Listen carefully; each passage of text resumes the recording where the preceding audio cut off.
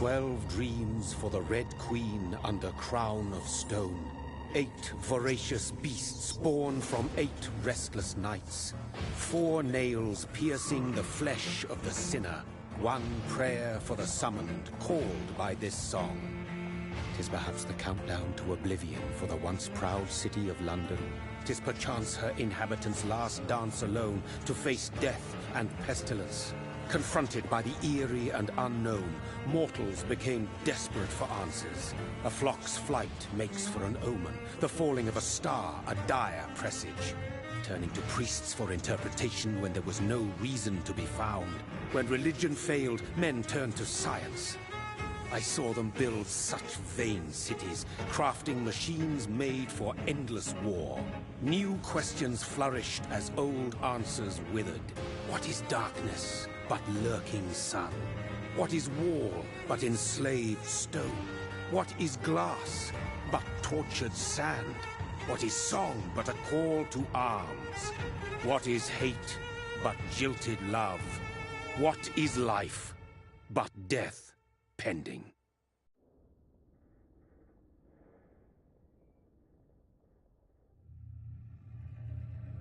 Death. Since the apple was plucked from the sacred tree, mortality was believed to be God's punishment. A righteous snare to keep mankind from ascending to the stars. They were all so wrong. Death is not a wicked thing, nor some holy retribution. A true punishment would be to never know its sweet kiss. Awaken from the harshness and be born once more.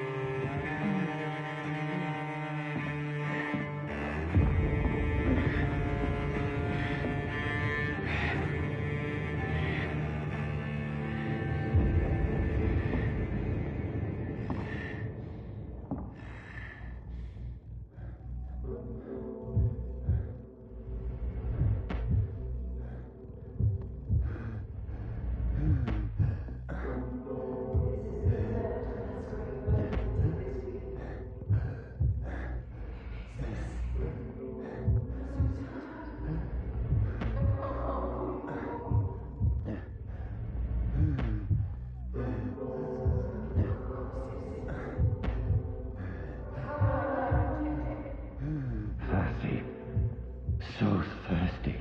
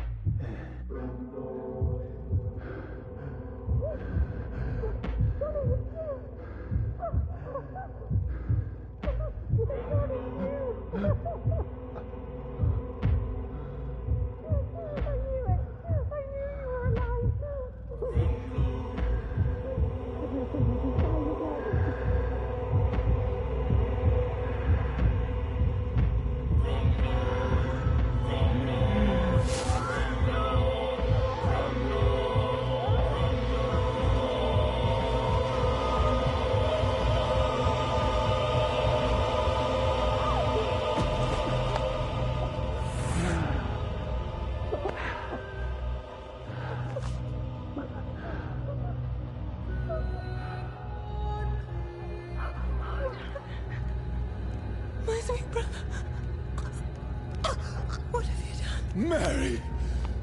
Oh, no. Mary!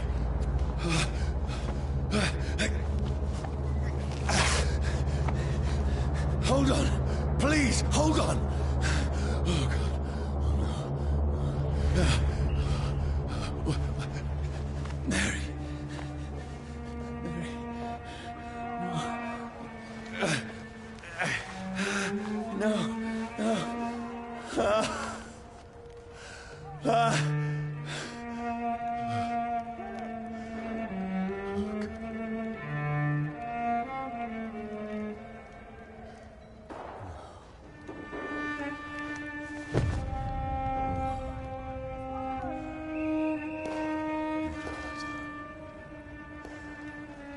This horror. It's a nightmare.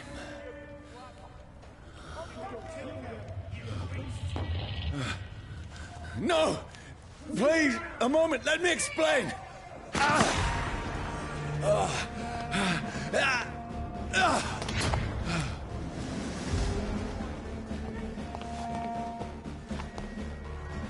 These patrols are after me. It's on to No! us! No! Don't shoot!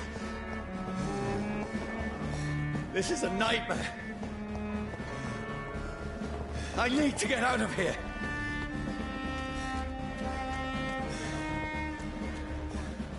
This can't be happening. Over there! There's one of them! No! Please, stop! I mean you no harm.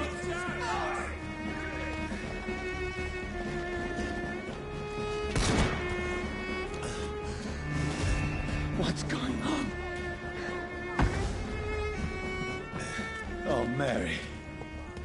What have I done? What's all this about?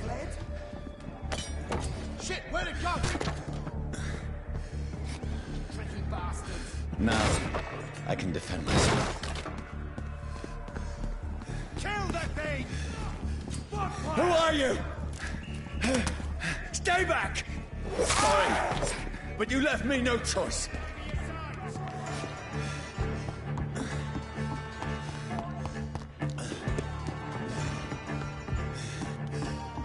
Who are you? Stupid beast!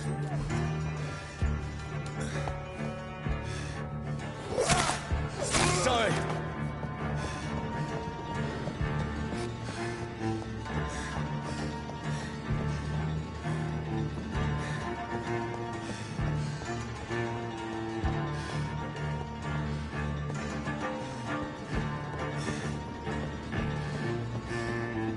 There's one of them!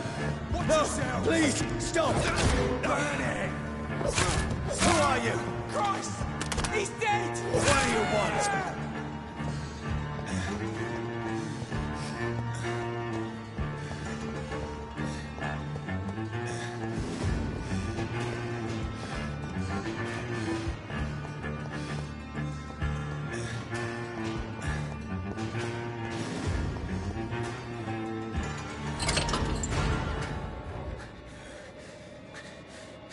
I mean you no harm. I need help. Die, you fucking leech! Please, listen to me. I can't make any sense of this. Shut up, beast! Who are you? What is this all about? What in God's name? I'll do the rest of the job. Just leave me.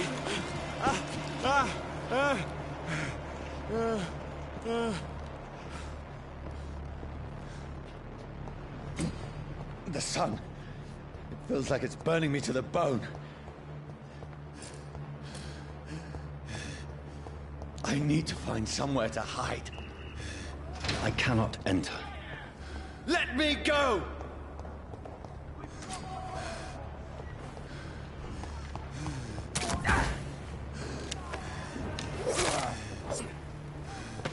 I need to find shelter.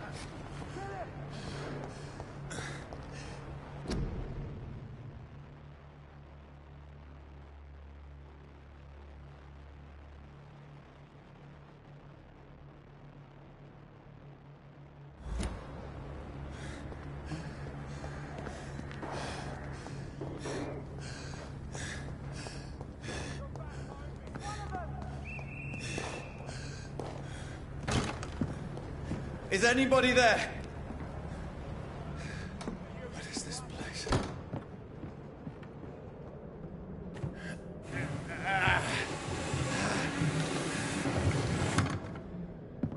The place seems abandoned. I should be safe enough here.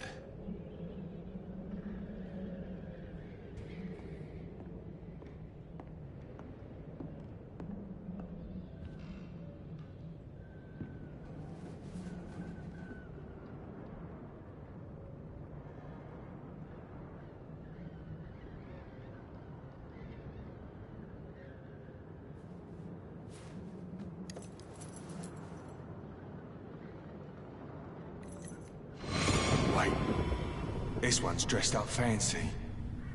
Let's run through his pockets. Picking the dead's pockets? Are you serious? I've still a rent to pay.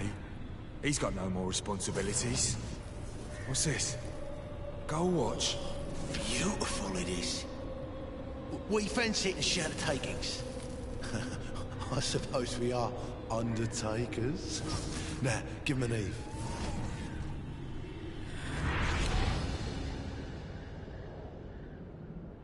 That's impossible.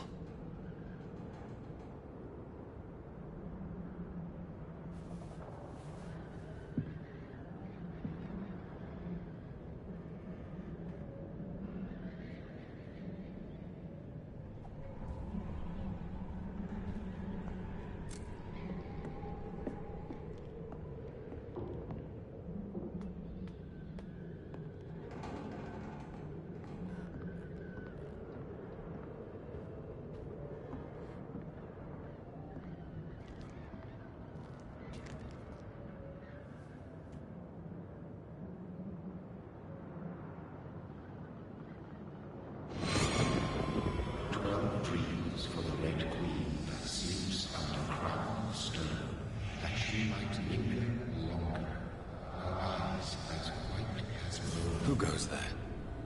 A prayer for the summoned by warrior song. A child born from darkness must accept of his. Who's there? Are you referring to me?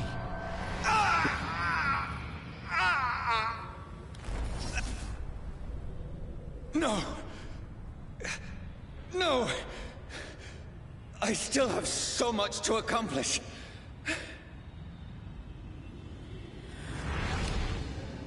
I still have so much left that needs doing.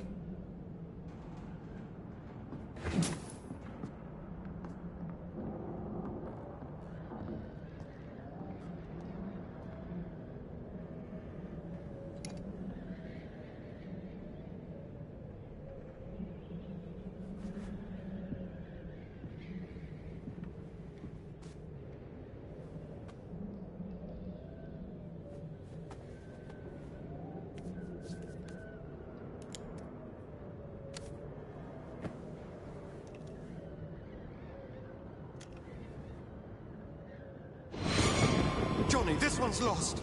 We need to leave. And now! No! There's time. I can save him. That's the enemy coming! The orders are to evacuate the hospital! Done. He'll live. And now what? We fight. Killing is a hell of a lot easier than healing.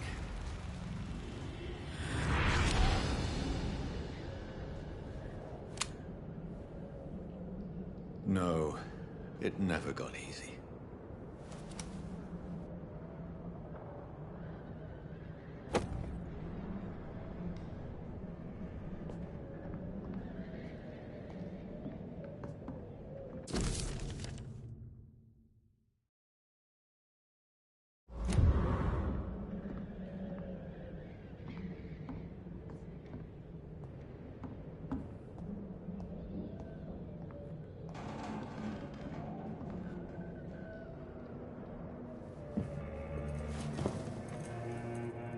This makes no sense. None of it. No sense at all.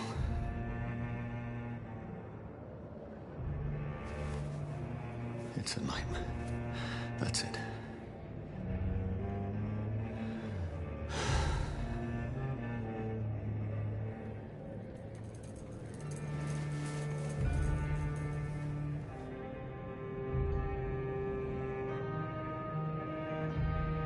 So be it.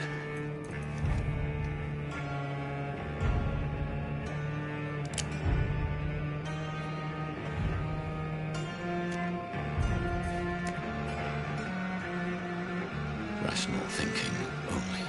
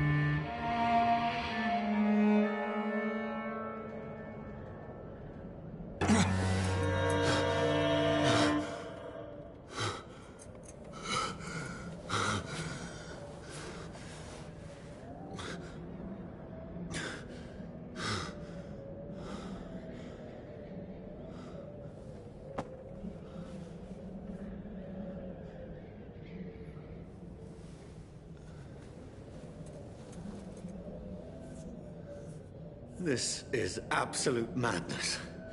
I've lost touch with the real.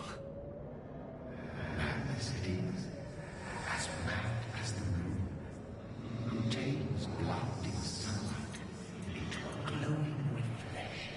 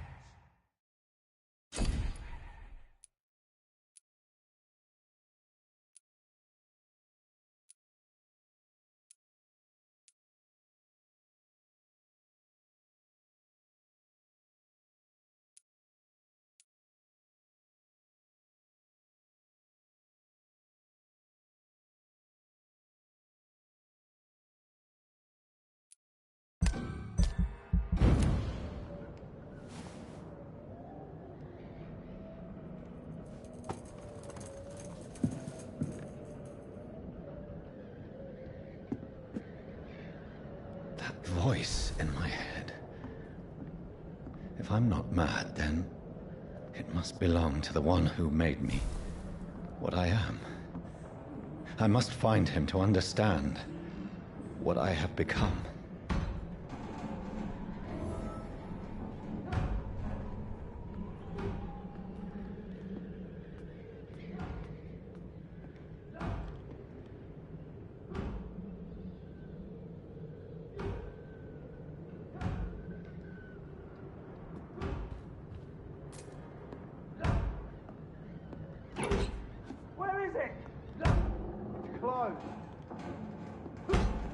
These people want me dead. I need to leave now.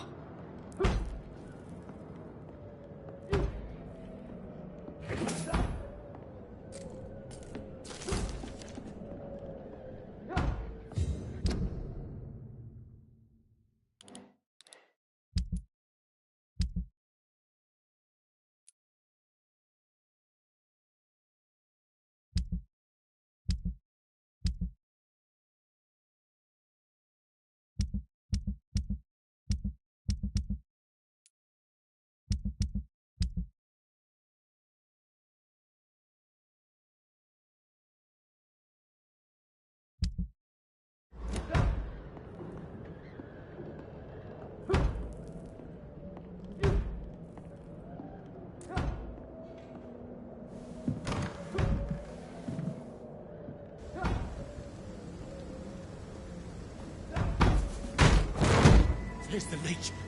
Here!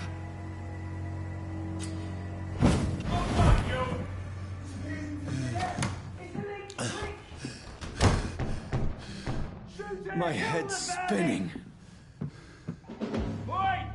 Come on, you coward! It's locked, all right. Clever fucking beasts!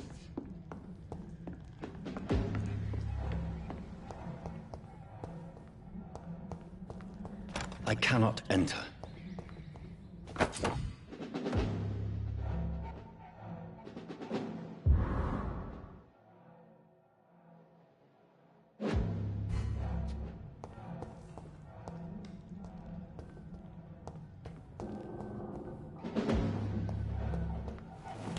I'm still in Southwark. I must reach the West End. Go back home.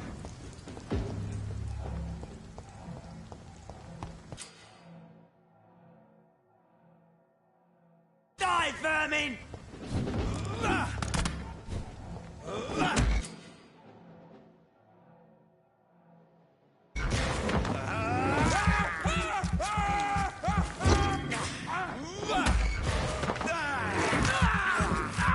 There's a strength I never knew I had. This one stinks already.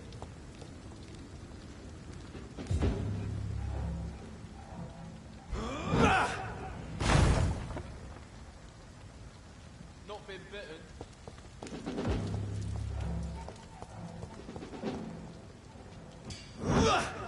This shouldn't be possible. Piece of shit! Mine! I'll take it. Over there!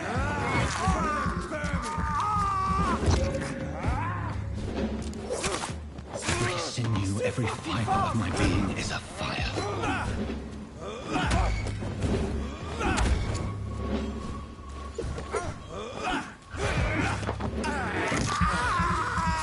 I feel like a child learning the limits of my body.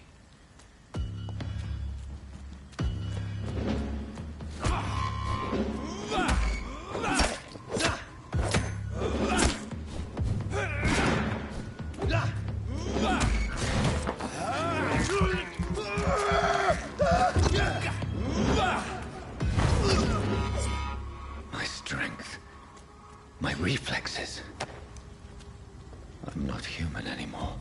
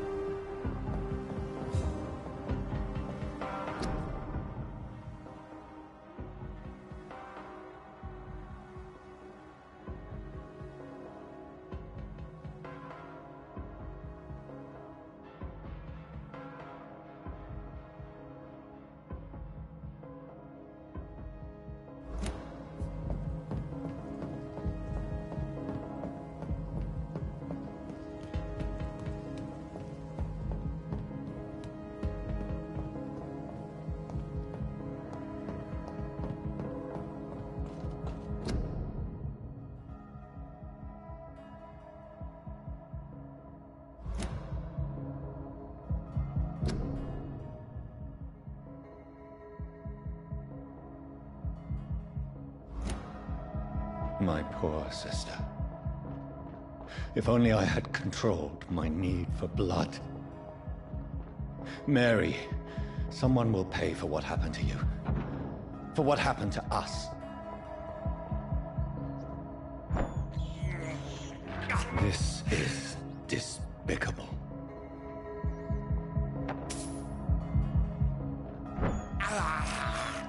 I have this thirst for... I cannot enter.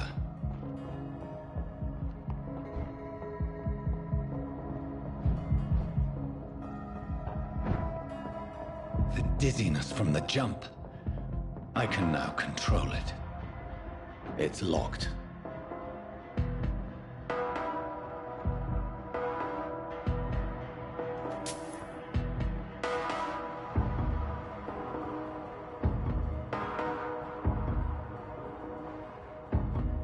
It's locked, all right.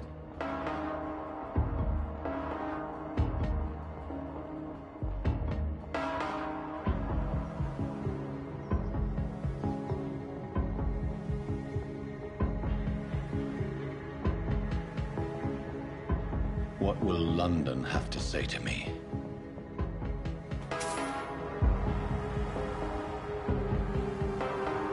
I cannot enter. I've so many questions unanswered.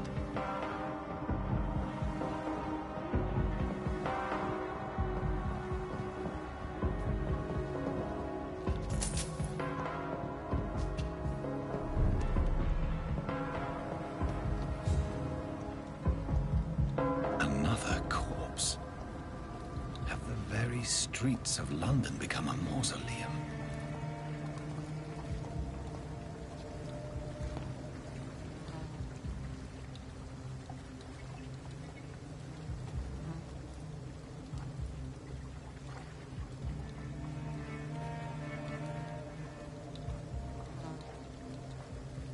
The man has been drained of all blood, but I can still smell the scent of it. I follow the scent's trail.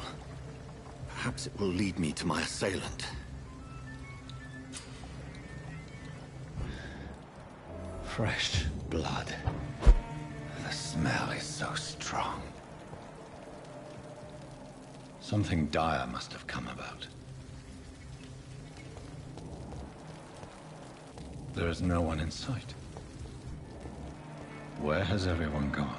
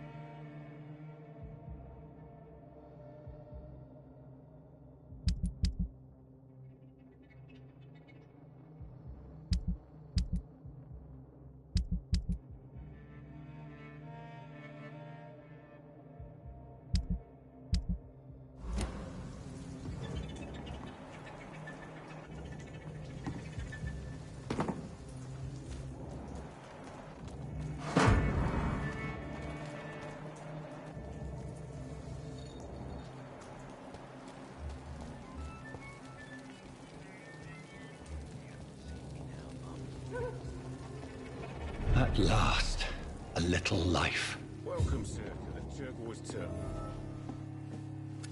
Good evening, sir.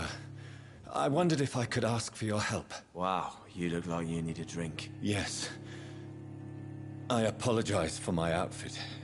It's been a long night. Been there, seen that. Don't worry, things can only get worse. What's going on around here? It's like everybody is hiding. You must be new here. Have you not heard about the murders? Everybody fears the return of the sewer dog. Who is this sewer dog? It's the local bogeyman. Convenient answer for every crime that happened for decades. You murdered someone, blame the sewer dog, eh? You make it sound like it's a fairy tale. People will always believe in monsters.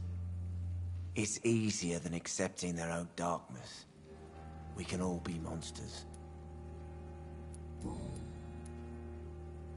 Has anybody entered the bar recently? Can't say. Sorry. I spent the night making love to that gorgeous bottle, see? This is important, sir. Are you sure no one has come in here in the last few hours? I don't know and I don't care. This is a free country. People still have the right to come and go, don't they? I'll leave you to your bottle then.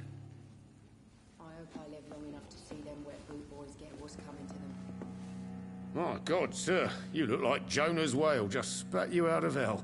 Can I get you a drink? No, thank you. I'm not thirsty. Well, grab a chair and get some rest. This is going to be another long night. Why is it going to be a long night? You must be new around here. Don't you know about the murders?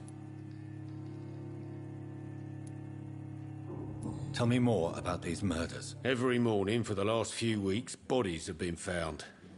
And those poor sods didn't die of flu. Do the police have any leads on a suspect? Even before the outbreak, coppers never came round here. We're on our own. People die in these parts all the time, and no one cares.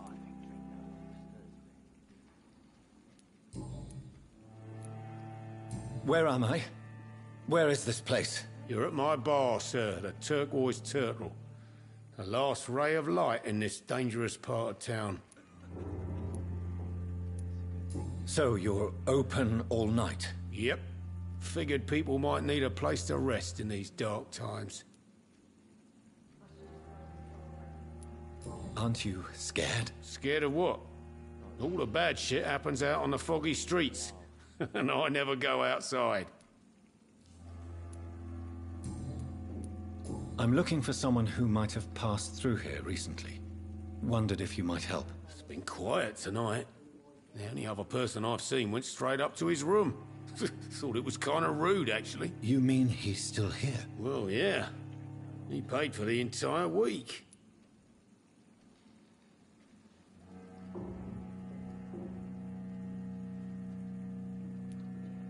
How long has he been here? He rented the room a few days ago and didn't say when he'd leave. Who is this man? What does he look like? Well, like a gentleman, I guess. Well-dressed, quite polite. A professor or something fancy like that. Always writing, reading notes. I need to meet this man. I have questions. Just climb the stairs and knock on the first door. I heard him open his window, so I guess he's still awake. And, Yes? no funny business, you hear me?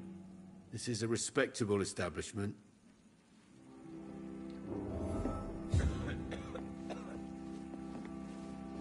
Not long ago, this sort of mess would have given me a laugh. I hope I live long enough to see them wet boot boys get what's coming to them. Hello, sir. Are you all right? Is there any way I can help you? I don't know. Maybe you could just talk to me. Maybe you prefer to speak with Tom, then. He's more agreeable talking to strangers. What's going on around here? Where is everyone? Too many dead, sir. First the epidemic, and now all these terrible murders. The murders? What can you say about them? Bodies found in the streets every morning. Drained of blood. It's just horrible. Some say the sewer dog is back. The sewer dog? What's that? No one knows. People have always disappeared around these parts. The ancients say it's the sewer dog coming out to feed. But now he's killing in the streets. What have you heard about the epidemic? There's a Spanish flu. Yeah. Killed so many last summer. Thought we'd seen the last of it. Dozens dying every week. Are the authorities doing anything? Nothing. There are so many quarantine zones in London now. It's gotten really hard to travel across town.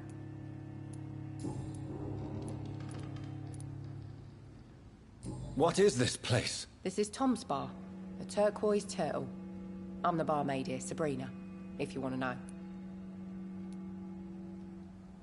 Are you always open this late at night? No, it's only since the epidemic started. Tom thought that people may need a safe place to stay. You don't seem to have much business. Where is everybody? Well, most people are sleeping right now. And those that are awake tend to avoid going out. What with the murders and all.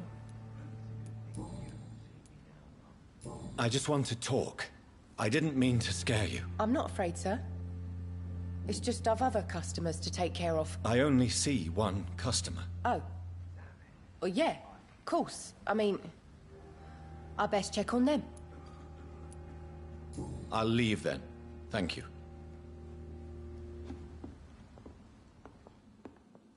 It's a good thing you cannot see me now, Mum. I think I'm losing my mind. I should just run as far away from this place as I can. Not long ago, this sort of mess would have given me a laugh.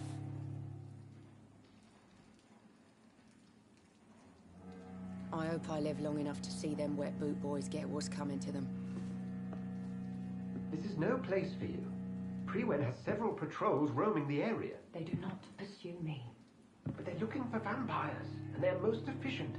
They'll not relent until the killer has been identified. I have a common objective, but I require... I think someone is eavesdropping. Are you certain? You might as well come in, whoever you are. Slowly, vampire! Who are you? I mean you no harm. Saith the vampire. Present yourself! I need a word. Would anyone?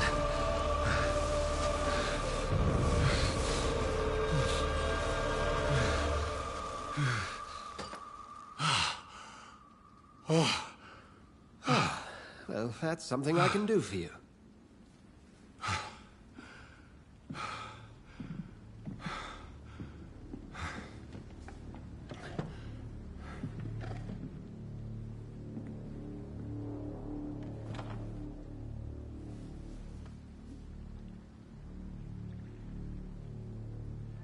And who...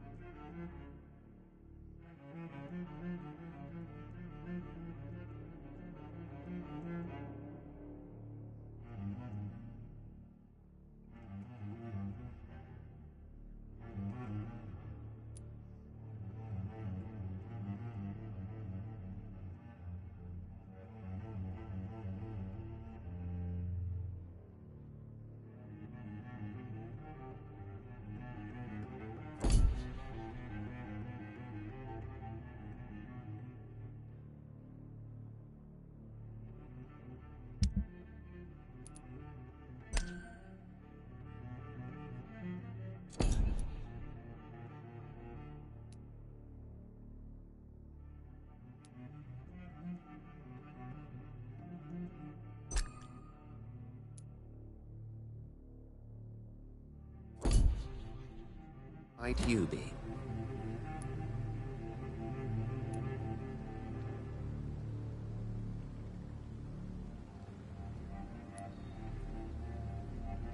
Tell me, who are you?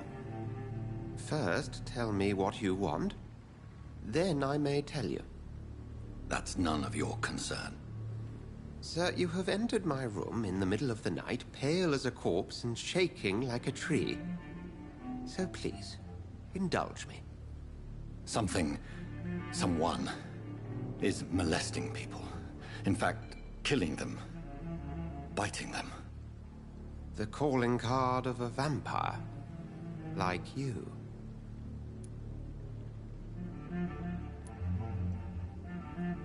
I've been hunted down in the streets and attacked. I'm a victim here, too. I believe you. Then if you are not a vampire, who or what are you? Dr. Edgar Swansea of the Brotherhood of St. Paul. I'm performing an independent investigation here in an attempt to understand precisely what is going on. What have you uncovered concerning the murders? It started a few nights ago. Rumors of violent murders. The docks have always been, shall we say, somewhat unsavory. But this is different. How different? A vampire is at work here. Famished. Reckless. It must be brought to ground, and quickly. I heard another voice, that of a woman. Who were you talking to? Ridiculous. I've no idea what you're talking about. Something tells me not to trust you. Then the feeling is mutual. And what exactly is this Brotherhood? Sir, if the name is not familiar to you, then we shall discuss it another time. Then help me find the culprit. I may. If you'll first tell me why you opened this door. I followed a trail. The scent of blood from a recent victim. It led me here. You thought I was your aggressor. That explains a great deal. We are both chasing the same shadow.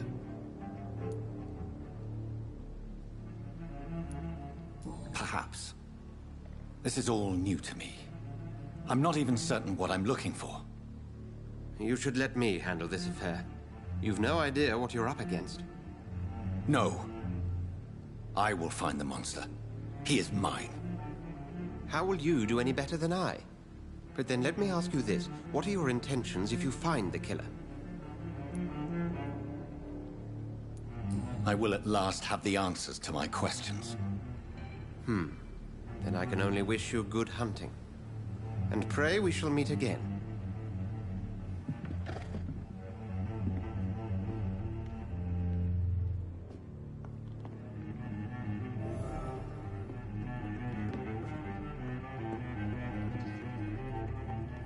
If Swansea is not my attacker, it means somebody else came here tonight. Someone must know something.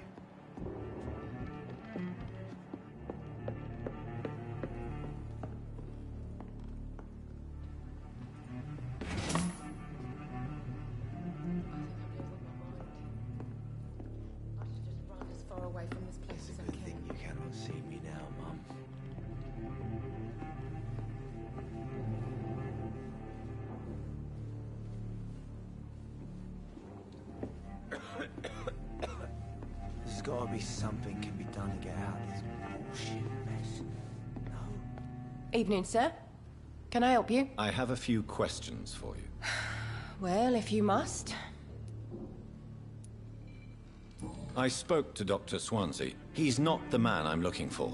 Now, I want the truth. The truth? What do you mean? I suspect that someone else was here tonight. And I don't think Tom wants to tell me about it. I'm just the barmaid here, okay? If Tom says you're the only visitor we had, then you're the only visitor we had. I can feel your fear, madam. Please, tell me what's going on. It's Will.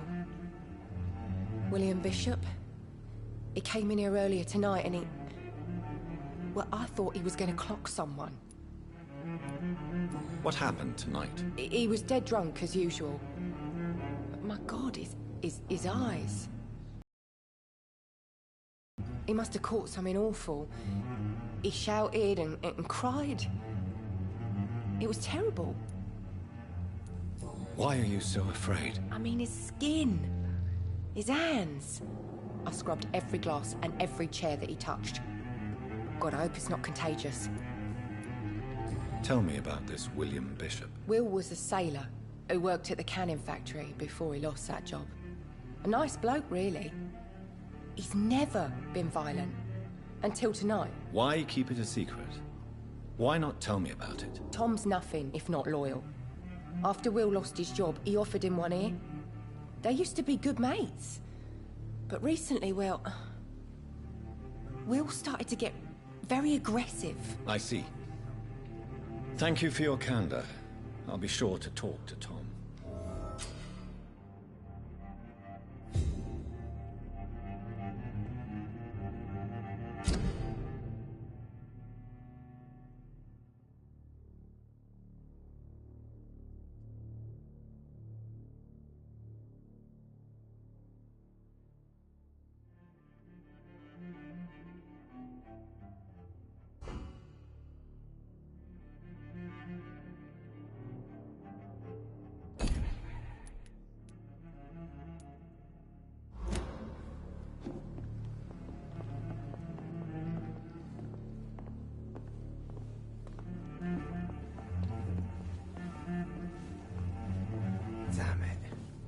Welcome back.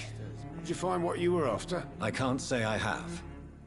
Are you sure no one else came into your bar before I arrived? Hey, I told you, you were the only other stranger I've had.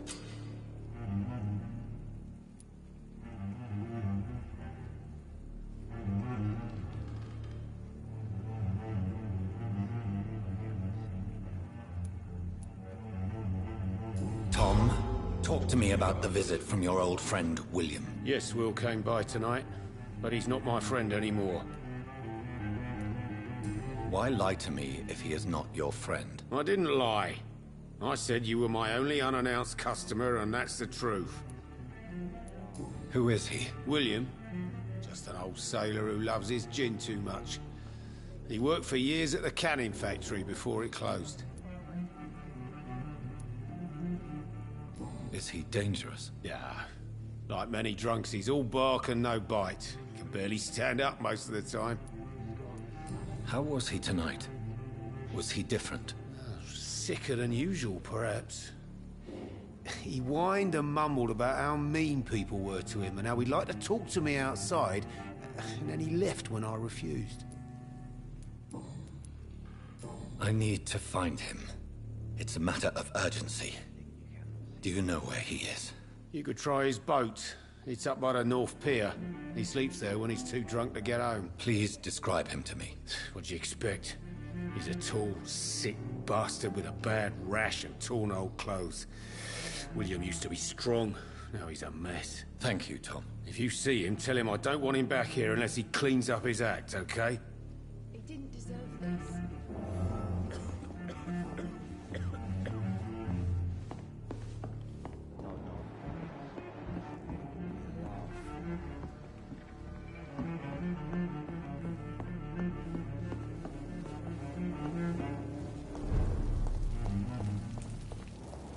I will get to the bottom of this.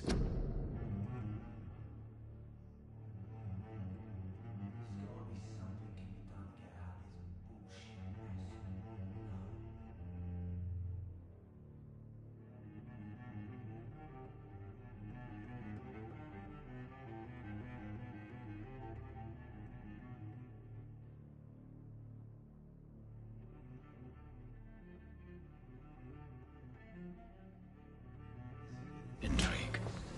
What's been done to me? To this city?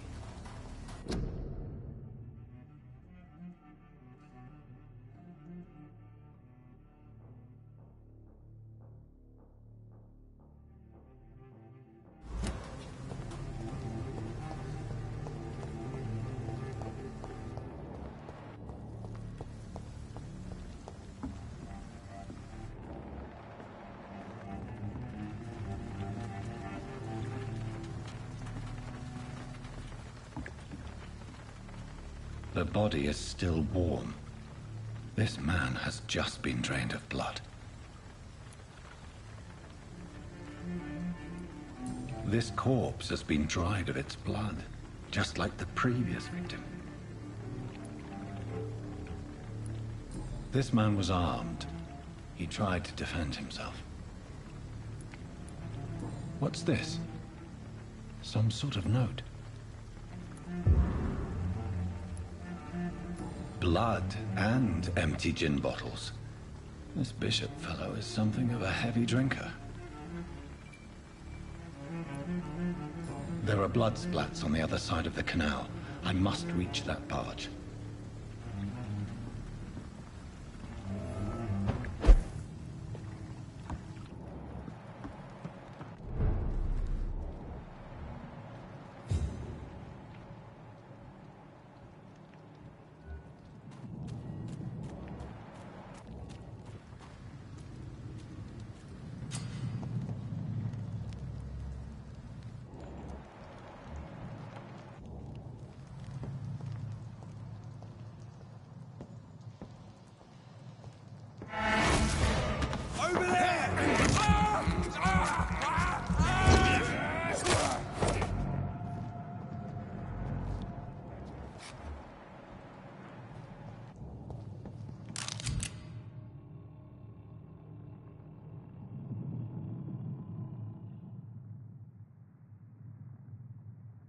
Ammunition crate.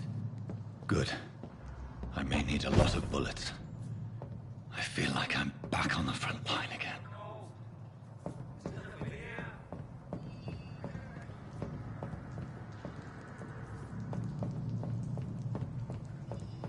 Over there! There's one of them.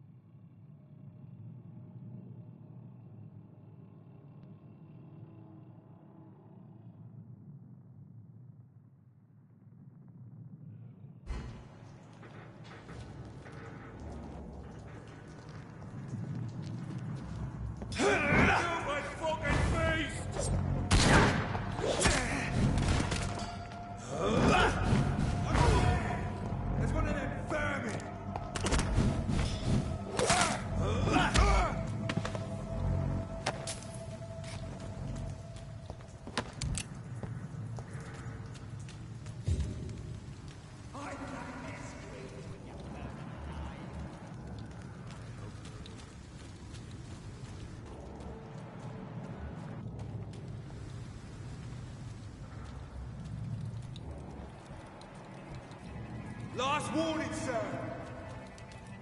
It ain't human! Kill it! He's spotted! Watch out, boys!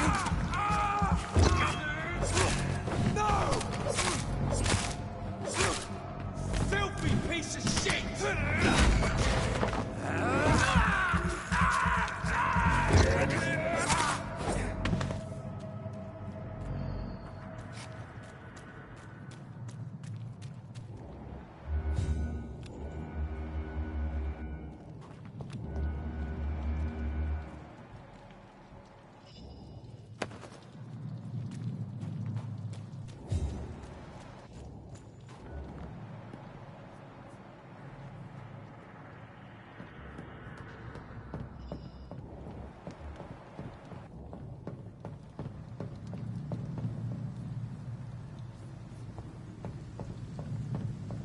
Over there!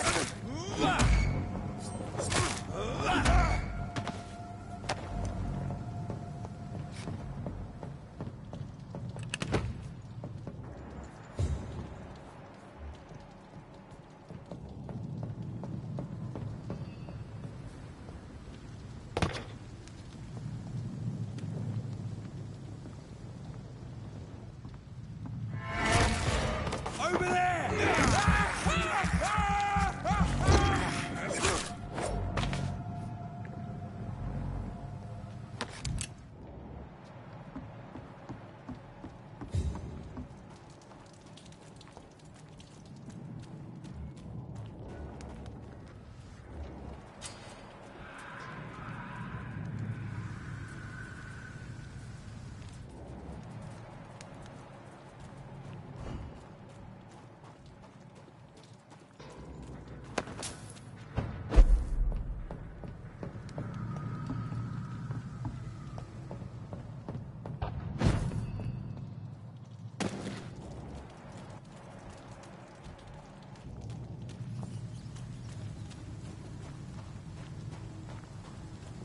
It's locked, all right.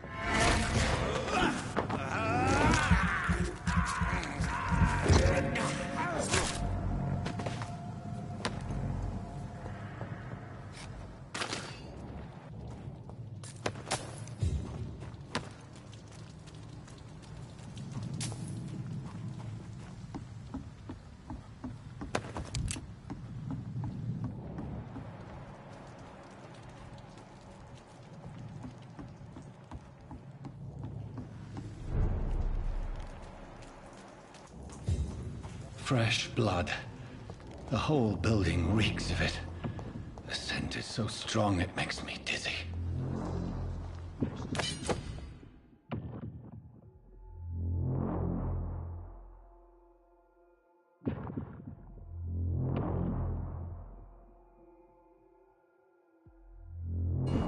I'll not betray your trust.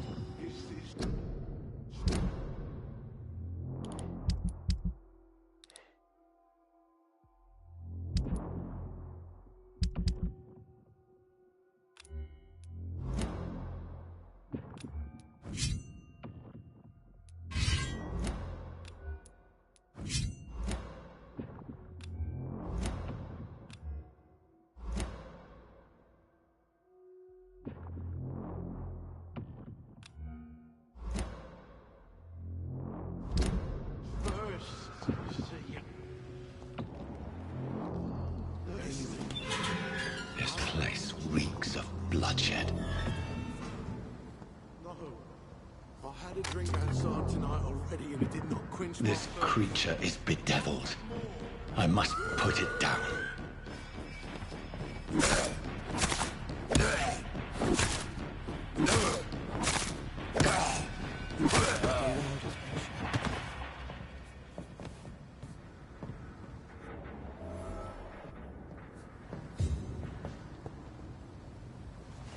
William was an honorable man.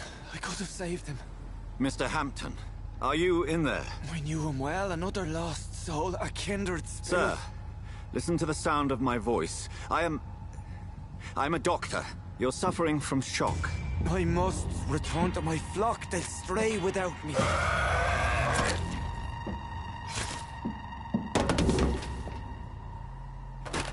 Remember, certain skulls are every bit as resistant as we are. Who are you? What do you mean by Skal?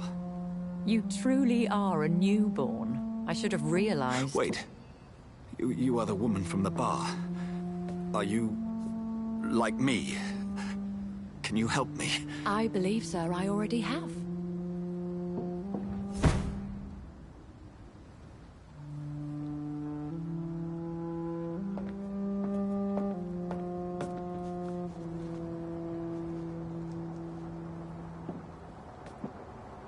By George and the Saints, you've solved the mystery of these terrible murders. Patience, good fellows, I've come to offer help. Just give me a moment to secure my boat. We can leave this awful place. William was not the evil man they claimed. He was just taken by the thirst. He needed his drink. This man requires medical attention. We'll see he gets to the nearest hospital. No, please, I must tend to my fold. My flock needs me. There, sir. Go with the good Dr. Swansea. He's resourceful, and I'm sure he'll take good care of you. You'd best come as well. The sun is soon to rise, and you'll need a place to rest. I just need a moment. If I can learn something about what has happened to William, I'll be a step closer to understanding what happened to me.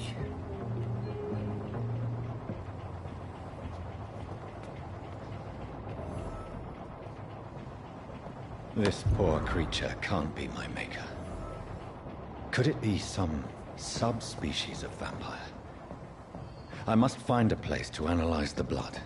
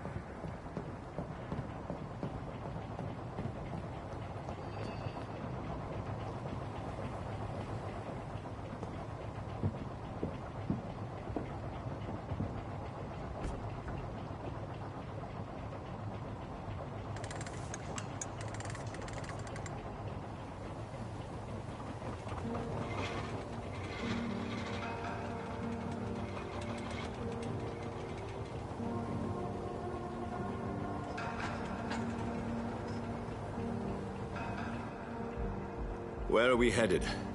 We're on our way to the Pembroke Hospital. It's just across the canal. They'll have a bed for poor Mr. Hampton. William was... What manner of creature was he? Predator, prey, villain, and victim. Who can say? The important thing is that he's been stopped. Duly noted. And the woman? What... who is she? What woman? Oh, don't play me for a fool. You used me to locate that Skal. You must know who she is. And I thought you a gentleman. You shouldn't talk about a lady behind her back, but I will tell you she values her privacy. Were London as peaceful as she appears from the middle of the canal? If only that were the reality of the situation. To be honest, I've always tried to avoid this part of town. Pembroke Hospital is the last bastion between the rest of London and the epidemic. The flu has decimated the East End and the war still rages. Welcome to the front lines of a plague. This is where you work, Dr. Swansea? I am the administrator of Pembroke Hospital. I thought you were here in service of your mysterious order, the Brotherhood of... Of St. Paul's Stole, yes. But first and foremost, I'm a man of science. A physician, like yourself, Dr. Reed. How do you know who I am? No need for modesty. You are Dr. Jonathan Reed, a surgeon of some caliber and renown, if I'm not mistaken. You are correct, sir. I knew it! I had my suspicions. But when you took the blood sample from the corpse of poor William, I was certain. Dr. Reed. Marvelous. Have we met? I attended 3 of your seminars before the war. I have the utmost admiration for your research. And what a turn of fate. England's most esteemed blood specialist returns to London a vampire.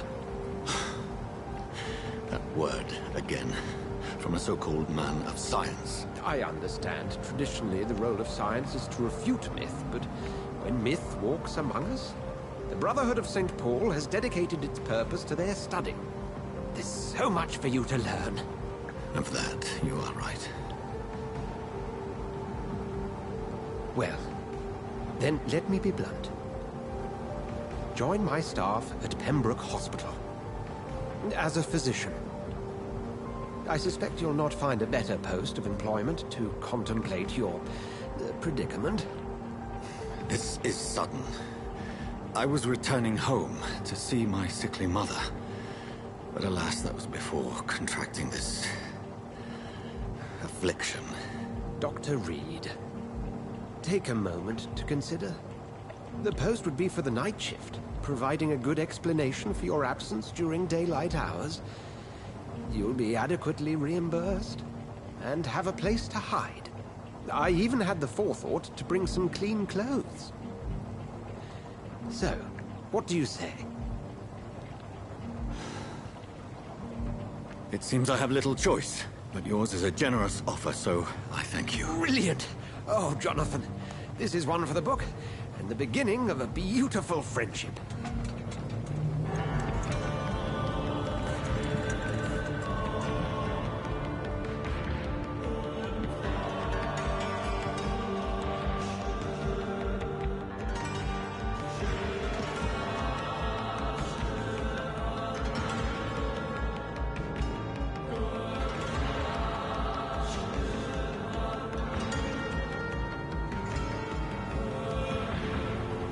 Dr. Swansea, thank goodness. I was beginning to be concerned.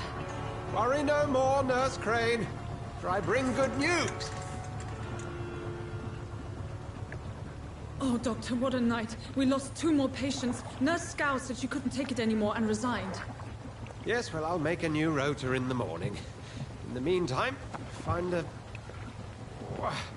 good bed for Mr. Hampton. Be sure to pay attention to his needs. Of course, Doctor. Oh, and Dorothy? Yes, Doctor? Dr. Reed here has just returned from the front. He served King and Country and will be joining us here at Pembroke. We're very lucky to have gained a surgeon of his talent, and one so experienced in blood transfusions. That is good news indeed, Doctor. Oh, yes.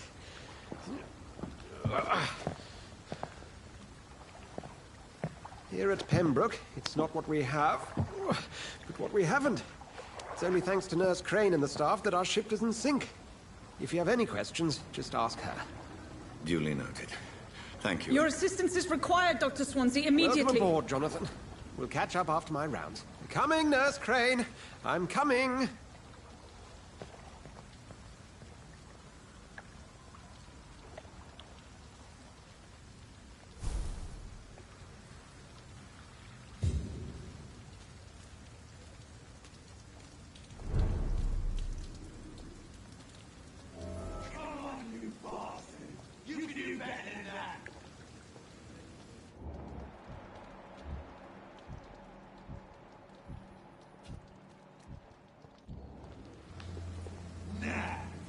It's my turn!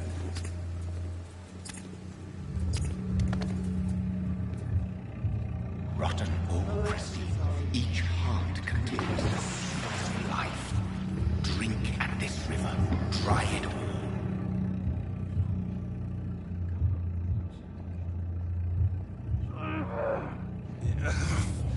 Oh, come on, you bastard! I won't bite. Sir, please. You've lost too much blood. Calm yourself. You think I didn't notice? Stop your staring and get me to an hospital, you arse! Insulting a good Samaritan. Not exactly the way to get rescued. All right, sorry. I am in pain here. My guts are spilling out onto the street and you're yabbering on. Yes. That's a very nasty wound you've got there. Take my word, I am a doctor. Dr. Jonathan Reed.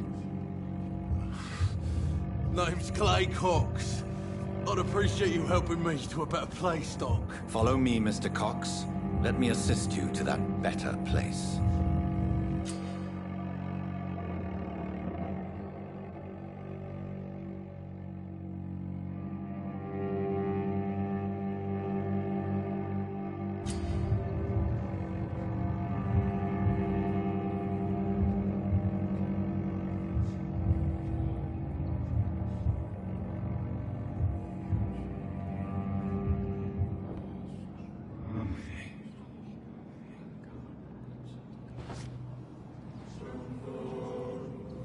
Bring this fading light into the shadows.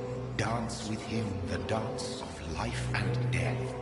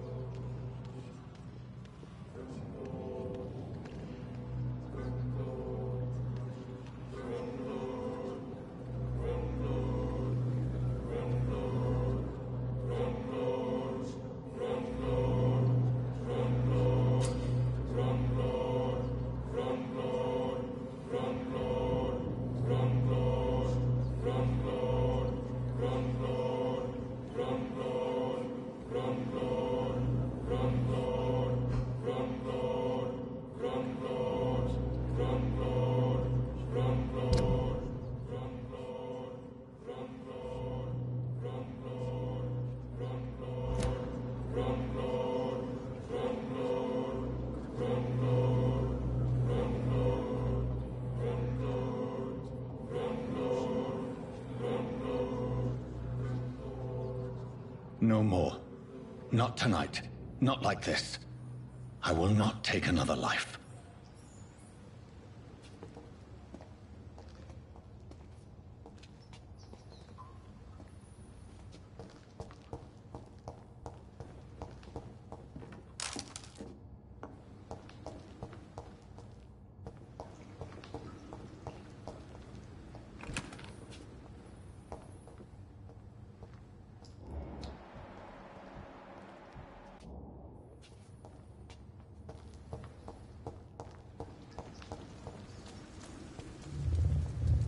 It is wise for the huntsman to sometimes let his prey go, but no famished hunter can run for long.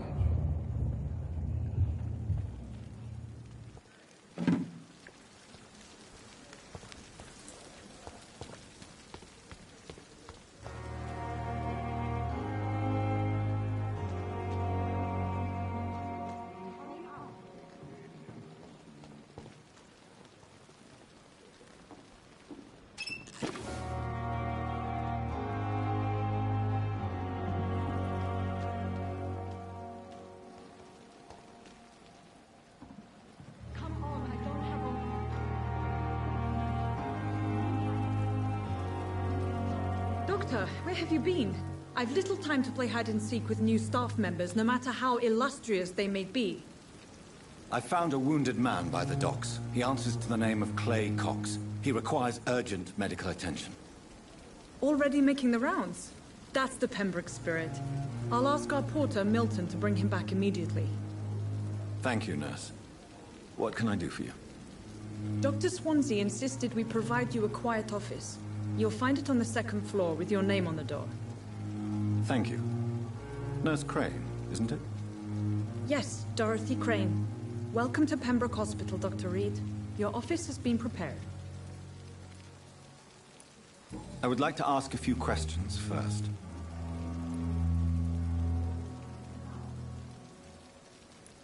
And Mr. Hampton, the patient we brought in, how does he fare? I gave him a sedative to help him sleep. Poor thing was in quite a state of shock.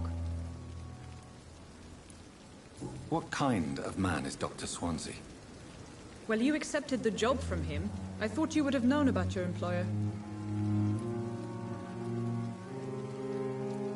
It's right to assume Dr. Swansea knows far more about me than I do about him. You'll get to know him soon enough, and better than me. The administrator has better things to do than mix with us. Apologies, I've only just met him the once. This is sudden. I've only just returned to England. Dr. Swansea is a brilliant surgeon and the most compassionate physician.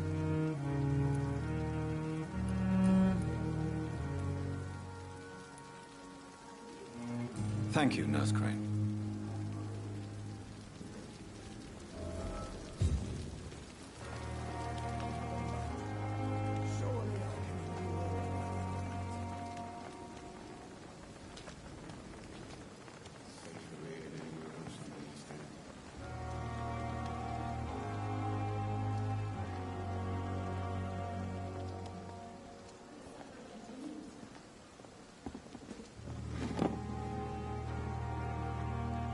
Good evening, sir. I'm Dr. Jonathan Reed. I'm new here. I've already heard about you, Dr. Reed. I'm Milton Hooks, the ambulance driver for this shithole of a hospital. That's quite a blunt introduction, Mr. Hooks. You can call me Milton. I like to speak my mind, Dr. Reed. Perk of the job. Don't judge me, and I won't judge you. I'm not sure I understand what you're talking about. Well, I'm no doctor, but I'm pretty sure a gun can't be used as a surgical instrument. You have a keen eye. I learned to shoot during the war, and have carried one ever since. Old habits die hard. No need to explain, Dr. Reed. And if you ever need a better gun, remember, I may have something for you.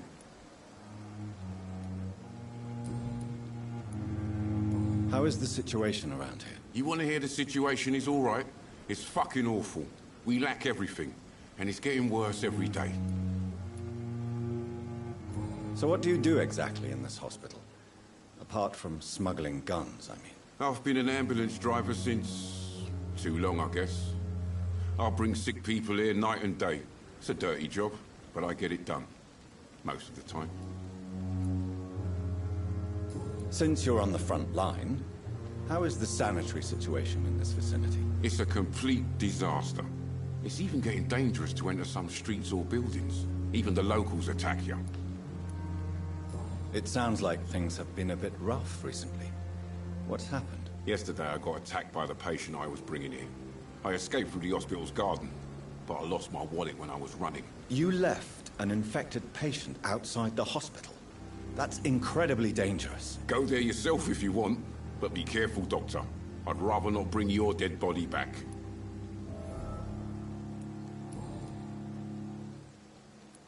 Are you really smuggling weapons through the hospital? And why not? I've already been attacked by patients, you know. And by gang members willing to steal my money. But you're not defending yourself. You're selling guns to civilians. You keep people alive your own way, Doctor. I offer them another way to protect their health.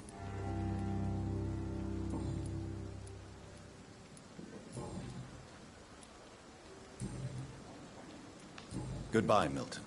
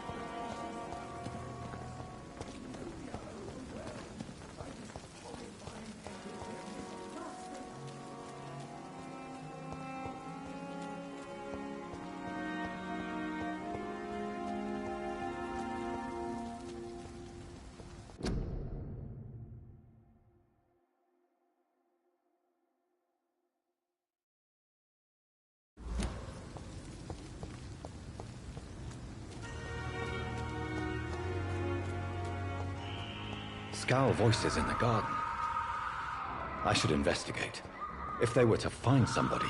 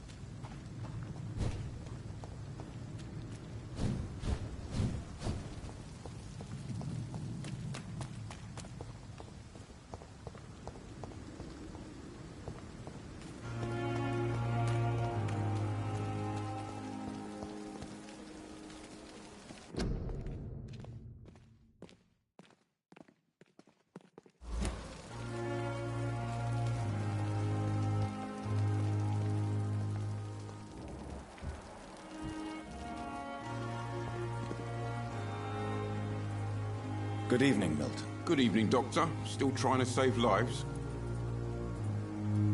I have some good news, Milton. What? The epidemic's over? I retrieved your wallet, with all the money and a certain picture. Well, yeah, Pippa Hawkins is my girl. So what? Is it the difference of skin colour that bothers you? Not at all, Milton. Good. Please, take this money anyway. To remind you to keep your mouth shut. Not everybody is as broad-minded as you, Dr. Reed.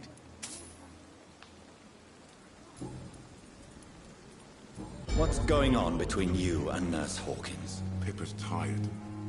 Tired of all this shit. Tired of all those corpses piling up. She's as depressed as I am. During the war, I witnessed a few couples just like you come together in difficult circumstances. It can be very damaging. Maybe you're right. But we support each other. And that's all that matters. You do realize you could both get fired. Hospital staff are not meant to have intimate relationships with one another. Come on, Dr. Reed. Do you know how many rules are broken in this hospital every day just to keep it running? There's nothing wrong with what we're doing.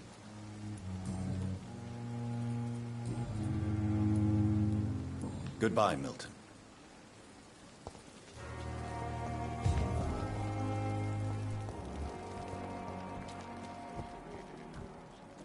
We are horrific liars. Good evening, sir. So it is true. The famous Dr. Reed has joined us. I can't think of any better news during these terrible times. Do we know each other? Actually, yes.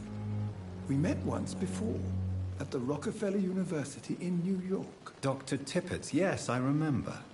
I was assisting Professor Carell in his research about coronary bypasses. He had nothing but praise for you. He was also very confident about your future. And look at you now. Eminent surgeon and blood transfusion specialist.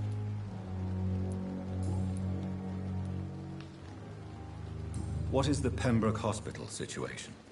And please, speak freely. This hospital is not exactly the best of London.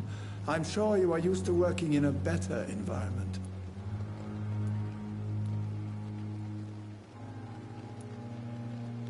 I can't say I'm thrilled to be working here, but to be honest, I didn't have much of a choice. Don't be misled by appearances, Dr. Reed. This hospital does not lack talented people. It just lacks hope. What can you tell me about the staff in the hospital? Some are really good, and others are not so good. But during this troubled period, there is no time for slander. I prefer to focus on the positive character traits. Tell me more about cherished people, then. Nurse Brannigan is a pearl. She is the most helpful and dedicated nurse I've ever worked with. A clever and cheerful woman. You really seem to admire her skills. I'll go even further. If she was a man, she would be a damn fine practitioner. Any opinion about the management? I don't always agree with Dr. Swansea's reserve, but I must admit he does all he can to keep this facility running during this crisis. Ah, yes, the burden of command. I was fed up with this concept while serving as a medical officer. Don't get me wrong. Swansea's a good administrator. I just wish he would get out of his office now and again.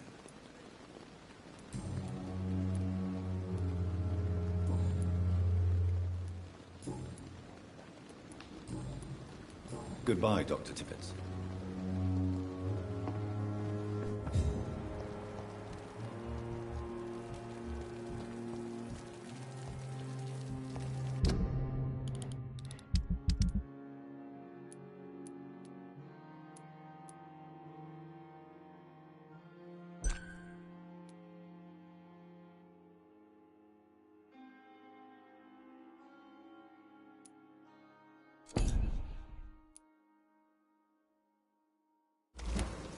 I thought last summer's epidemic was...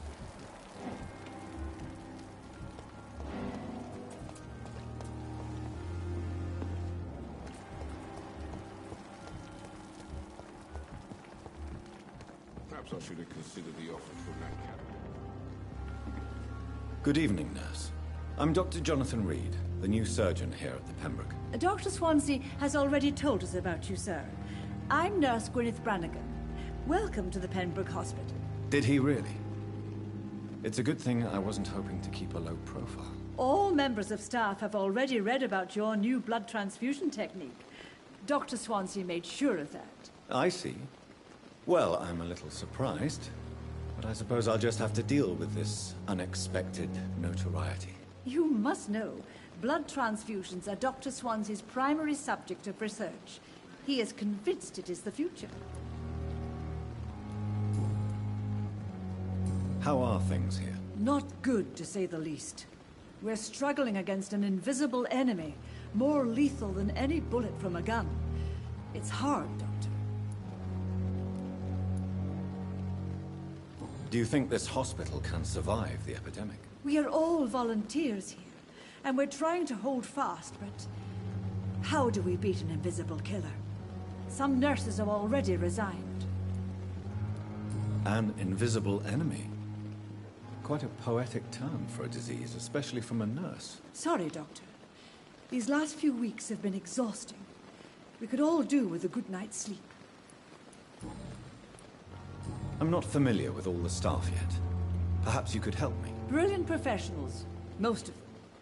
Dr. Swansea has a gift for recruiting talent. Most of them? Is there a problem I should know about, nurse? It would be inappropriate for me to speak ill of a colleague. Is there anyone that stands out? Well, I have never met someone as dedicated as Dr. Tippins. He should be a standard for us all here. If only he were younger. Why should his age be a problem? I guess it's fair to say he's always pushing himself to the limits. He just doesn't know when to stop and get some rest. Nurse Brannigan, if you do know something, please tell me. Anything you say will be held in confidence. No. I may disagree with some conduct, but in the end, everybody is doing their best.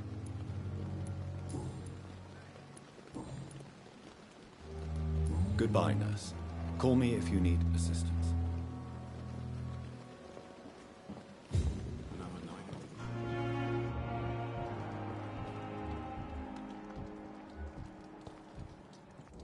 Dr. Swansea is right. This place seems perfect to conduct my research.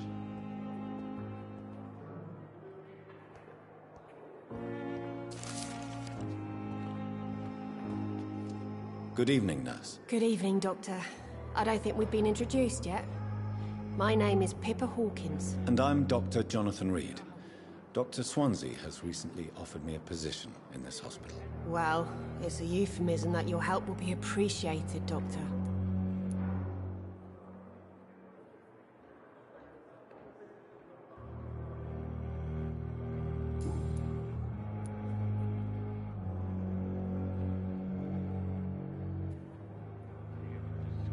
How would you describe the situation at the Pembroke Hospital? It's serious.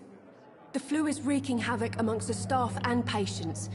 We are running out of everything. Nurse Hawkins, the Spanish flu won't last forever. Even the Black Plague didn't kill everyone. I wish I could believe you. But what if this epidemic was worse? What if in the end, nobody was spared? You must get a hold of yourself, nurse.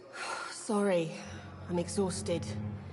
No one has any idea when this epidemic will be over. How long have you been a nurse? Well, long enough to see that the epidemic is winning. And no matter how qualified you are, don't tell me you'll change that. You'd be surprised what dedication can achieve, Nurse Hawkins. In medicine, sometimes we're just a test result away from a miracle. Sorry, Doctor. I don't want to sound bitter, but I'm just too tired to give a pep talk like Nurse Brannigan.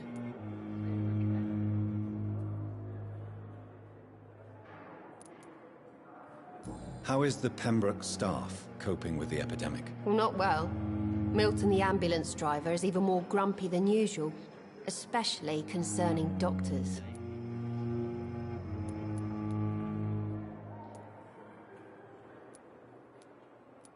Why is Milton grumpy on a daily basis?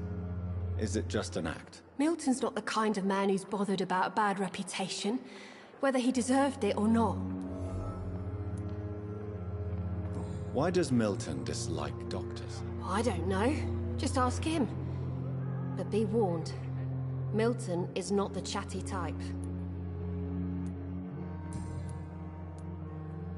Pepper, I know you're very close to Milton Hooks. Yes, Milton Hooks is my man.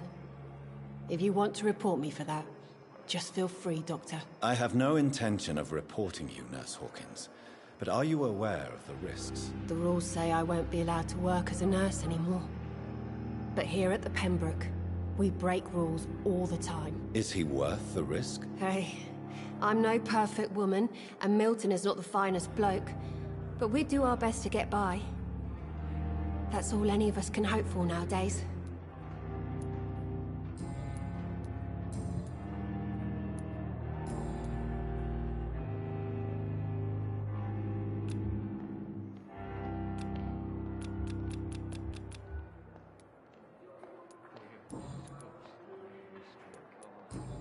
Goodbye, Nurse Hawkins.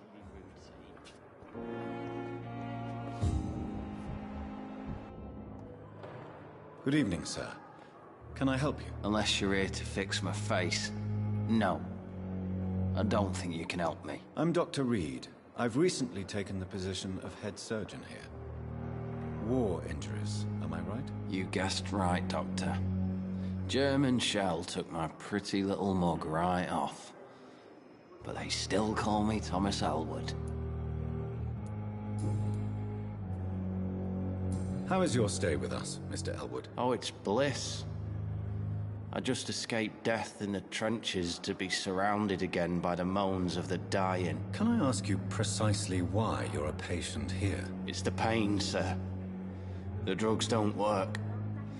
It just hurts under the scars, if you get my drift.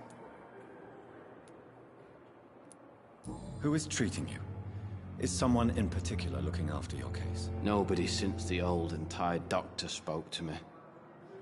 Started to think I was forgotten about. Wouldn't blame you. You don't seem worried by that. My face hurts so much more when I smile or cry. I've learned it's easier not to speak. But be assured I'm smiling inside. Can I do anything for your pain? Nurses gave me a bunch of pills. No effect. Told you. It's like the flames are under my skin, burning away.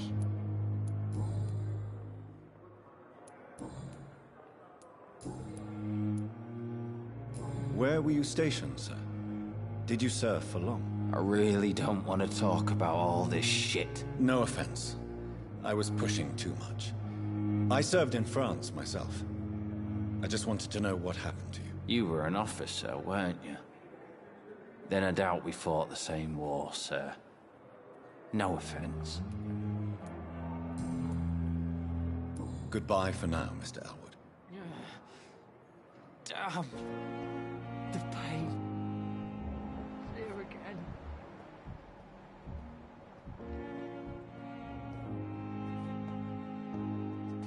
Good evening, Mr. Hampton.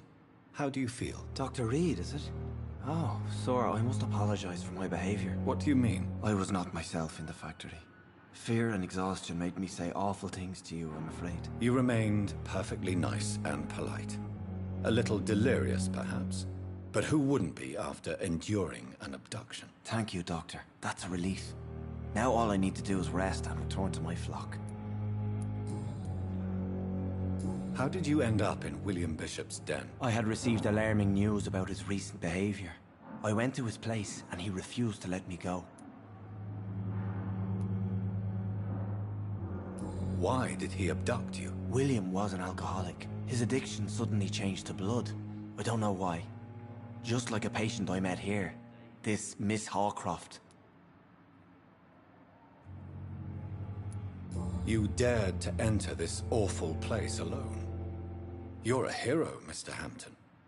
Or a fool. I'm just a man trying to help his friends, Dr. Reed. William Bishop was a conflicted soul, searching for light.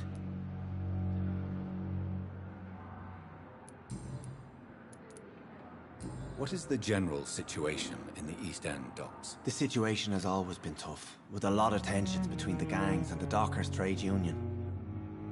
The Wet Boot Boys are very nervous since they lost their leader. Who leads the gang now? Since Clay Cox went missing, it's his wife Edwina who runs the show, with the assistance of her minion, Dooth Digby. Has the gang been threatening you? Ah, no. I've had this nickname for so long, you know, the sad saint of the East End. No one dares to bug a saint, not even criminals.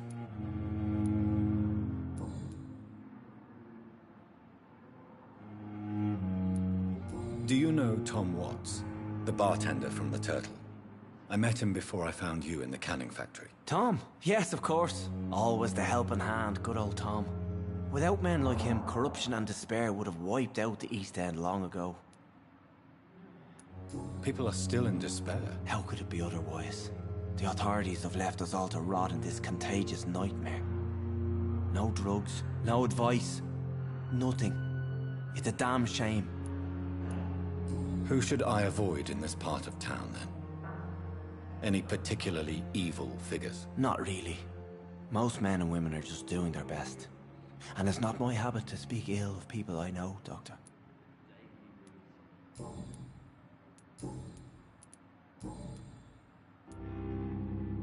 Have you made friends since you arrived? Not really, but I recognize Miss Harriet Jones. I knew her when she lived by the docks. That poor woman had such a miserable life. You never came to see her here at Pembroke? Receiving visits when sick can be an important part of the healing process, you know. We're not just bodies. You're preaching to the converted now, Doctor. To be truly honest, I thought she was dead. She left the docks many months ago. What do you do for a living, Mr. Hampton? I can't help but notice the cross around your neck. I manage a night asylum for the poor and homeless of the docks. And I try to guide the lost and hesitant on the right path to our Lord. Are you a priest, Mr. Hampton? A deacon, maybe? Not at all, Doctor.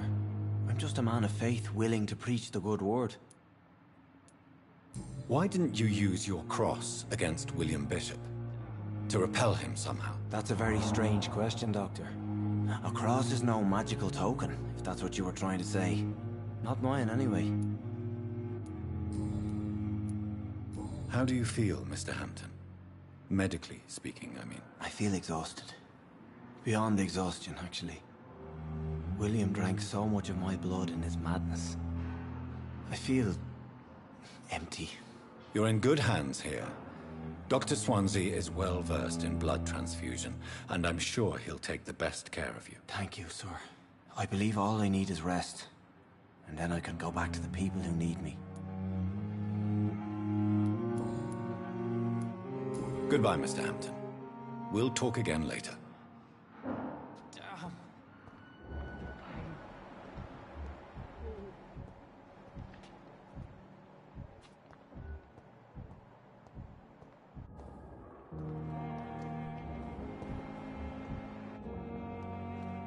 Good evening, miss.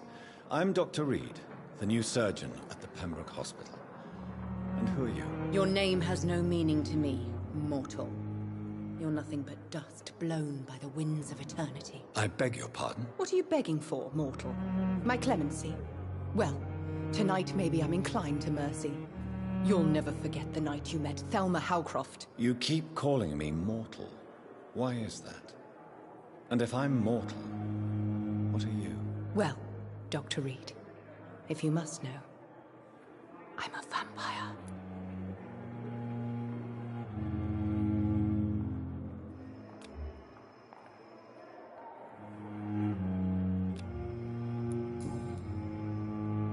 And why do you believe you're a vampire? I don't need to believe anything. It is what I am. It is what I feel within this hollow shell of flesh. Please, describe to me how you feel. What is it like to be a vampire? I can hear my body crumble from the inside as my flesh cracks and fades. I sense the last pulse of postulant blood within my drying veins. I need new blood. I see.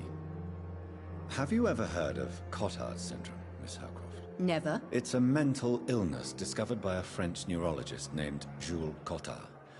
The affected patients are delusional. They believe that they are putrefying, that they are dead, a ghost or a ghoul, or in your case, a vampire. Delusional, you say? Oh, sad and petty mortal. You can't even begin to understand the concept of immortality. And you think it is I who am delusional. I'm assuming you must be a patient here. Am I right, Miss Howcroft? It's only a cover. To hide from my enemies. I can leave whenever I want. As a woman, a spirit, fog, or bat. Who are these enemies you mentioned? Can you describe them? I cannot say for sure. But I sense their eyes on me from nearby. I feel them watching me every time I visit the garden near the morgue. The staff here are not your enemy. They're here to help you, to care for you. I'm not speaking of the doctors in white. I'm speaking of the men and women who hunt me. For I am a vampire. I see. Don't worry. These people will not find you here. I'll personally make sure they leave you alone. Thank you, mortal. But do not interfere with them, for you are no match for those that hunt me. I'll leave you, Mistress of the Dark, to your nocturnal activities.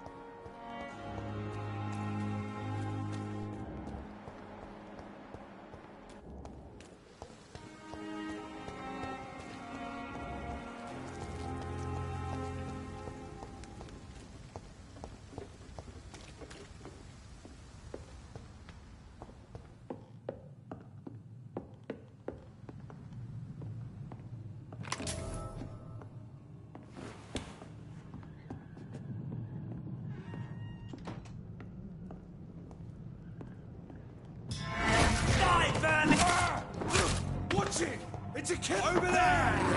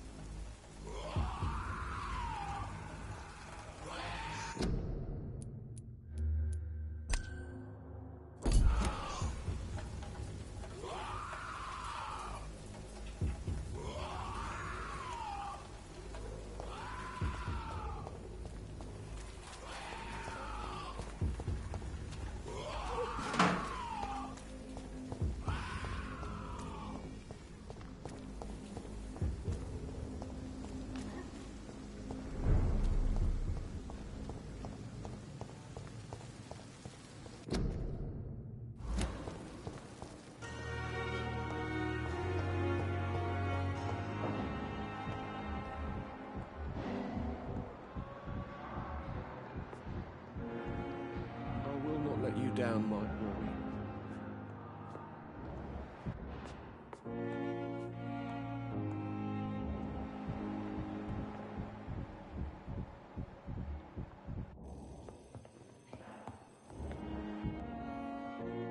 It's locked. Reads me like a book. Never believe anything from her. Good evening,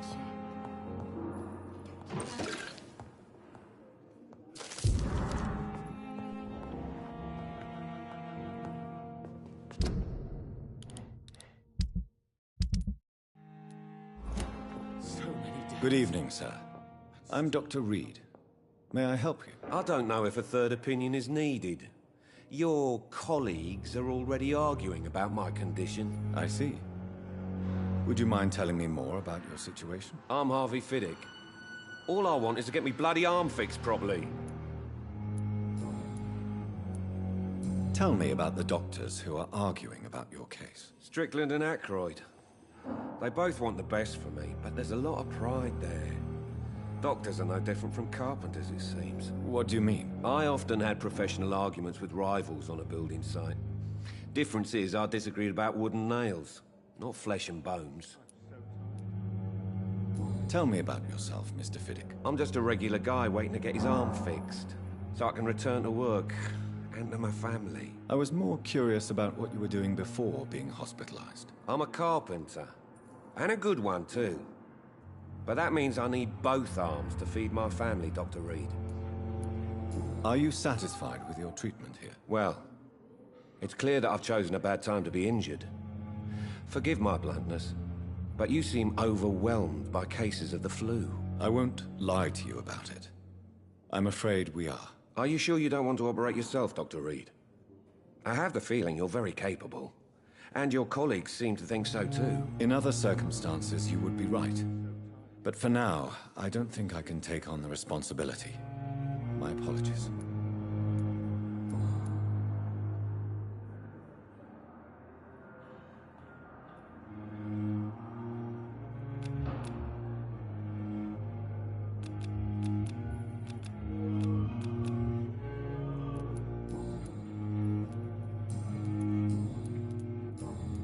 Goodbye for now, Mr. Fiddick. I'll see you later. You always knew the words to calm the children, Helen. As for me, what a blundering idiot.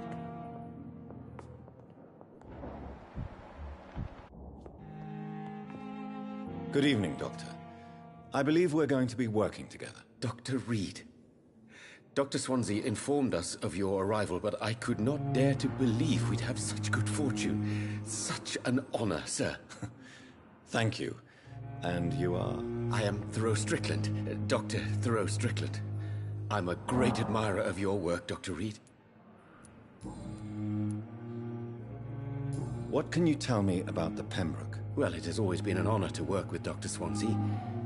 But with your arrival, I can't think of a better opportunity to learn about blood transfusion. Do you need help with anything in particular? Well, yes, maybe.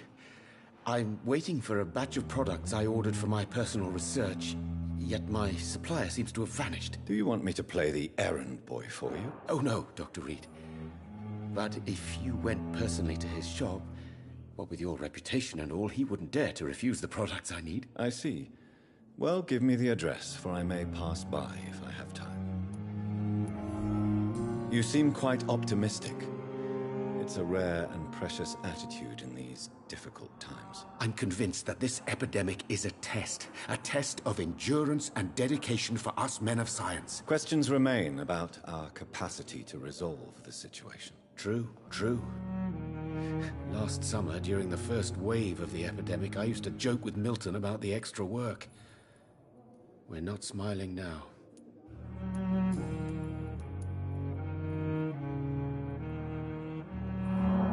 Please, could you tell me something about yourself? I'm a great admirer of your work concerning blood transfusion, Dr. Reed. I run my own experiments. I'm convinced it's the future. I based my technique on my mentor's research. He helped me perfect my method. What is yours? I'd rather not talk about it. For now, it's just theories and first approach. My process is purely experimental and unsuccessful. As long as you're cautious and methodical, you may remain empty-handed, but you won't fail. You're not the first one to warn me, but I am convinced knowledge is the main weapon against the ravages of this epidemic. What made you choose to be a doctor? I'm not ashamed to admit you and your work have inspired me.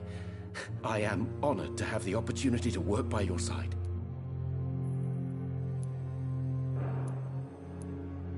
It's always a pleasure to share scientific and medical knowledge with someone eager to learn. I'll be glad to help you if I can. This epidemic may be the century's most terrible disaster, but I'm convinced that we, as doctors, are the only ones able to defeat it.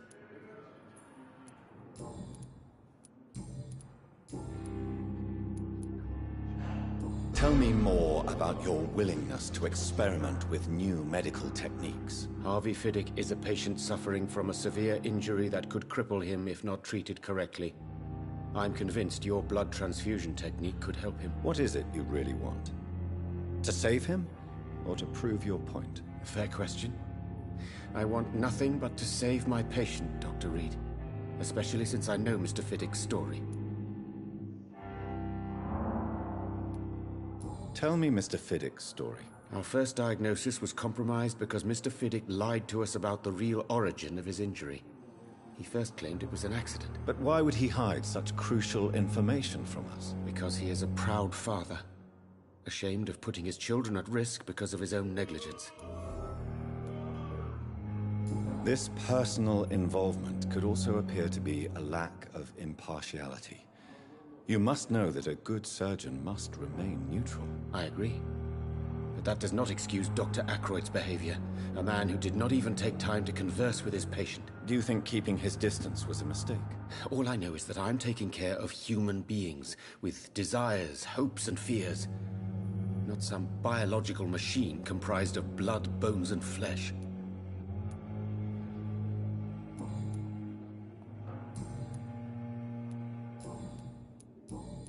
Goodbye, Dr. Strickland. Waste your time with me. Good evening. I'm Dr. Reed. Can I help at all? No. Really?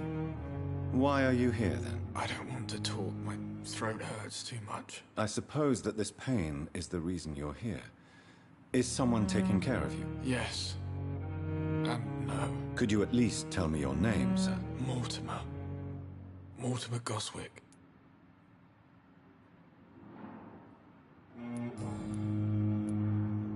How painful is your throat, Mr. Goswick? So painful I'd rather not talk at all, Doctor. I'll let you get some rest, then. Good evening, sir. Doctor. Good evening, madam. Can I help you? It's my son who needs you, sir. I'm Dr. Jonathan Reed. How can I help your son? I'm Beatrice Goswick, mother of Mortimer Goswick. Could you check on him, please, Dr. Reed? I've heard much of your talents as a physician. What can you tell me about yourself, Mrs. Goswick? Not much to say. Just take care of my Mortimer and I'll cover all the expenses. That's all that matters.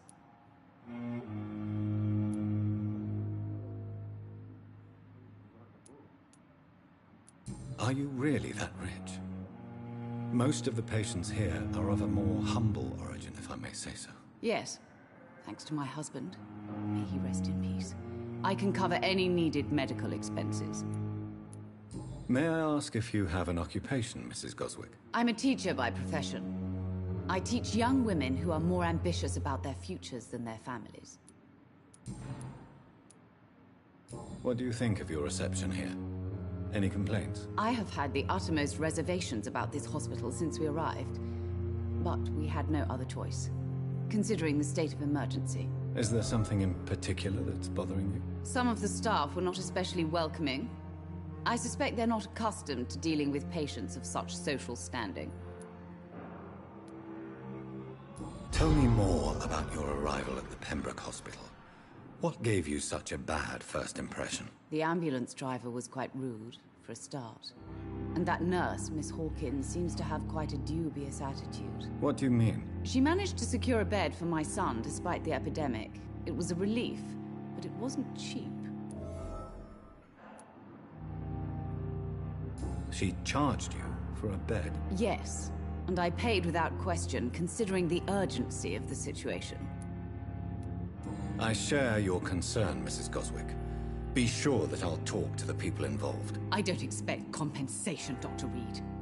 But I'm aware such behavior would not be tolerated in other hospitals. Goodbye, Mrs. Goswick. Good evening, sir. Doctor.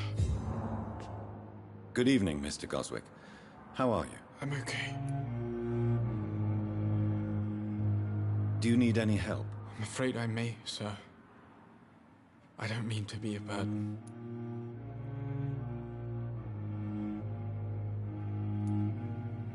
I will see you later.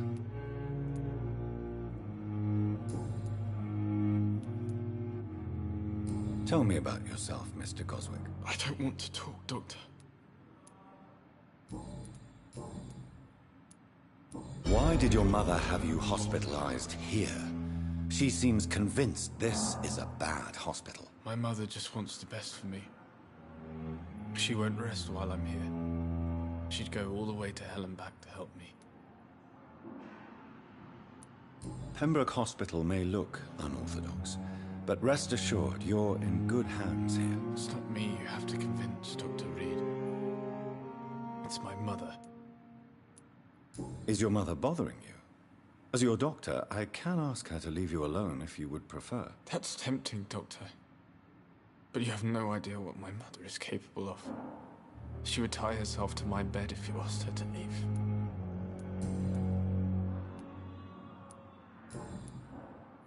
I have to go now, sir. But don't hesitate to contact me if you need any help. I'm all right. Don't waste your time with me.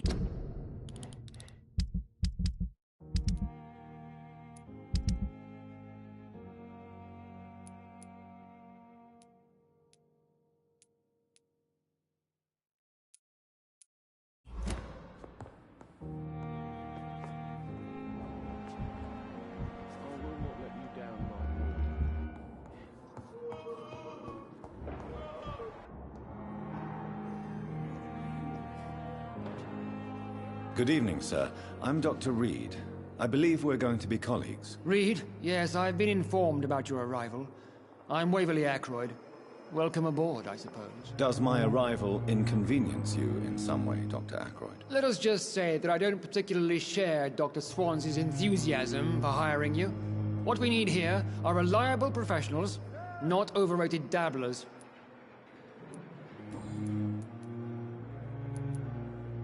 If you have a problem with me, Dr. Ackroyd, please feel free to tell me. Dr. Swansea has imposed your presence on this hospital without asking anyone's advice.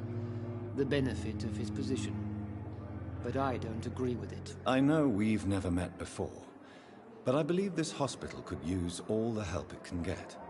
You will agree with that, I'm sure. Oh, but I have heard about you, Dr. Reed. Of course, you can't say the same about me, since I have not wasted my time courting the press. Aren't you too old for such jealousy? It really won't do you any good, you know. Don't be ridiculous, Dr. Reed. A simple glance is enough for me to know you have nothing for me to envy. Since your tenure in this hospital is longer than mine, perhaps you can tell me more about this place. Let's just say I'm tired of the carelessness around me. I have always respected the skills of Dr. Swansea, but over time his enthusiasm has become displaced. Carelessness? Exactly what are you talking about? We're here to save lives. The people who trust us are not volunteering for experimentation. They're here to be healed. I don't intend to run any radical experiments, Doctor. Even if I, as any good practitioner should, express an interest in pushing the boundaries of medical research. Modern medical methods were created through audacity and ego. But there are rules in our line of work, and they're here to protect our patients. Tell me, Waverly, What do you think of Dr. Strickland's enthusiasm for his experimental research? Strickland is playing with his patients' lives for pride and glory. Now that, sir, is unethical. Are you thinking about something in particular? Harvey Fiddick needs delicate surgery. I believe we should stick to the usual procedure, but my young colleague obviously disagrees.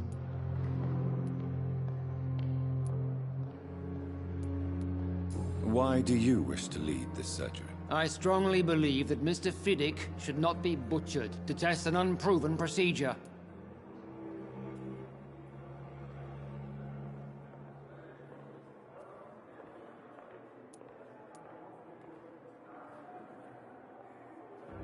Other people may say that's too conservative a point of view. Conservative? And what are you going to say to Mr. Fiddick if he loses his arm because of the operation? Because that's what's going to happen if the surgery is a failure. And are you not afraid that your rivalry with Strickland may be blinding you? Rivalry? I guess you could call it that. But I will never be childish enough to let my personal feelings affect my judgment.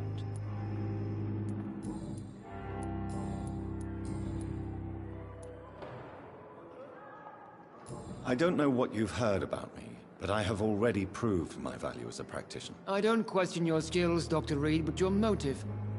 Is it money, fame, or are you truly dedicated? And what exactly is that supposed to mean? I served in the war just like you. But unlike you, I did not use the wounded to play the modern sorcerer. Be careful what you insinuate, Dr. Ackroyd. I only want you to admit you used those men to improve your theories.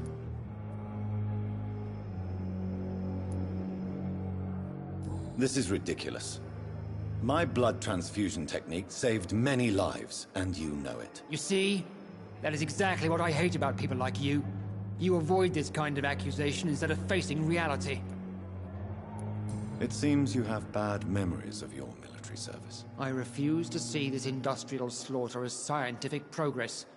War only reveals the worst in men. We can at least agree on something, Dr. Ackroyd. Thank you for your time. We'll talk later.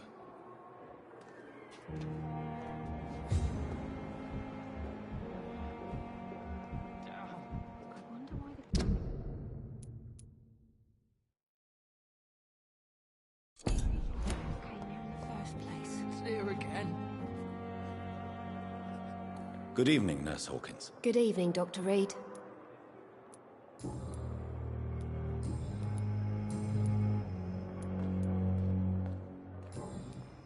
Goodbye, Nurse Hawkins.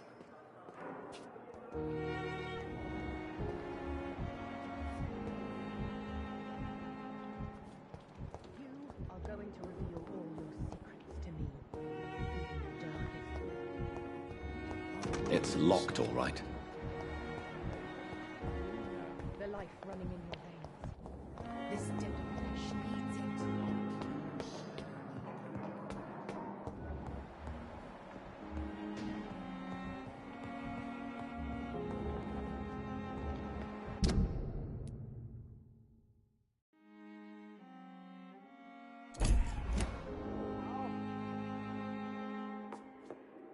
Please come back later.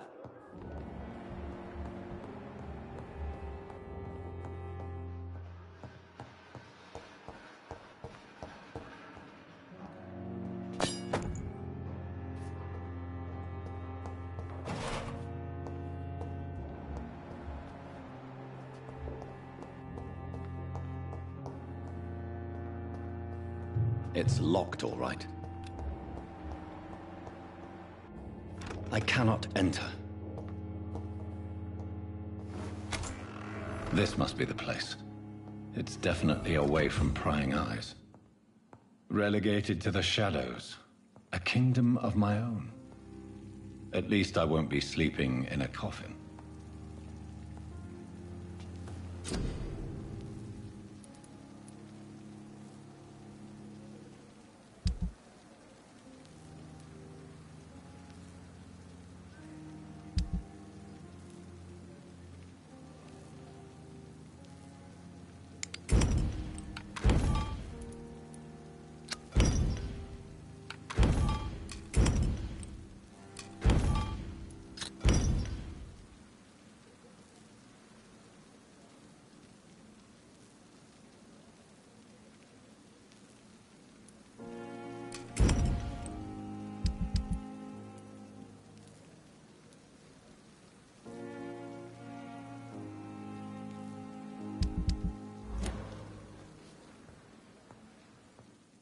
The flower's dying.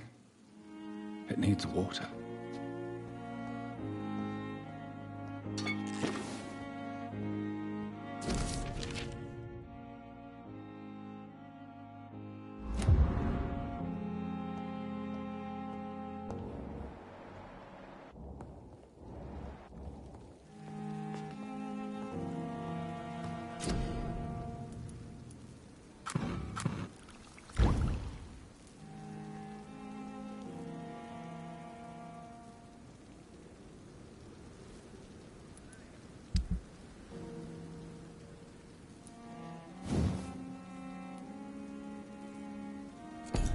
William Bishop's blood is much more unstable than human blood and shows extensive mutation.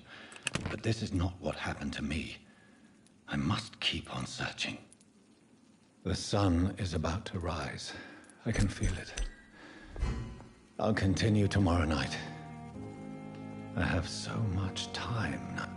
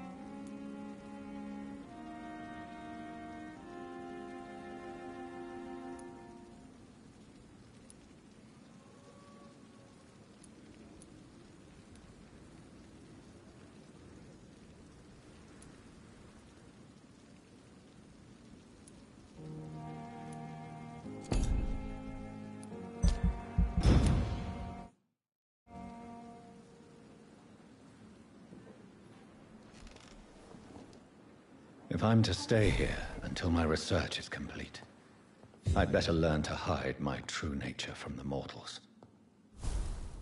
But what about my thirst for blood?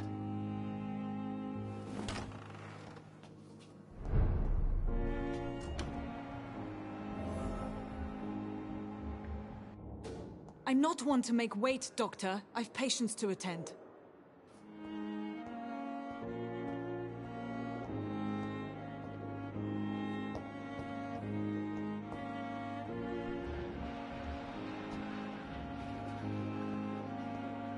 Yes, Nurse Crane? How can I help you?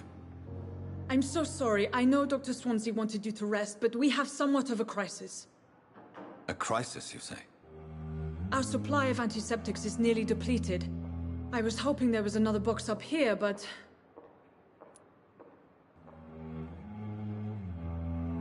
What type of hospital are you running? No antiseptics? You have been away too long, Doctor. With the war and now this epidemic, supplies have been running scarce for months now. I may have a solution. In France, during the war, drugs shortage was a daily problem, and we had to use our wits to overcome the shortages. However do you mean? If combined correctly, certain household chemical products can be used in a pinch instead. Now, where's the hospital storeroom? The storeroom? Fat chance. This is the Pembroke, and space is luxury we don't have. Everything used to be stored in the old morgue. Perhaps I should look there first. Where is this morgue? It's the large building behind the hospital. You'll need to go in the back door because it's been sealed off for sanitary reasons. Take this key. It opens a small back entrance at the end of a narrow street. The abandoned morgue behind the hospital. A small door at the end of a narrow street. On my way then. Thank you, nurse.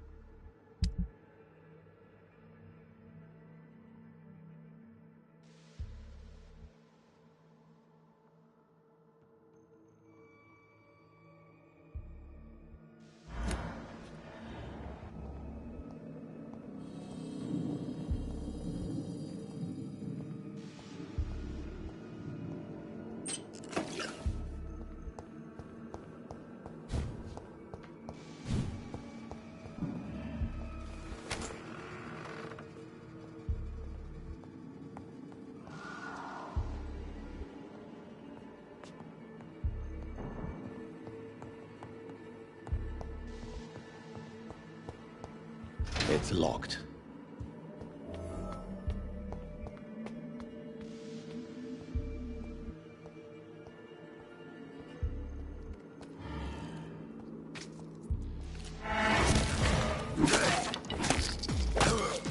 Behavior is similar to the infected William Bishop. Must be the same strain. This sickness moves faster than influenza.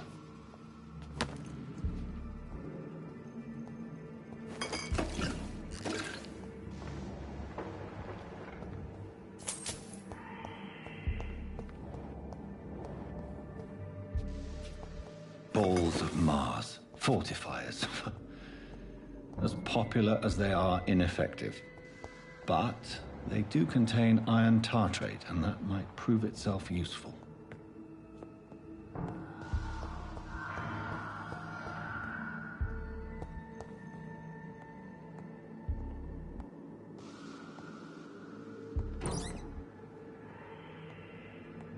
key will surely grant me access to the basement.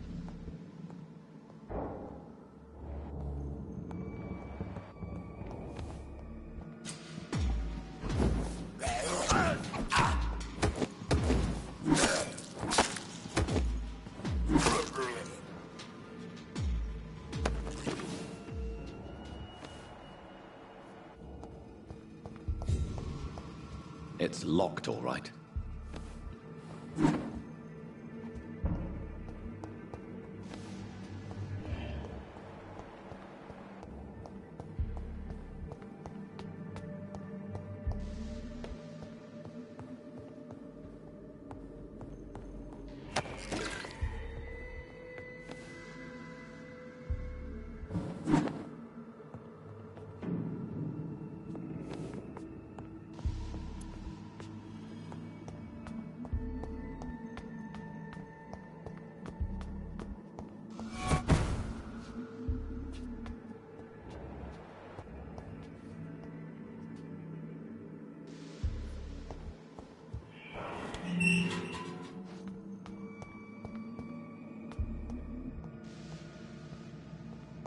These scowls feed from corpses and the husks of animals. They're not after blood.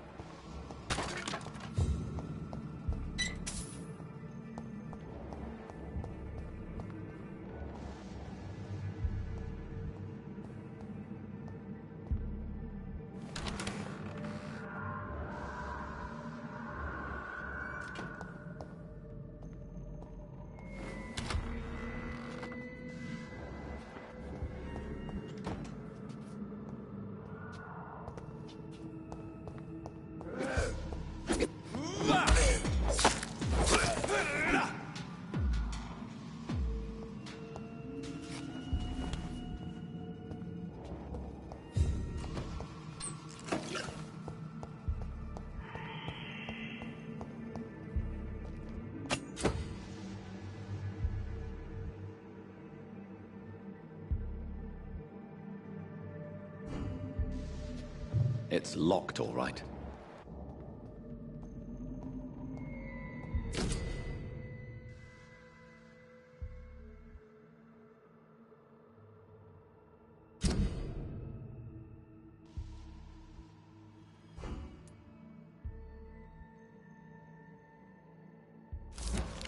Mr. Connor's injuries don't match the report.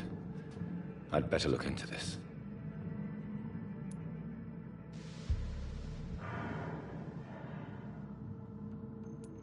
Traces of a pinkish foam at the corner of the lips.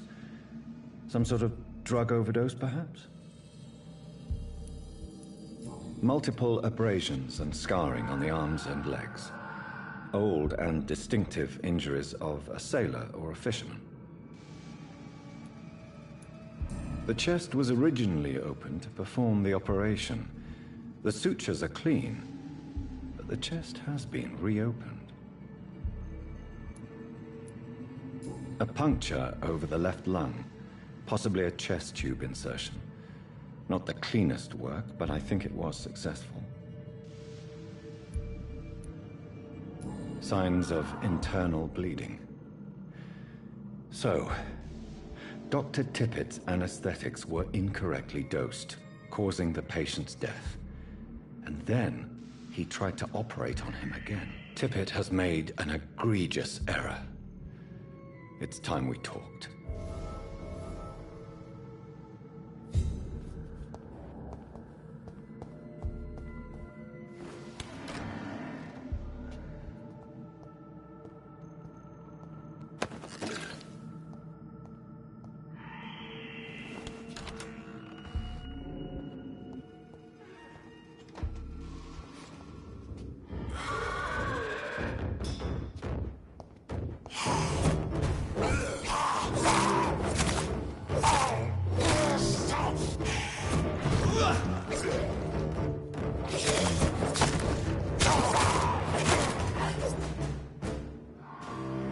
scowls can be so ferocious. I'm not sure I can defeat them without becoming stronger. To drink blood is so tempting. Sodium hypochlorite. Dangerous to administer, but efficient in the proper dosage.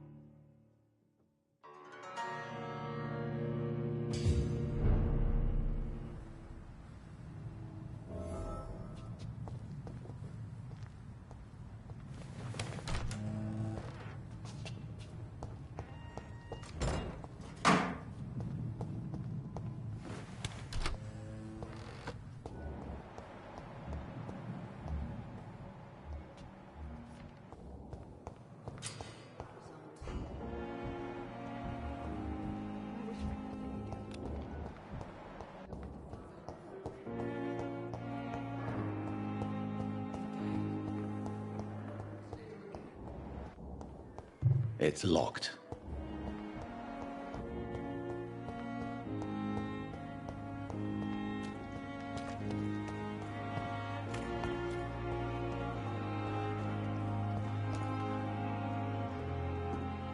Good evening. I'm Dr. Reed. Always a pleasure to meet a colleague, sir. Especially when he was supposedly dead. A colleague? Are you a doctor too? Not anymore, sir. I used to be Dr. Rakesh Chadana. Now, I'm just Mr. Chadana, pawnbroker and humble guardian of this morgue. What do you mean, you used to be a doctor? Was your license revoked? No, sir. It is just that I like to be precise. I run a little pawn shop while taking care of the dead. But I used to be a real doctor.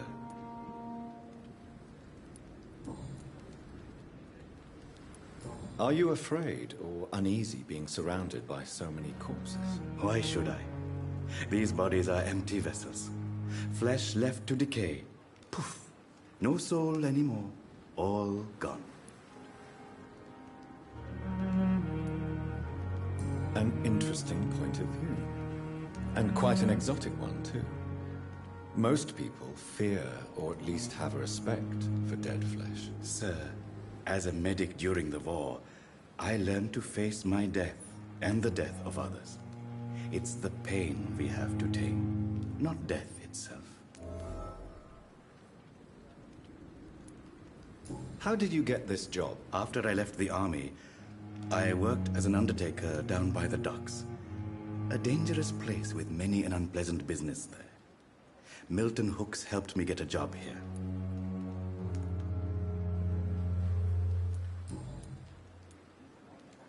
Have we met before? I don't think so, sir. Why? When we first talked, you said you were glad to meet me since I was reported dead. Funny story, sir. Your sister came here a few nights ago. You were missing, and she was looking for your body. She must be very relieved now. Do you work here alone? Yes, very easy work, sir. All I have to do is watch a few bodies. The situation was very different when the main morgue was still open.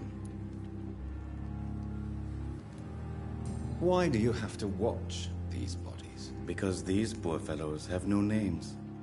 We keep them in case someone comes looking for the missing. Sadly, very rarely happens. Why close the hospital's main morgue? It was for sanitary reasons after the beginning of the epidemic. Cadavers had to be moved to the nearest mass grave.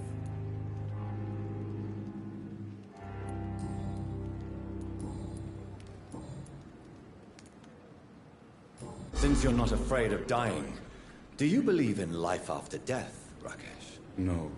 I believe we must do all the good we can while alive. For our time is short, and the obstacles are endless. Do you think you would enjoy immortality as a concept? I don't think so. Don't mistake me. I love life, and I'd like to live a long life. But everything has to decay, sir. Even goodwill.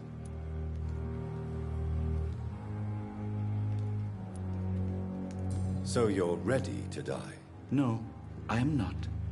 I don't fear death, for I won't see it. What troubles me is the pain my death will inflict to those I know. You're a wise man, Mr. Chidana. No, Dr. Reed. I am a foolish man. But I like to think otherwise.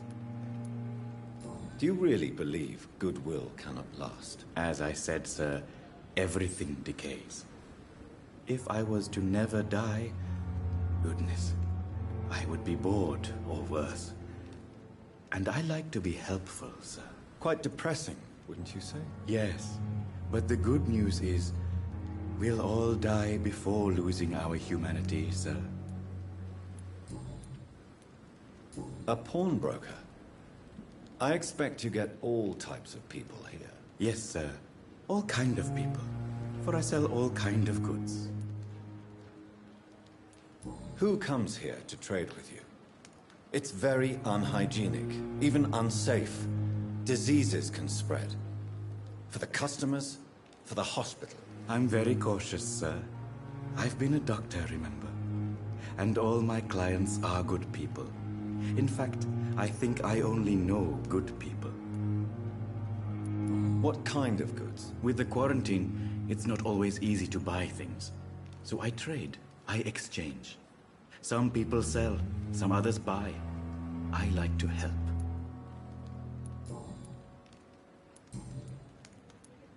Please show me what you have to sell. Of course. It's just trinkets and curios, really. But I'm sure they can be useful.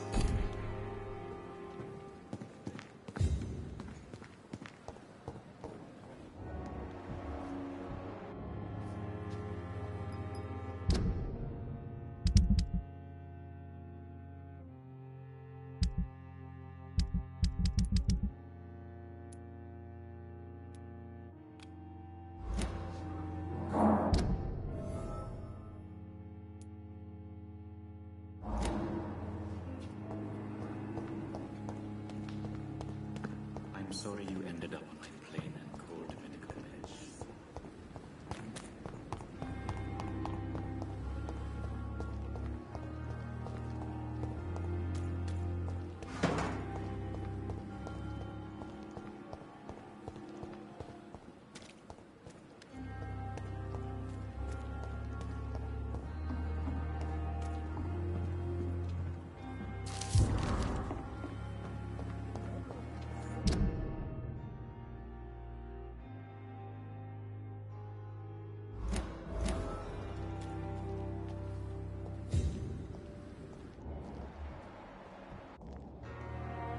Good evening, Mr. Cox. Dr. Reed. Still working at night, I see. I like that. And why is that? People who don't sleep at night always seem more alive to me. More interesting, one way or another.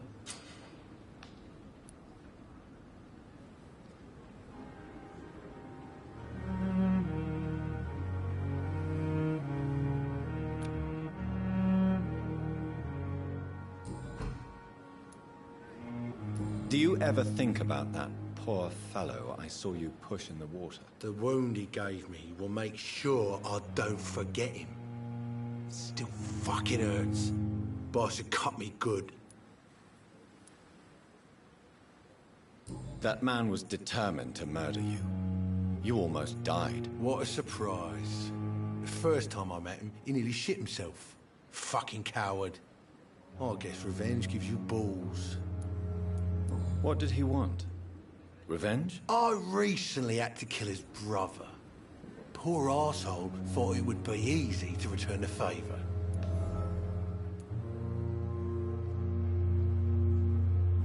You're a monster, Mr. Cox. An ungrateful and disgusting man. I'm the toughest bastard you'll ever meet, Dr. Reed. And I don't give a fuck what you think of me.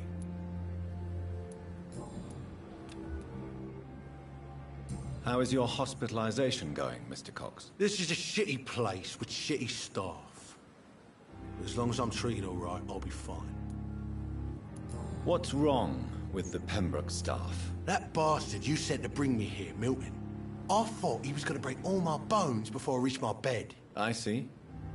Any other smart comments? The nurses aren't too ugly. Especially that foxy one, Nurse Crane. Pretty brunette, tough attitude, all like that. What's wrong with the hospital? Come on, Dr. Reed. The place is a dump. Smelly, sad, and dirty. But you're alive thanks to the efforts and dedication of the staff here, aren't you? What are you expecting, a medal? I thought that saving lives was just part of the job. Must be an unsatisfactory profession at this time, I'm sure.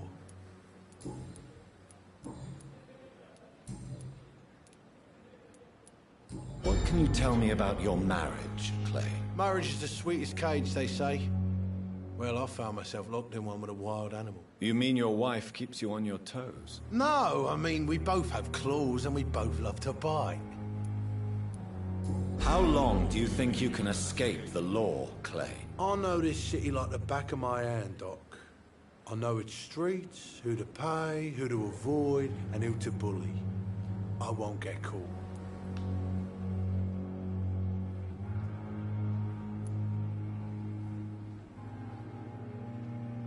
We can't escape the consequences of our actions. The past catches up with us in the end. I ain't afraid of death. I don't hide who I am. I live my life honestly, which is more than I could say for most folks. And who are you, then? I'm the leader of the Wet Boot Boys. One day, I'll leave this shitty place and punch in the face all who thought I would not come back. Am I right to assume your wife's letter pissed you off, Clay? I was so mad, I threw away the knife she got me when we got married. Your wife gave you a knife as a wedding present. That knife has always been my lucky charm. If I'd had it in my hand when I got stabbed on that pier, I'd not have been wounded.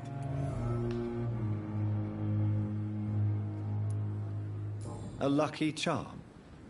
I never would have taken you as the superstitious type. We all have our flaws, Doc.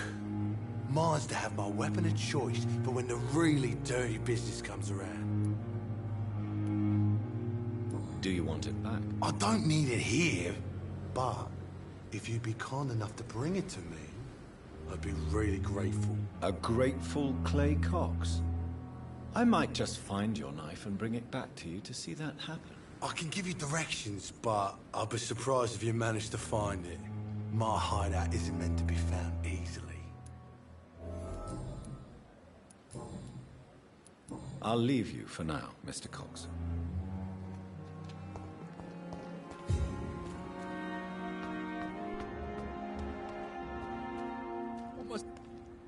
Please, sir. I need help bad. What's going on? I'm Blight, sir. Newton Blight. I've lost my mate. Can't find him anywhere. I'm Dr. Jonathan Reed from the Pembroke Hospital. Please, calm down and give me more details. Oswald and myself were both infantry, sir. We were en route for the hospital, but we had a disagreement. And Oswald ran off towards the canal. How long have you been searching for him? I can't go there. Too many rats by the water. Fucking rats. Can't stand them since the war, sir. Can't stand them at all. Don't be ashamed, Mr. Blight. Many soldiers who survived the trenches suffer from musophobia. I'll see what I can do for your friend. What can you tell me about your friend? His name is Oswald Thatcher. We survived the war together. Oswald is nervous and quite fragile since we came back from the war. What can you tell me about yourself? I'm Oswald's best friend. We served in the same regiment, sir. We've taken care of each other since we came back from the front. This is a dangerous part of town. What are you doing here? We were looking for the Pembroke Hospital. We both need help. Treatment, I mean. To get some sleep. Just need to feel better, sir. Where was your friend the last time you saw him? He went down by the canal. He didn't want to go to the hospital. I think he went to the sewers on purpose. So I couldn't go after him. I have all the information I need for now. If I find anything out about your friend, I'll let you know as soon as I can. Thank you, Dr. Reed. It's locked.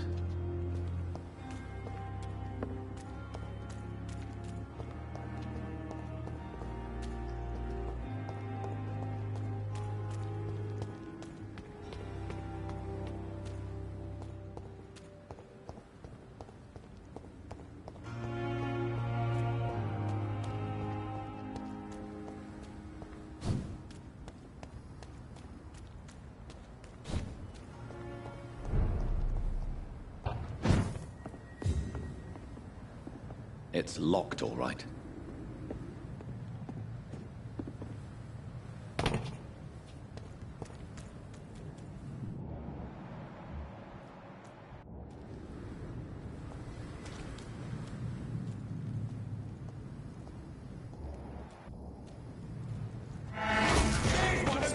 Watch yourselves!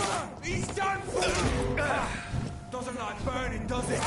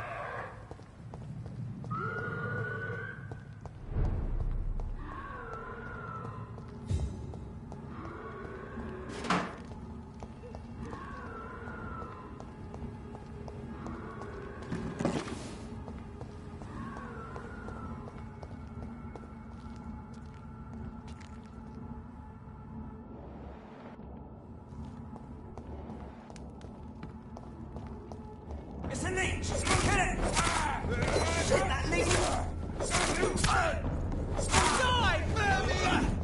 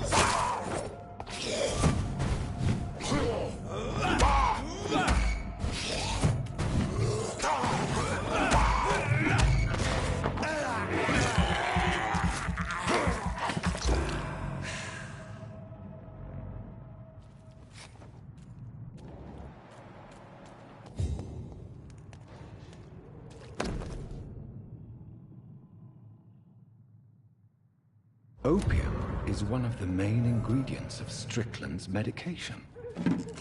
Never a good move.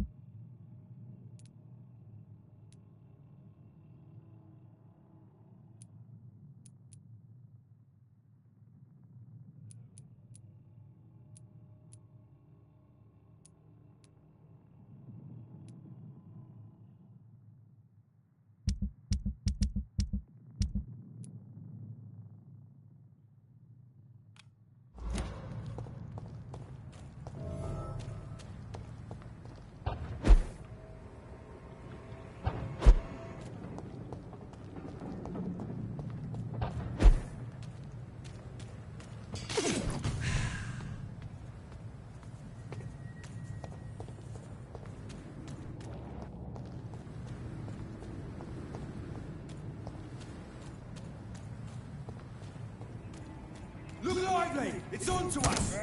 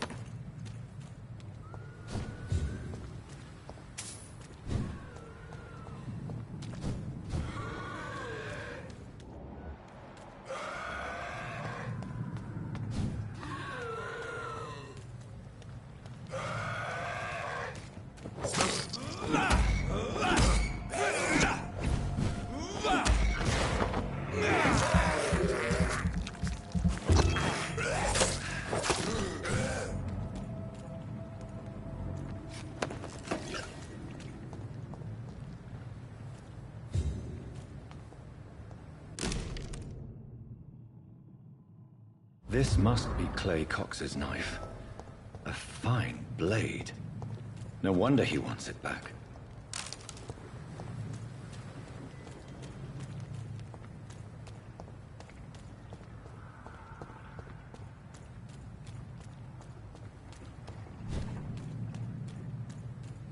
I cannot enter.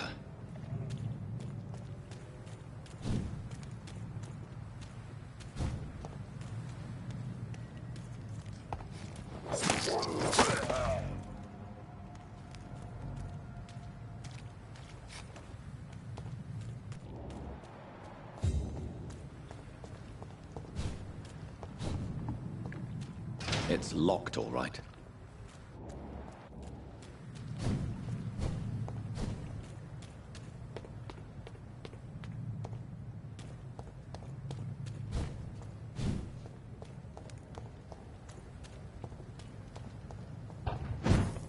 I cannot enter.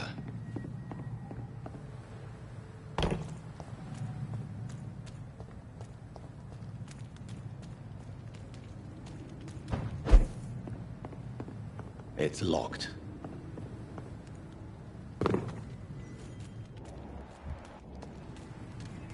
Go back home, idiot! Leech spotted! Watch out, boys! Filthy!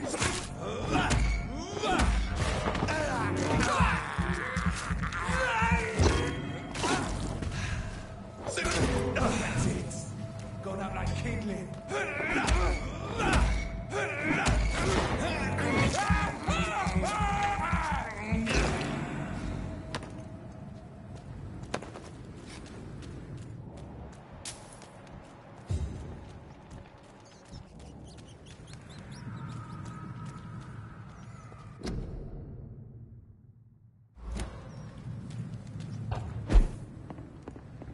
It's locked, all right.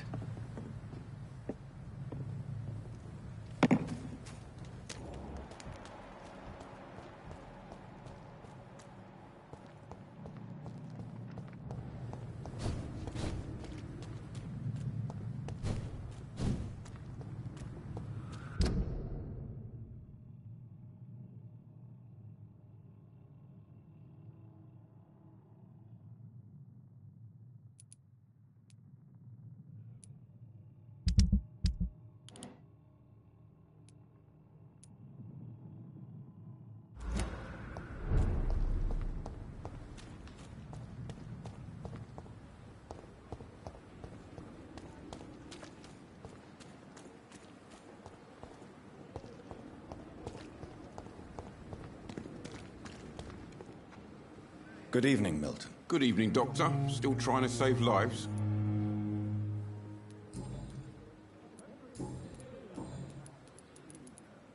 Why do you have such a mediocre reputation among your colleagues, Milton? Fuck them. Nobody knows the horrors I've seen since working here. This city was sick long before the epidemic, Dr. Reed. I know it's a difficult task, but correct me if I'm wrong. Is this not the job you are paid to do? I've seen babies left to die while their brothers were properly fed. Underage girls and boys sold to all manner of perverts. I'm sorry, I don't know what to say. Yeah, exactly. We lack words. So excuse me if I don't look on the bright side of life.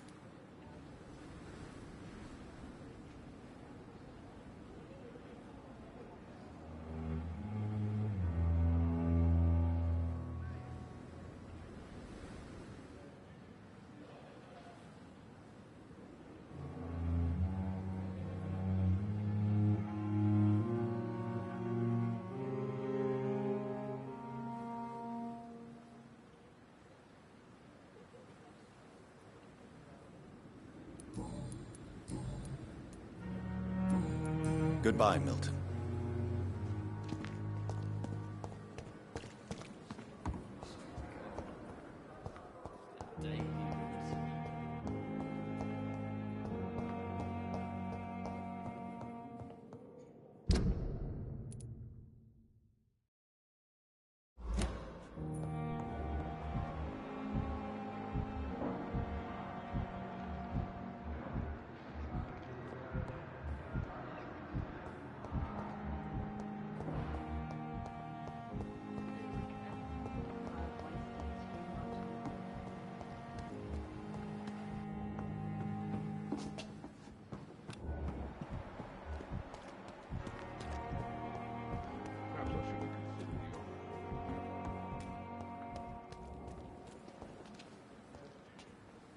Hey, Doc.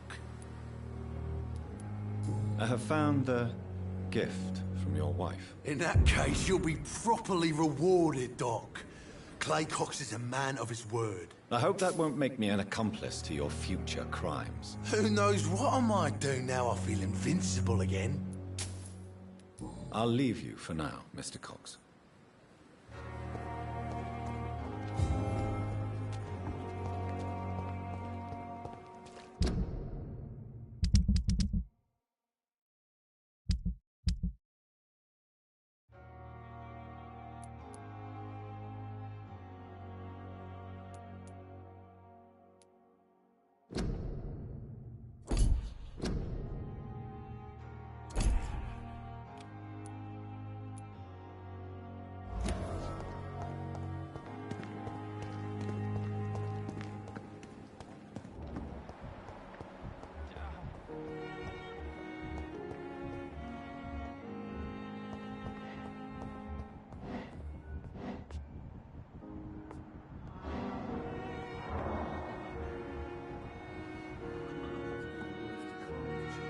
Good evening, Dr. Strickland. And good evening to you, Dr. Reed. Can I be of any help? I located the shop, but it was vandalized, and the owner is missing. All I found was your order. I was afraid of such bad news. People are so desperate they're ready to burgle a shop for drugs. That's quite a list you ordered. Opium, sodium hypochlorite. It can't be just headaches you're trying to cure. This dreadful influenza, of course. I already ran some tests on hopeless cases. Without success, I must admit. Do you realize you could create a lethal poison without the correct dosage? Then there are the legal ramifications. Is this not true of any medical substance, Dr. Reed? However, if you would agree to improve it, I'd be glad to accept your help. As long as you promise to be scrupulous with your experiments, I may try to gather these substances, and even help improve upon the mixture. That's all I'm asking for, Dr. Reed. That's all I'm asking.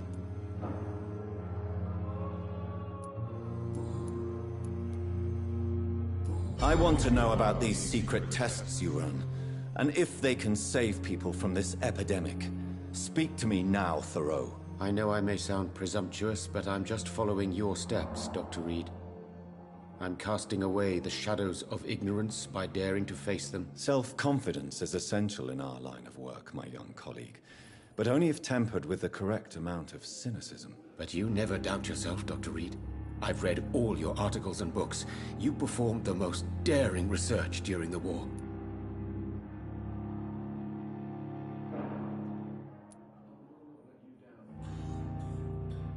You can't be serious. You have to stop this before you lose yourself. Lives are at stake here, remember? I'm a competent doctor, and my value has been proven already. Frankly, I'm disappointed to hear you, above all, speaking so ill of me.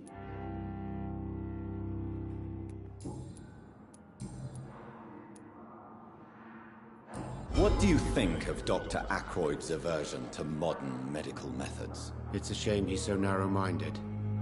Dr. Swansea taught me that science is about exploring uncharted territory.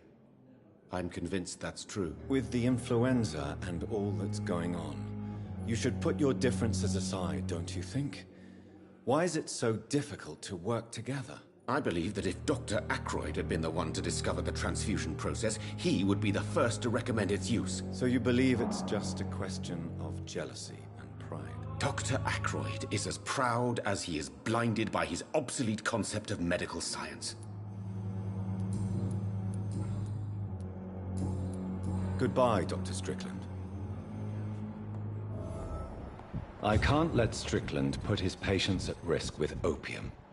Perhaps an adjusted formula will deliver more of a placebo effect.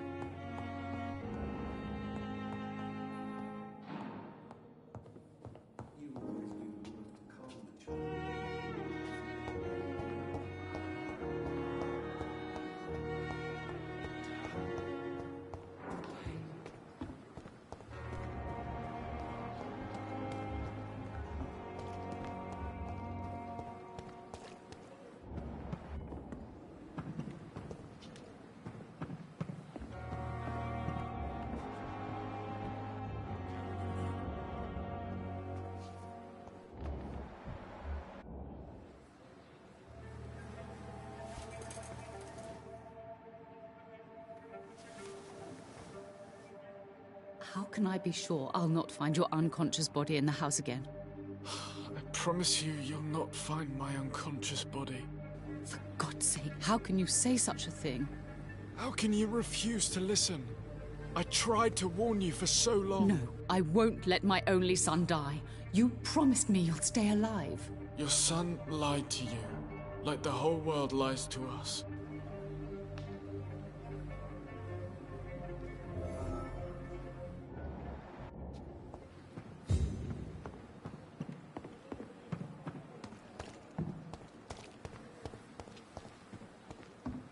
Another night with the glorious battalion of men.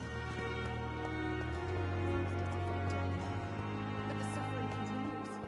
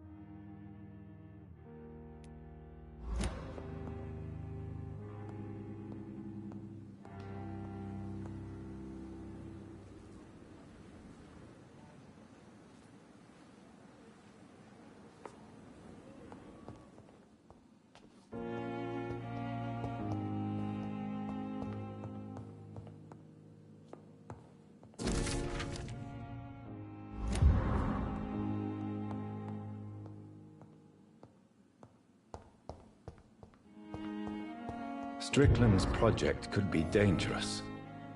I have a mind to report him to Dr. Ackroyd.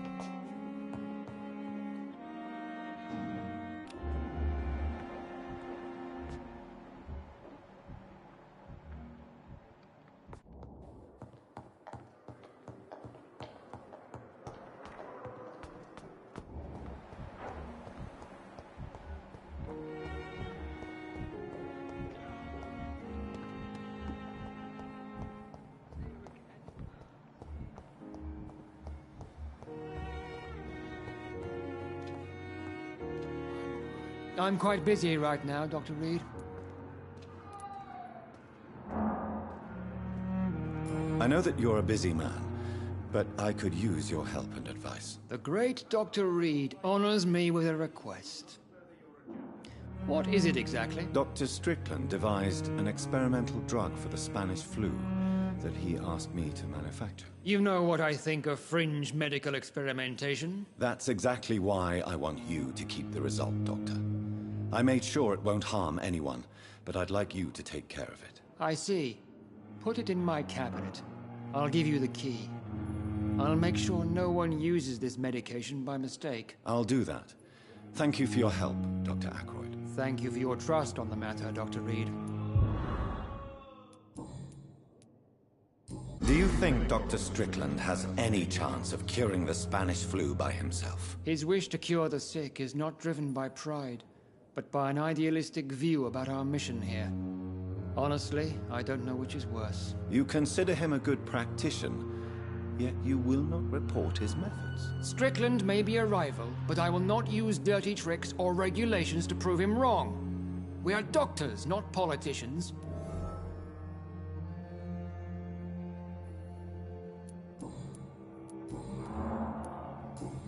Thank you for your time. We'll talk later.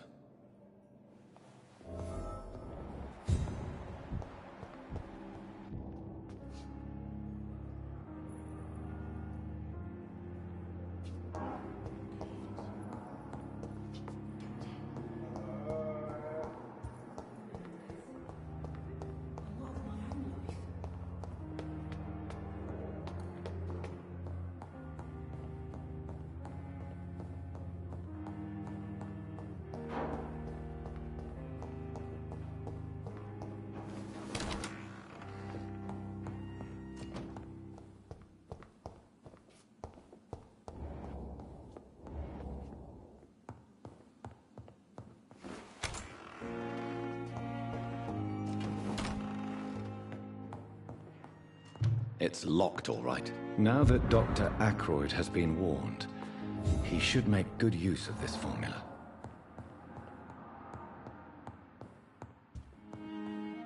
It's locked.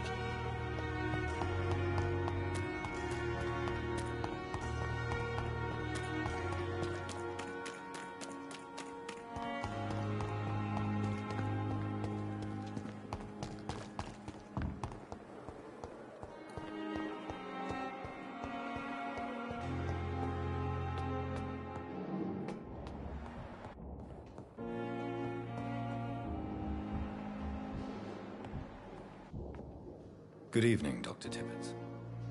Dr. Reed, any good news to share?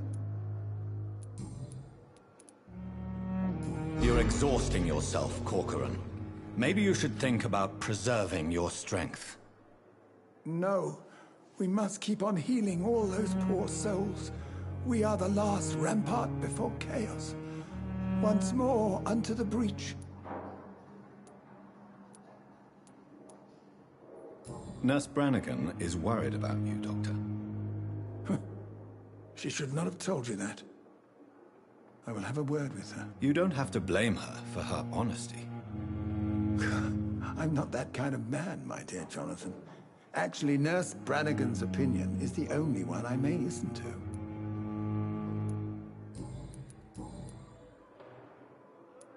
Corcoran, I want you to tell me about Mr. Connor. How did he die? What happened? He was my patient. He died because of my mistake. That's the blunt truth. What was the nature of the mistake? It was a twofold error. My diagnosis was wrong, and the administered dosage was too strong. Why not stop practicing? Are you mad? I killed that man, I admit it, and it won't happen again. I have saved so many lives since then. Who was this patient? I don't know. Some sick man from the docks, maybe a fisherman. I had no time to talk with him. No one claimed a body. Goodbye, Dr. Tippett.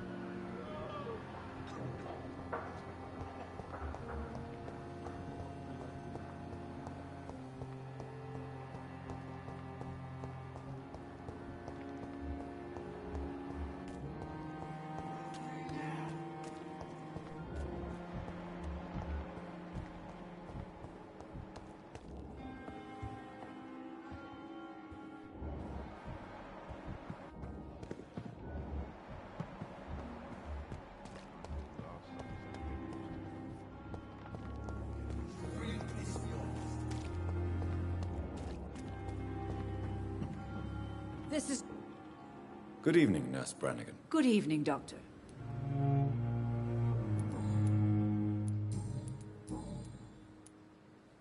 Why does Dr. Tippett claim you're the main reason he keeps working, despite his fatigue? If it wasn't for him, I probably would have left the Pembroke years ago. Dr. Tippett does not think of you as just a nurse anymore, does he? If you're suggesting he's not taking my gender into consideration when it comes to medical practice and knowledge, I really hope he doesn't. Tell me what Dr. Tippett did. I know his mistake caused a patient's death. If I had not covered up his error, Dr. Tippett would have been fired from this hospital. I could not let that happen. You can't allow your emotions to dictate your conduct concerning patients, Nurse Brannigan. Look around you, Dr. Reed. Do you really think we can afford to lose a brilliant practitioner like Dr. Tippett in our situation?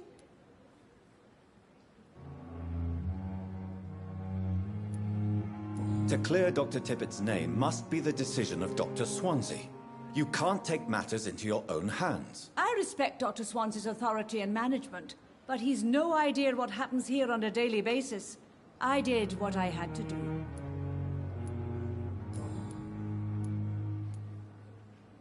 Goodbye, nurse. Call me if you need assistance.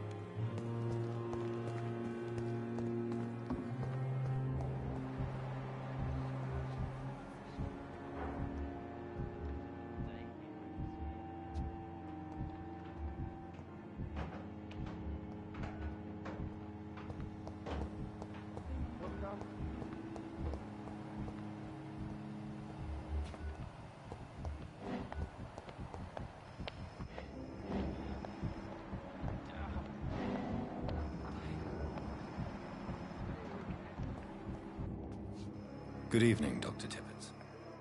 Dr. Reed, any good news to share?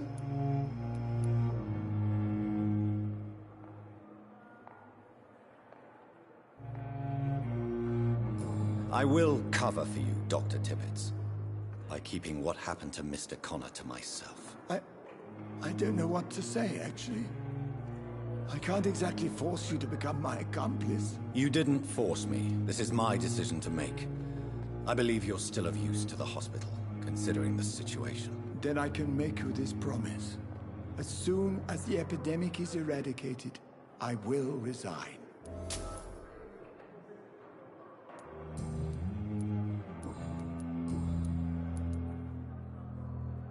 What will you do after your resignation? Do you have a plan? I always fancied visiting Cyprus. Such a beautiful island. I could buy a house there, by the sea. Read poetry, and wait for death. Goodbye, Dr. Tippett.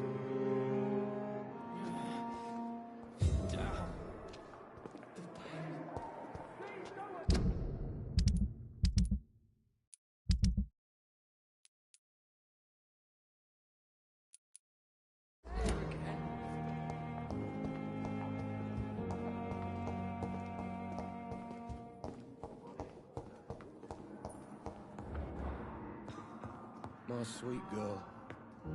Finally, you've returned, Doctor. Did you find anything of value?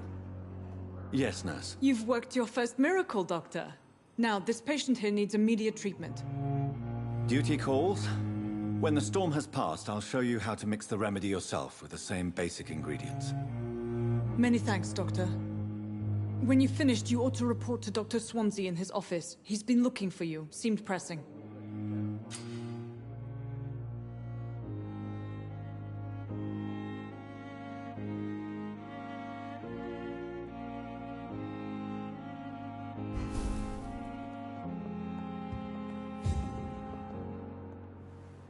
Good evening, Mr. Goswick. How are you? I'm okay. Do you need any help? I'm afraid I may, sir. I don't mean to be a burden. You are not a burden, sir. Healing you is my responsibility. And you have my gratitude for that.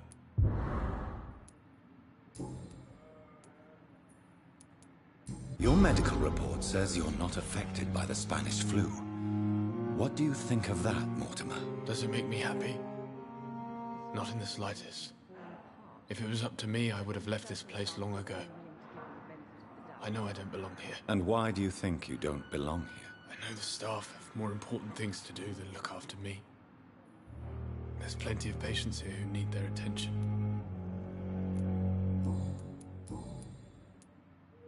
Admit it, Mortimer. Your mother had you hospitalized here because you tried to kill yourself. Yes, it's true. All right, then. This is the first time we've really shared information about your case. Shall we call this progress? Call it what you want, Dr. Reed. You can trust me. I won't report you to the authorities. My one and only concern is your health. I guess I should thank you, then. Can I help you in any way, Mr. Goswick? I wrote a letter for my mother. She was supposed to read it after my death. But I suppose she doesn't have to read it now. I see. And is this letter still near the place where you tried to take your own life? Yes. And I don't want anyone reading my last words. I mean, I'm still here. If you bring me back that letter, then perhaps we'll talk. But in the circumstances, I'm willing to give you the benefit of the doubt. I have to go now, sir. But don't hesitate to contact me if you need any help. I'm all right. Don't waste your time with me. What a blundering idiot.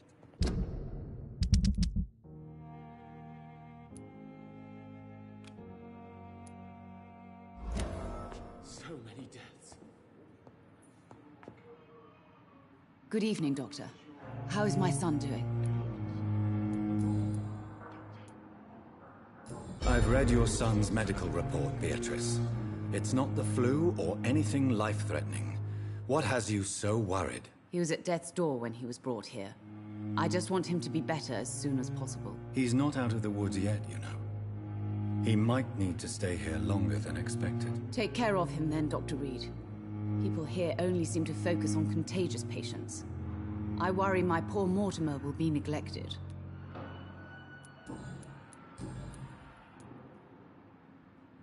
Your son wished to die, Beatrice.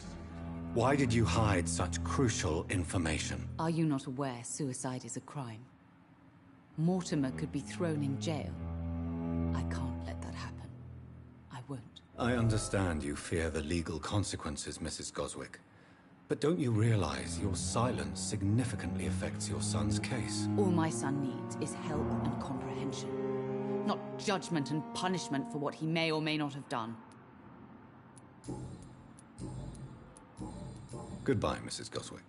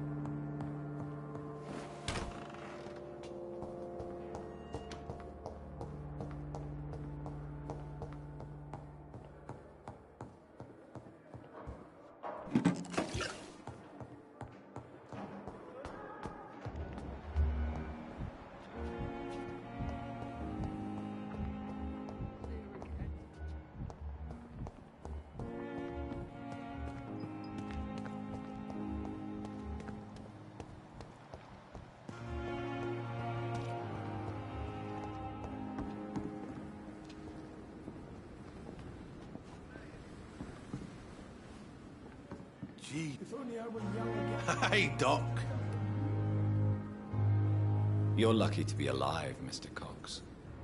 I hope you're starting to take better care of yourself. This place is full of sickness and decay. How could I get better in such a dump? Consider yourself lucky that I'm treating all of my patients equally. Don't push your luck. Don't play the innocent with me. I'm sure you have good reasons to act this way. And also weaknesses that can be exploited.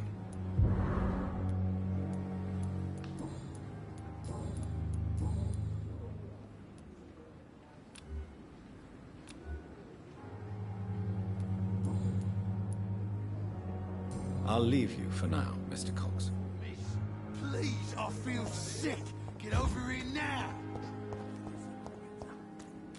We are.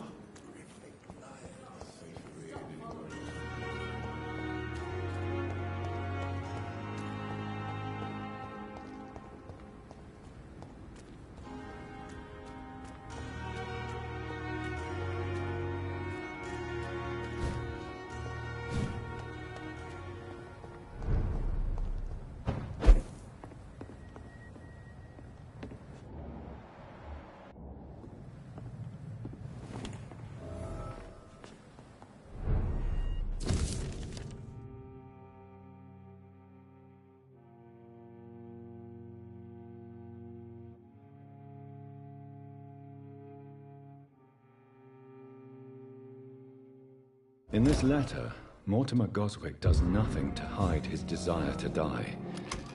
I could give it to his mother, but doing so would betray his trust.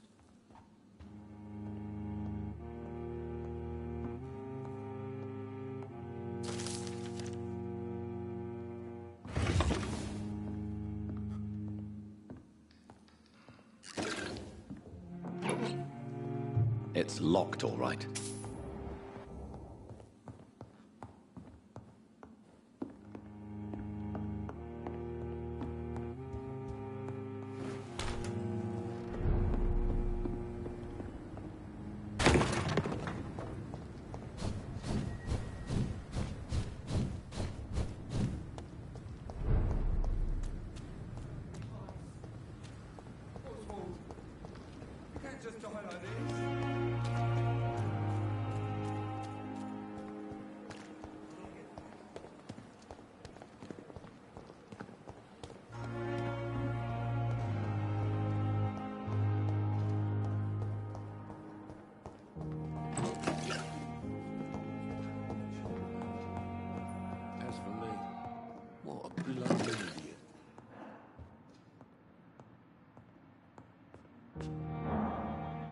Good evening, sir.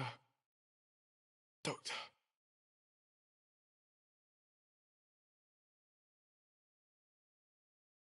I will not let you down, my boy. Good evening, Doctor. How is my son doing? Goodbye, Mrs. Goswick. This hospital. Good evening, Mr. Goswick. How are you? I'm okay. I have retrieved your letter, Mr. Goswick. I can assure you that nobody read it but me. Thank you. This is for you, then. For your help. And for your silence. I think you should talk to your mother. It would be good for both of you. Thank you, Dr. Reed. I'll think about it. Now, please, let me be. But in the circumstances, I'm willing to give you the benefit of the doubt. How painful is your throat, Mr. Goswick? So painful, I'd rather not talk at all, Doctor.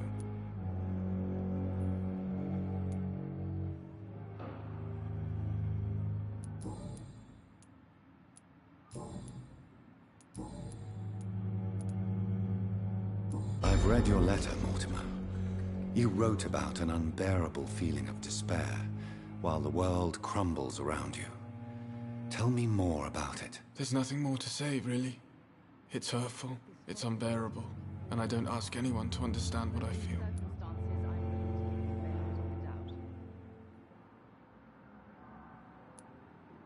Despair is a deadly poison I've tasted myself, sir. We're only tempted to drink it because we're terrified by the uncertainty of the next minute. I know that perfectly, Doctor. For I waited for so long, hoping that the next minute would be less unbearable.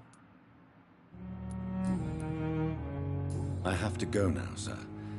But don't hesitate to contact me if you need any help. I'm all right. This hospital seems Don't waste to your be time with me. But in the circumstances, I'm willing.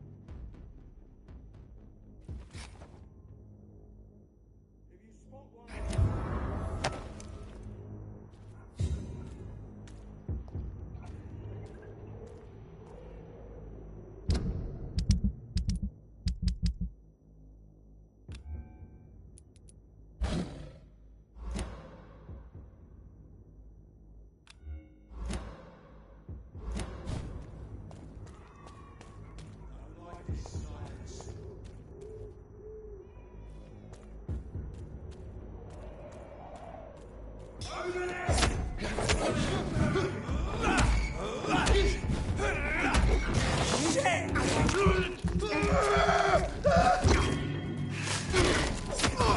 have to stop it!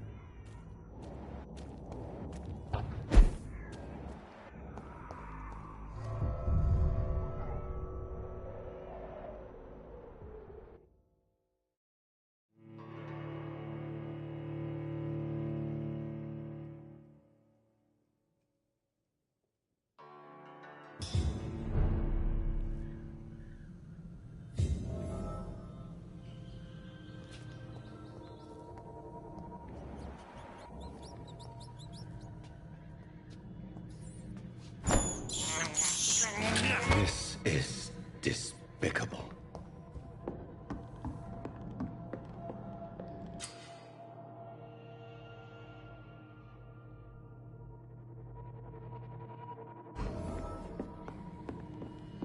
I cannot enter.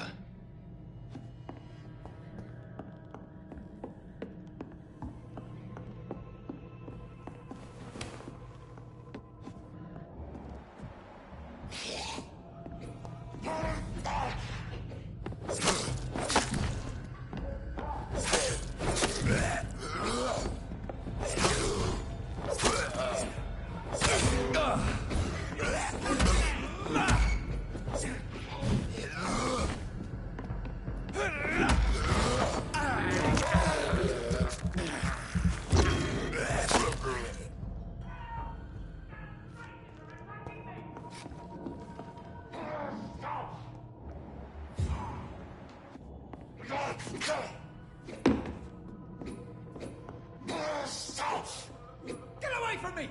Don't touch me with your disgusting hands!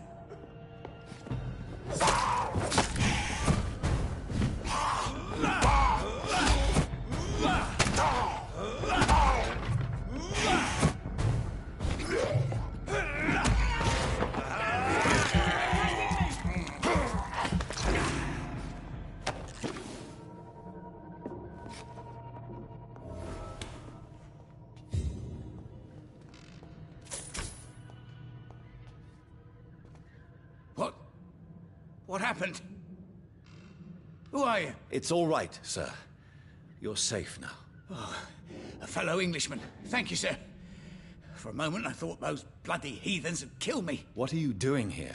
This place is not safe. Yeah, it's a cesspool, but it's mine. I came to collect some overdue rent, but those who still live here have gone completely bonkers. You're very lucky to be alive. Yeah, filthy immigrants. Fucking savages, every one of them. And now with this bloody fever, they're just animals. You can find safety of sorts in Whitechapel. If you're quick and cautious, you'll be able to avoid the savages.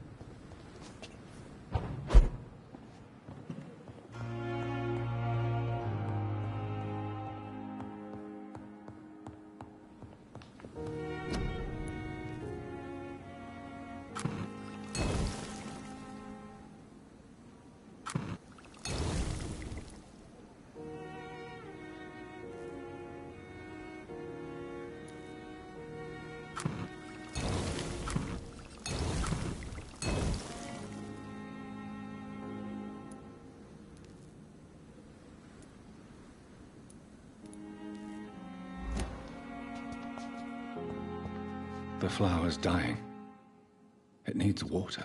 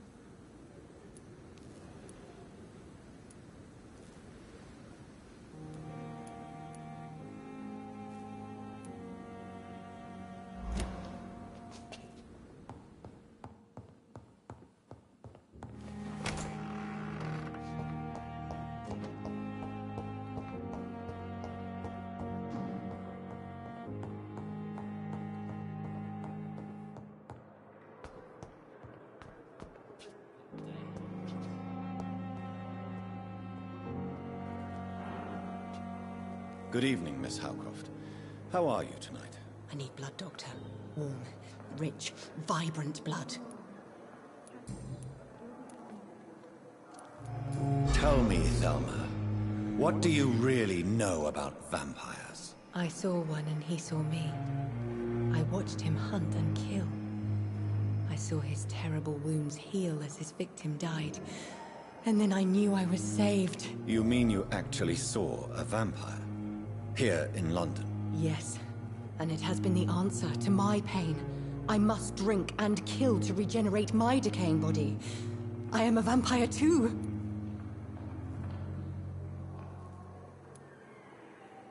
No. You are deluded. You think you crave blood, but you have no physical need for it. You have no idea what that is like. But what am I feeling? It cannot only be in my head. I know my flesh is rotting. I feel it. It disgusts me. Who are you really, Miss Howcroft? I mean, apart from being a vampire. Is that not enough for you, puny mortal? What do you require? Proof of my powers? I'm curious to know who you were before becoming a vampire. It was such a long time ago, I don't remember. Centuries of unholy life can have strange effects on one's minds, you see?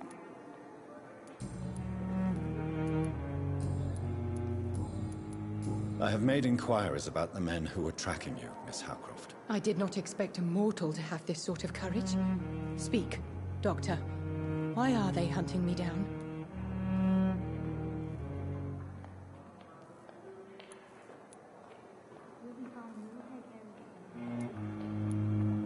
It was a misunderstanding.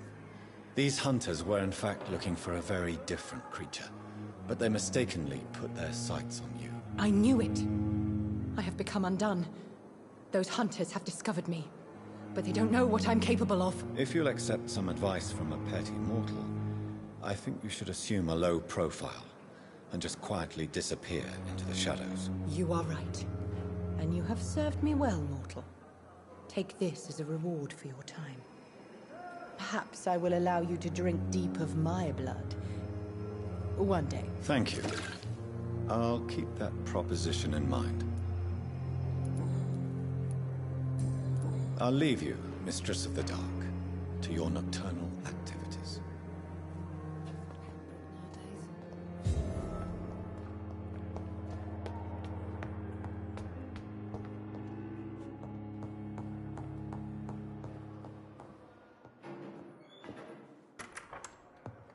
Please, Jonathan, come in. Fascinating, is it not? In the last decade, so many mysteries have been brought to light with our microscopes. The human body, biology's penultimate frontier. The more we explore its boundaries, the less we're able to trace a clear line between life and death. You, my friend, have a foot in both countries. The view must be vertiginous. It's at least as vertiginous as chatting about vampires with you, I would say. This must be all so new to you. This area of town, the hospital, a brand new life. How stimulating it must be. I wish I could share your enthusiasm, Dr. Swansea, but my condition defies scientific categorization. Undead? Unalive? Immortality defies logic. I cannot express my thrill at this serendipitous turn of events. The world's most eminent specialist in blood transfusions, a vampire. One might say a gift from heaven.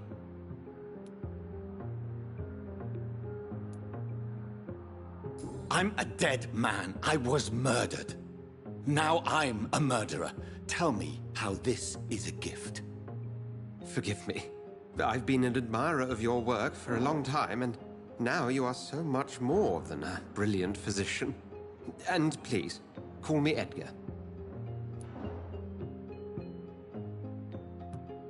Thank you. But I'd rather you didn't speak so lightly about my condition. There is nothing I find amusing about this situation. Very well.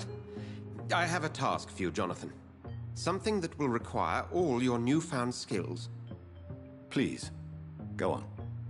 The Pembroke only survives through the generosity of our benefactors. Unfortunately, our main donor has found herself in a bit of a bind. Now, if you could help her out... A spokesman or politician is what you need. That's not my calling. And until I come to understand what has happened to me, I require discretion. Discretion is in order, Jonathan. Lady Ashbury has recently received rather indelicate correspondence that, if revealed, would jeopardize her position. And you would like me to eradicate this threat? By the stole, of course not. I would just like you to pay her a visit. Her ladyship is certainly near the tents outside, tending the sick. You can't miss her. Look for someone impossibly delicate. Accepted. I'll see what kind of trouble Lady Ashbury is in.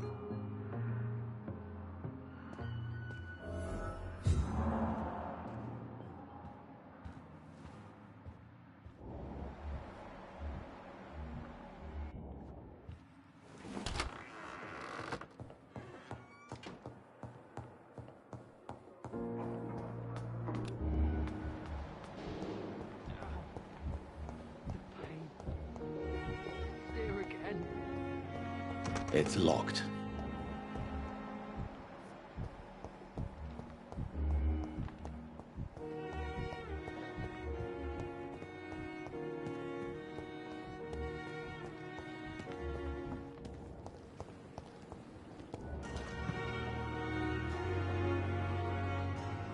The flu took my dear wife, Emily. I take comfort knowing we'll soon be together again. Mr. Rainfield, that's no way to talk. You're in good hands here, and we'll be up again soon enough.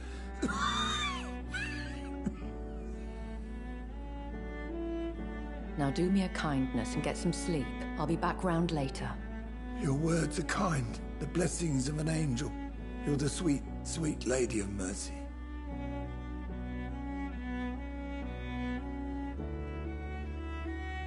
Good evening, Dr. Reed. It's a pleasure to see you again. You seem surprised. Dr. Swansea has brought me up to speed concerning your recent appointment to Pembroke Hospital. You're a the lady who saved me that night, before vanishing into thin air. I remember you from the pub with Dr. Swansea. Indeed. Allow me to introduce myself formally this time. My name is Lady Ashbury. I remember you well, in spite of the brevity of our encounter.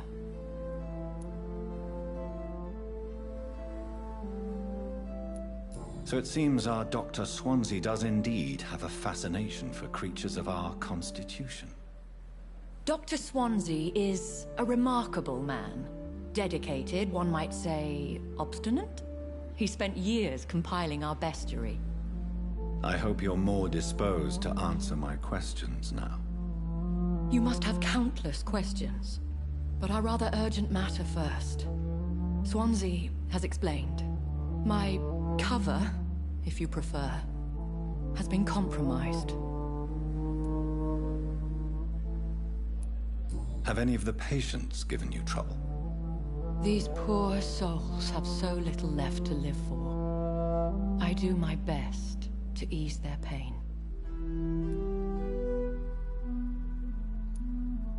The world would be a better place if it were cared for by women like you. You make me blush. I am simply a necessary evil. Pardon my boldness, your ladyship, but I have questions concerning this condition we share. As a newborn, your hunger for answers is rivaled only by your thirst for blood. But the questions need wait. I'm a scientist. My trade is in the deciphering of mysteries, and I need information to feed my mind. I will gladly answer every question you have, but first, prove yourself capable of resolving my predicament without eating the culprit. Dr. Swansea has commissioned me to be your agent in this matter. You could start by explaining what's amiss. These past insufferable weeks, I've been the victim of extortion. I've made a first payment, but the blackmailer grows greedy. I must refuse his most recent demands. What are your expectations? Please be precise. As the newly appointed surgeon of this hospital, you are in an excellent position to ask innocent questions and deftly learn the identity of my blackmailer. Who would be so foolish as to threaten you? A kindred spirit.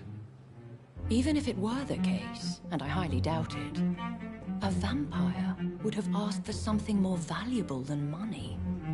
My suspicions lean toward a patient, or their family. If we're dealing with an ordinary criminal, surely you've the means to deal with it yourself, if I may. As immortal tradition doth dictate, all fangs and hypnotic eyes ablaze, the blood would run like a river. That's what I hope to avoid. Violence has a tendency to spiral out of control. Please continue. Every detail is essential. I'm your man. My embarrassment in this matter is eclipsed only by my shame at having put the hospital at risk. The threat from our anonymous scoundrel is clear. A list of dates. My visits coinciding with the dates of suspicious patient deaths due to massive blood loss.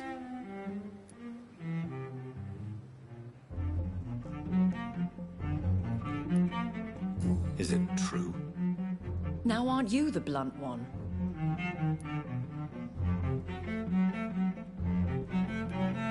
We both are afflicted with a thirst for blood, Lady Ashbury. That is our nature. By vocation, we also have reason to visit the hospital. Logic dictates. In all honesty, I'm not simply a patron to the hospital. My visits serve a dual purpose. Dr. Swansea has been treating my condition with a revolutionary technique of blood transfusion. It seems you are a specialist in the domain. I'll take care of it. Do you know where I should start? If that was the case, I'd settle the matter myself. You could talk to our local gossip, Harriet Jones. Not a pin drops here without her hearing about it. I'll meet that woman now. My life, as others know, is in your hands, Dr. Reed. I'm sure of your discretion, but I do fear your powers of persuasion will be put to the test. When this is resolved, I'll be your obligé. I'll answer all questions in regards of your condition.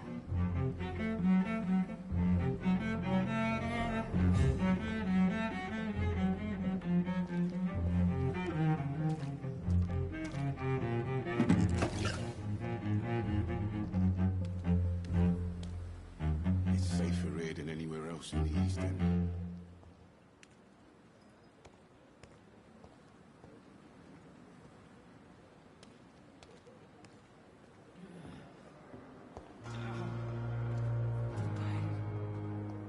It's here again.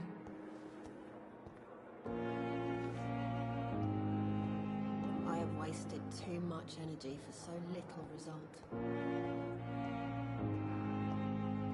Fear and disgust. Daily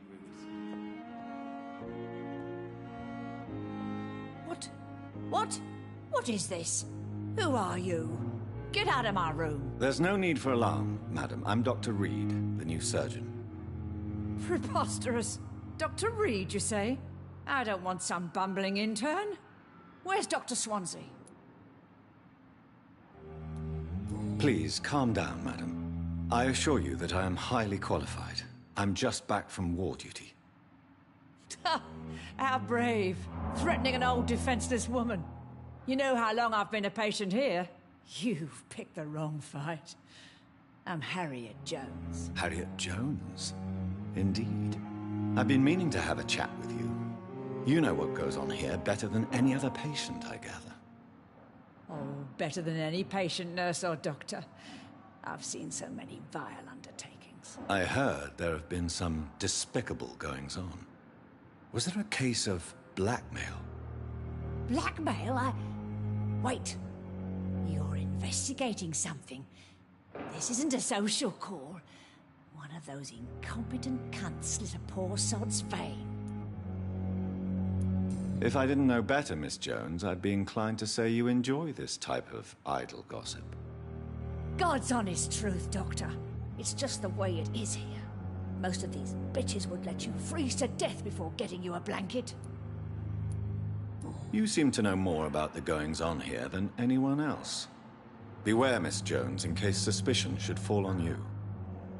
That's it. Blame the old and infirm. I see those little bitches' greedy little eyes. Just waiting for me to pop off, they are. I assure you, madam, this is not an investigation into a possible medical error. Debauchery, then? Nurses Crane, Hawkins, Brannigans, whores, all of them. They can't keep their legs shut. I've seen them scratching slutty sores. Really? Well, if you have irrefutable proof, I'll not have the staff behaving in such a manner here. This is your business, Doctor, not mine. But I swear one of the nurses is cavorting with some man on hospital hours. Thank you for your time, Miss Jones. You've given me something to go on. See you on the next round.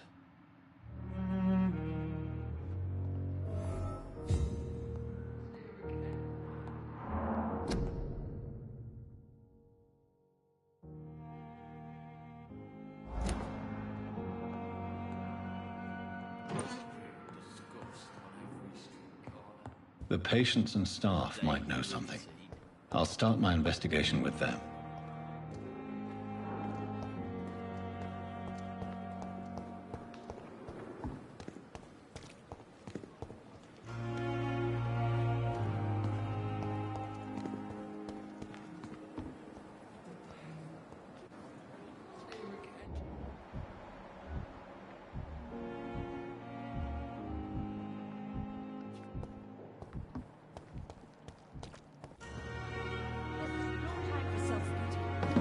Last thing our patients need. Good evening, Nurse Brannigan. Good evening, Doctor.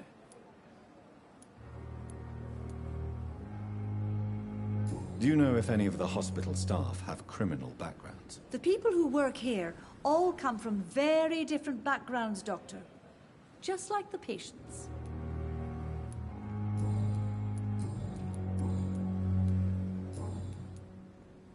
Have you seen a strange man visiting any of the nurses here? I've never heard of such a thing, Doctor.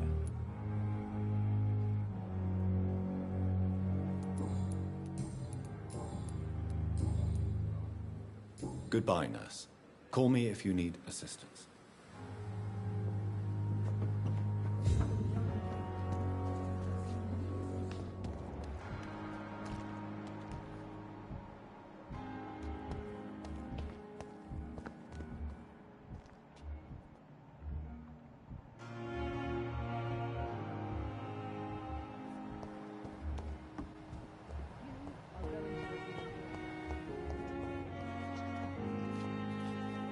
I'm quite busy right now, Dr. Reed.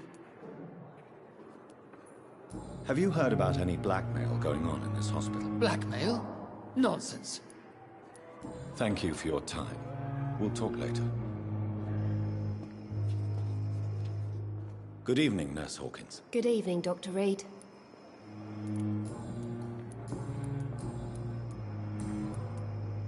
What can you tell me about the strange man visiting one of the nurses during her shift? Let me guess. You spoke with that old shrew, Harriet Jones. Do not pay attention to her, Doctor. She's full of fanciful tales. No matter how you feel about her, Miss Jones deserves our help. Who says I don't care for her? Hate is what keeps that old crone alive. She could have been telling the truth about the mysterious man. That old witch will end up in hell soon enough. Who cares if a nurse finds some happiness where she can? What can you tell me about the strange man visiting one of... Let me guess. Goodbye, Nurse Hawkins.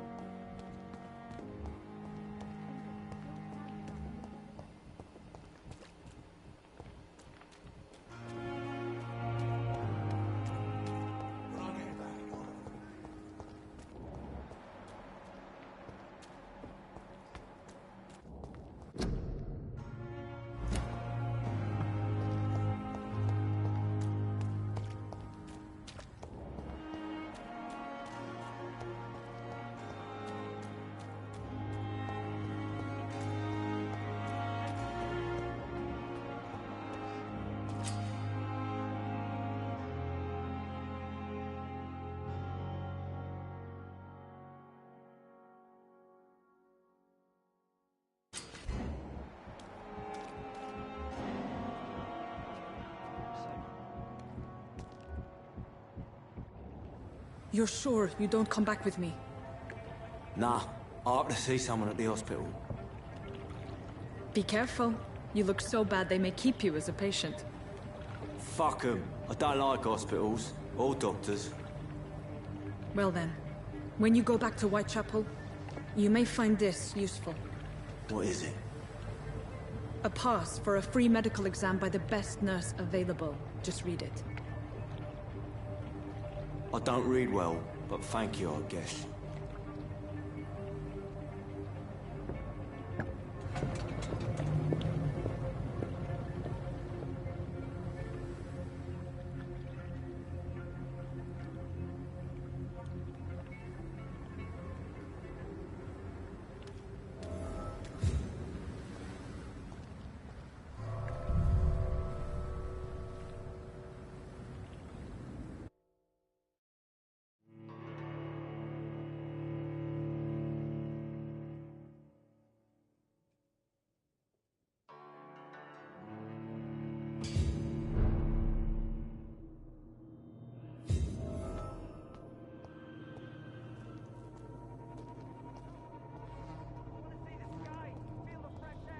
He's locked the door behind him.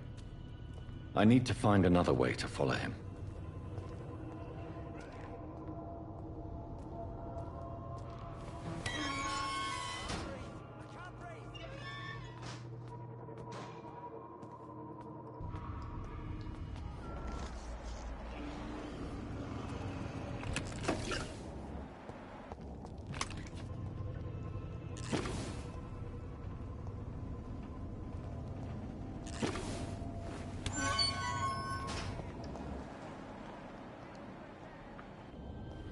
This man has been savagely attacked and dragged to the floor.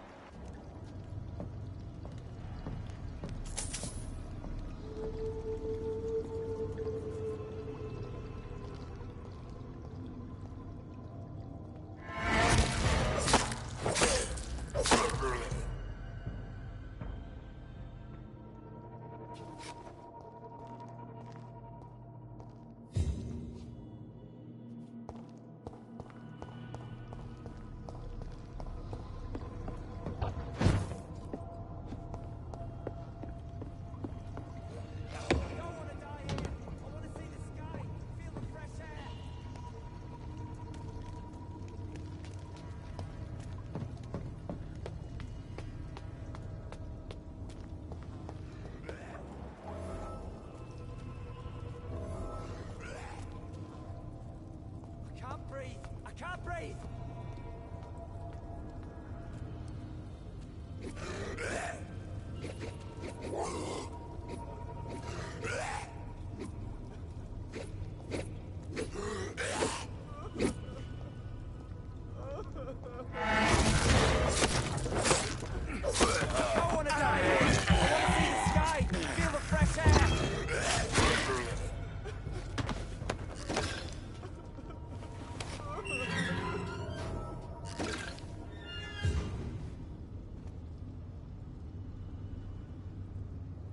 Are you injured, sir? Help me get out of here! I need to get out! I'm Dr. Reed, and I'd be glad to help you, but you must calm down first.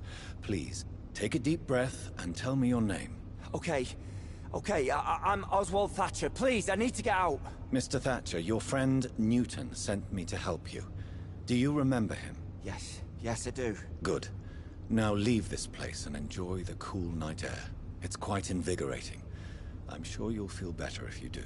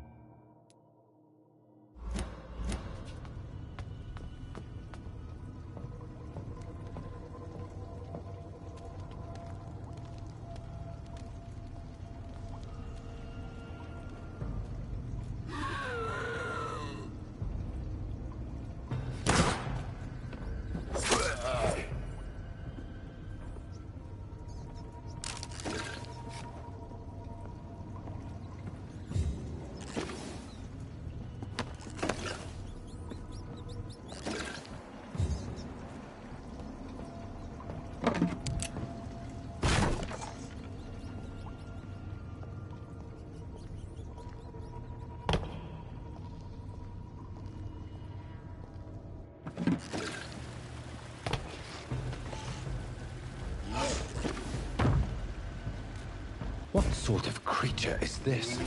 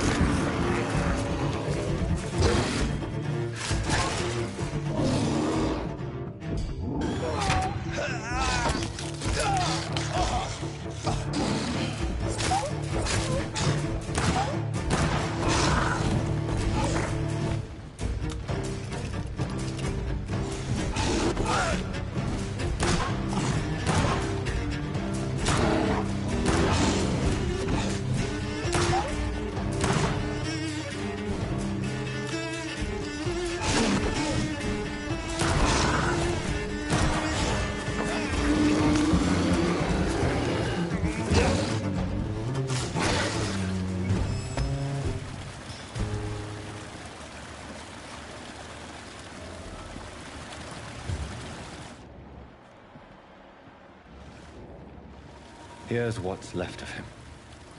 Not a lot to check, but I should anyway.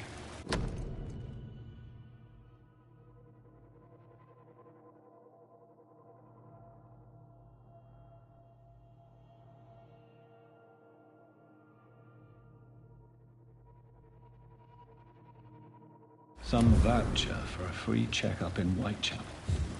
What is Nurse Crane up to? I really must find her.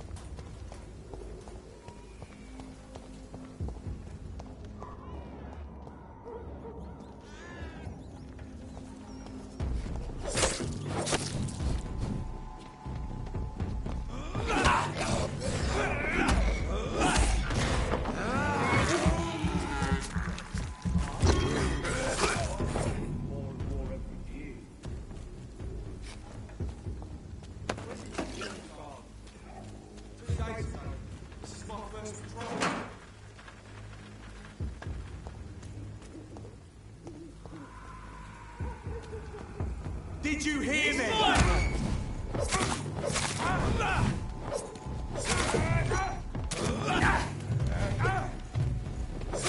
Christ! He's dead!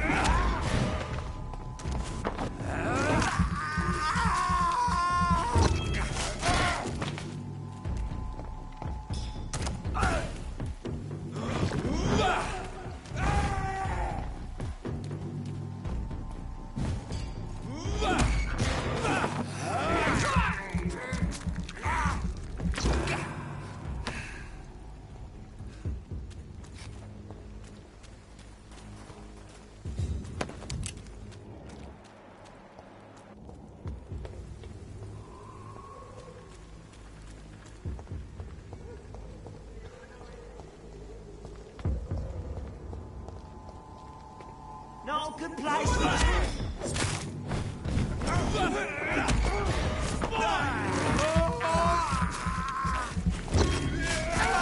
We have to stop it!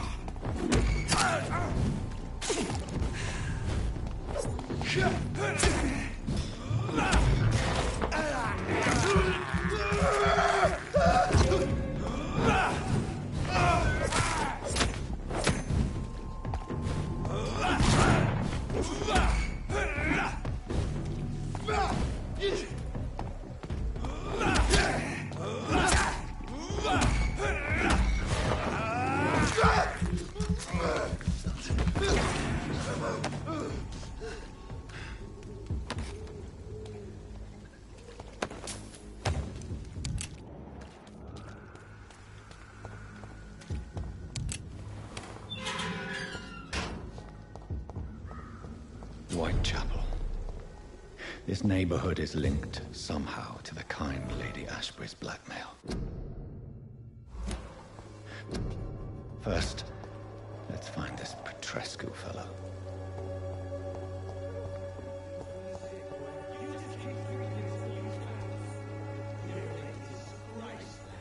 Fuck you all!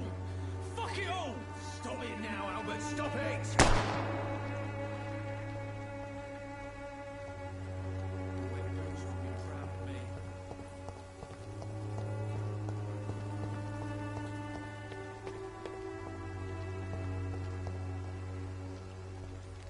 I won't end up another drunk arsehole. What? Shooting a boy in the middle of the street.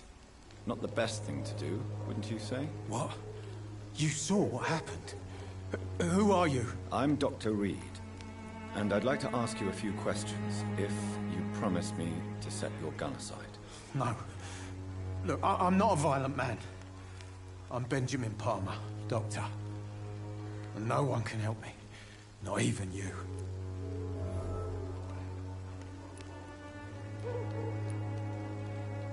Do you know Nurse Dorothy Crane from the Pembroke Hospital? Have you heard anything? It's funny, I've been searching for her too. I need some pills. But the woman is a phantom, if you ask me. Really? And why is that? Word is she ain't real. Just a cover for some doctor who runs an illegal dispensary for migrants.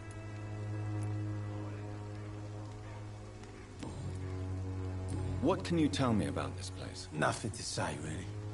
This is where I used to live, and this is where I live now. You don't have anywhere to go? No family that would welcome you? Not since the death of my wife, Albert's mother. She was sick, you see. Long before the flu and all this shit.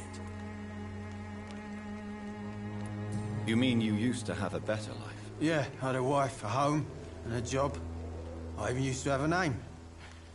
Now I'm just Ben. Ben the Tramp. Perhaps you could focus for a moment and tell me your troubles. I'm sick, broke, and my son just stole my pills. Everything's coming up roses.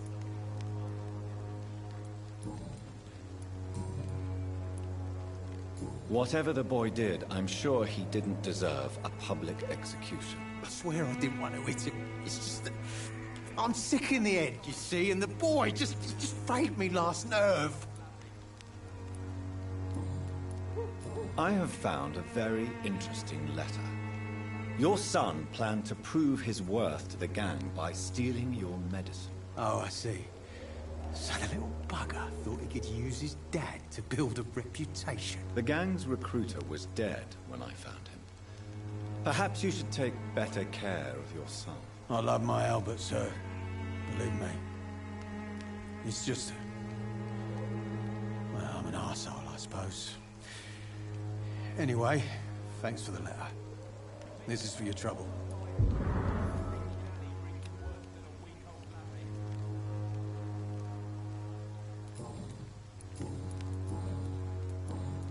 A gun, alcohol, and a bad temper make a terrible cocktail, sir. Goodbye for now.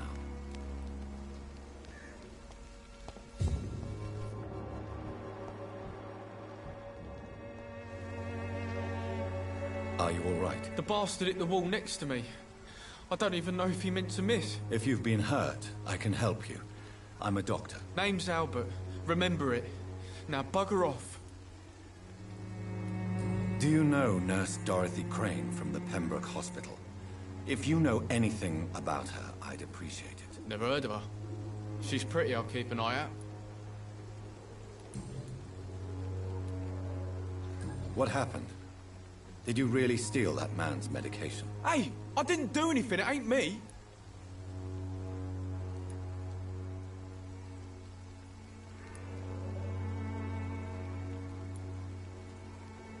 All right. Perhaps the poor drunk just confused you with someone else. Sod off, mister. You ain't got no clue what's going on here. Bastard was a soldier in the war, so now he's got the right to shoot me. It's true. I'm not familiar with this part of town. Perhaps you could help me. I said sod off. Go find yourself another guide. Goodbye, young man. The wet boots will be proud of me.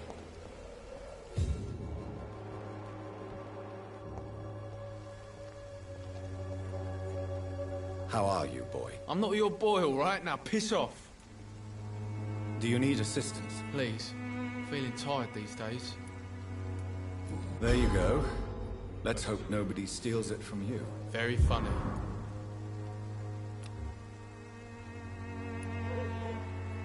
Goodbye, young man. I won't end up another drunk arsehole littering the streets.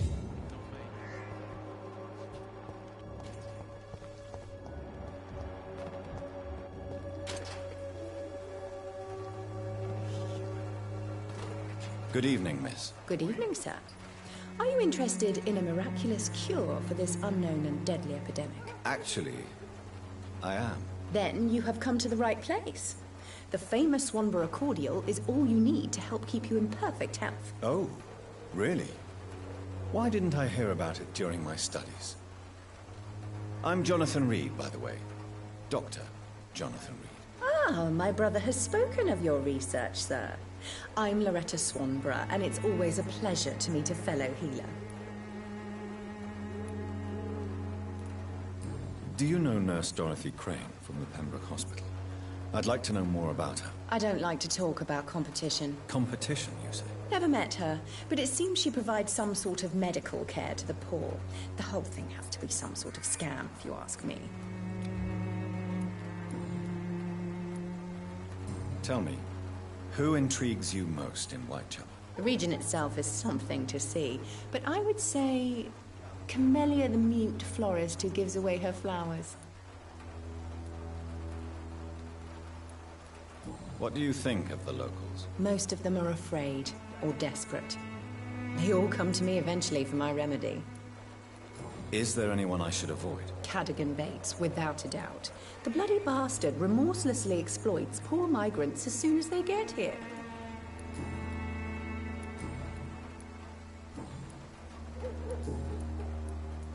Goodbye, Miss Swanborough. Perhaps we'll talk again. Its effectiveness has been proven by many. Even the flu is no match for the Swanborough.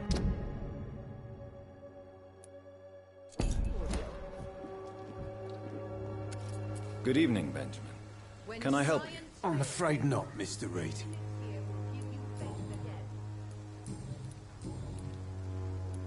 What is it, Benjamin? It was the war, wasn't it? Your nerves are shot, aren't they? I need some answers, Private. From one soldier to another. The doctors called me a liar. A coward. Put me in a straitjacket, locked me up. Finally, they sent me back to the front lines with a handful of tablets.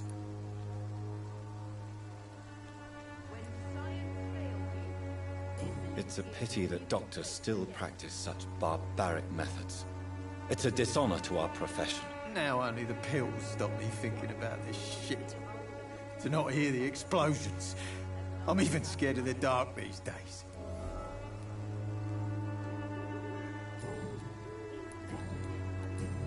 A gun, alcohol, and a bad temper make a terrible cocktail, sir. Goodbye for now. When science fails you, this elixir will give you faith again.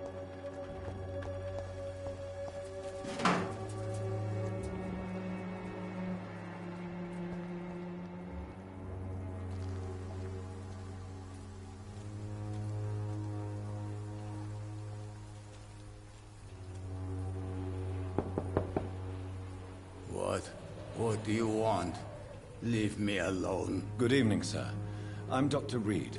I'm looking for Nurse Dorothy Crane. There is no Dorothy Crane here. Now goodbye. I'm afraid this medical leaflet says the opposite, sir. Really? Well, I'm afraid I'm going to close this door right now. Go bother someone else, Mr. Doctor. To enter that house, I must discover who this man really is. Maybe I could start by observing what he's up to.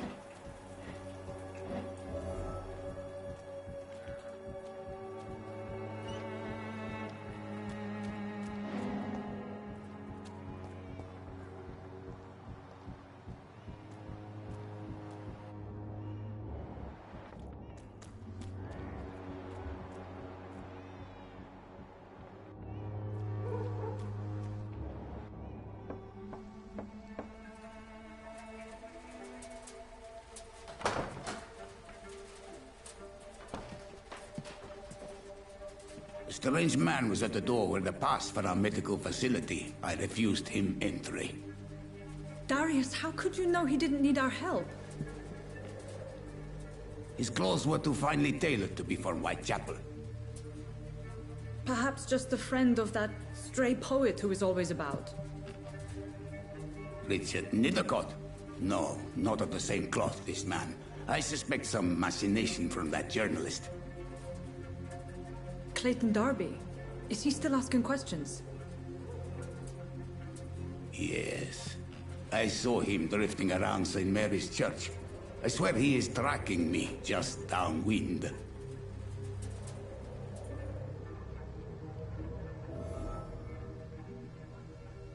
I must talk to that journalist or the poet. They must know about Darius. Nearby the church they just mentioned.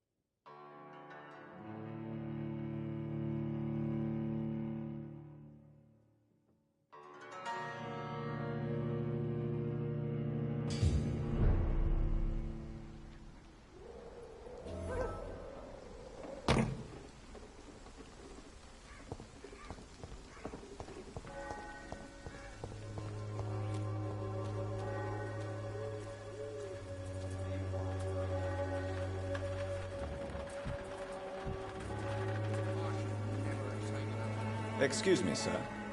I have a few questions for you. Another journalist?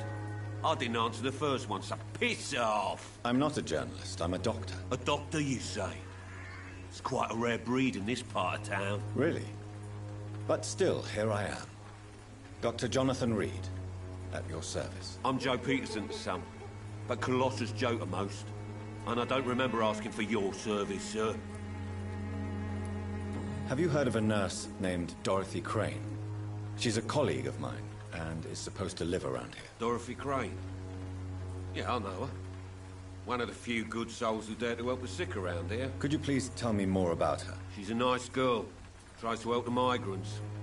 I offered to give her a hand, but she said my reputation would attract too much attention.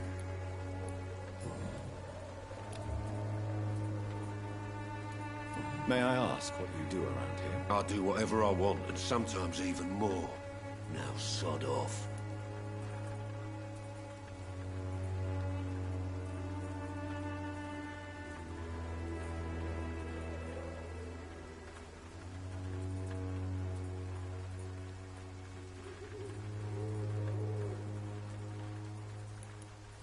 According to you, physicians are scarce in this part of town. Why is that? Not familiar with this neighborhood, are you? I guess your fancy colleagues are too afraid of being stabbed in the back. This part of town does have quite a reputation. Would you say it's justified? Totally. Look at me, for instance. I always look my opponent in the eye before knocking him out.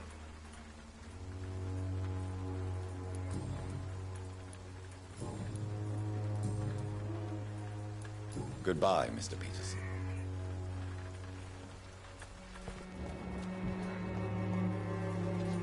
Welcome, sir. Please, take a browse of my wares. I am Dr. Reed. I would like to ask you a few questions, if you don't mind. Doctor? Interesting. I'm Barrett Lewis. Usually I don't have time to waste with talk, but at this hour of the night I can hardly refuse.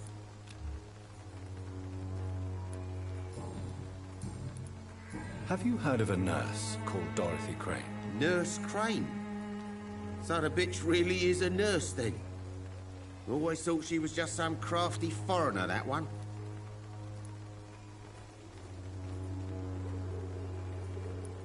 So she's trying to help her fellow immigrants. Why would that make her a villain? Dorothy Crane ain't even a real name. Something like Dorothea Craniu. Something like that.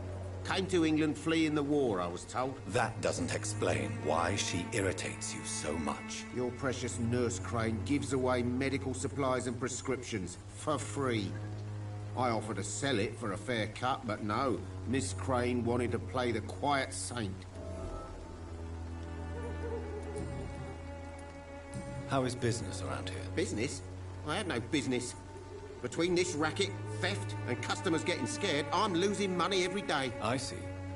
Sounds like you blame someone in particular for your situation. It's no secret Joe Peterson spends his time harassing merchants. But with me, he's trying to put me out of business once and for all. As a merchant, you see Whitechapel every day. Have you noticed anything out of the ordinary recently? Well, you mean besides the epidemic, the war, and all the usual crap? As long as I can remember, this part of town has been a bottomless pit, and no sign of the bottom yet. Violence is increasing in the borough. Yeah.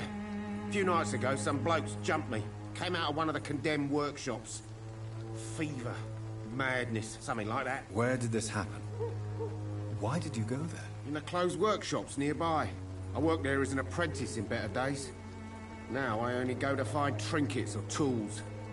Too bad I was mugged, though. There was good money in that little box of loot I lost. Have you been hurt? No, but that's only because I ran like hell. Those men were raving lunatics, I tell you. Not even able to speak anymore, just screaming.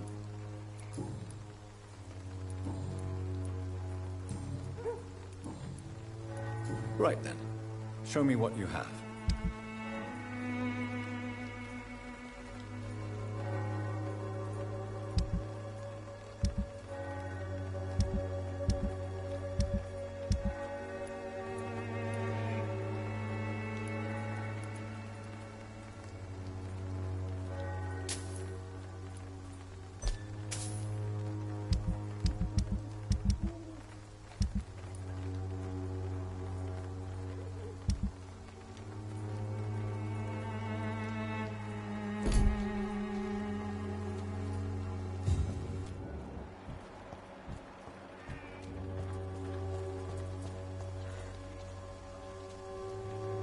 Don't be shy, handsome.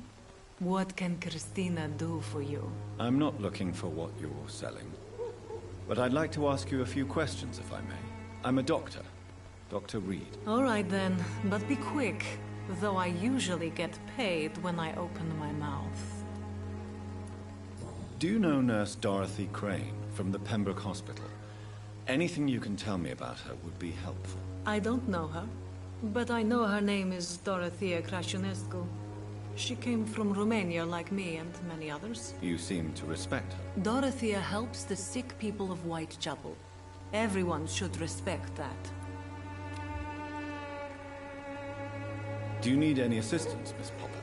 It depends on the price of your medicine. I am shocked that you would think I am that sort of man. Forgive my suspicion. I'm so used to liars with good manners. Thank you, sir. Christina, have you been examined? The epidemic is spreading fast in London, and you could be exposed. Or expose others. I don't like doctors or hospitals, but I don't like you asking questions. Considering your line of work, I assure you it is only a matter of time before you have health issues. If it is going to happen, it will happen. Right now, I need money. That's what's important. You can put your own life in danger, that's your decision. But what about your clients? If you're contaminated, you will put them in danger too. And you think that would worry me? If you knew the men I deal with, their health would not be what you'd worry about.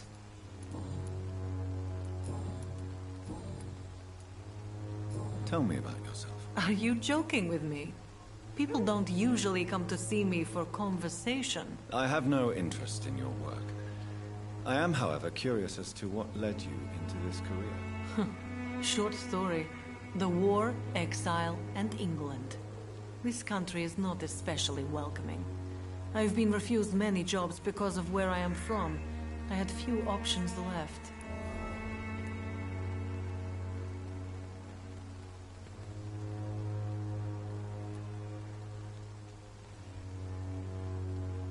Many people must deal with poverty, but not all choose to sell their bodies. That was your decision. And when exactly was the last time you looked for a job? Or worried about the rent, or what or when you were going to eat? Goodbye, miss. Take care of yourself as best you can.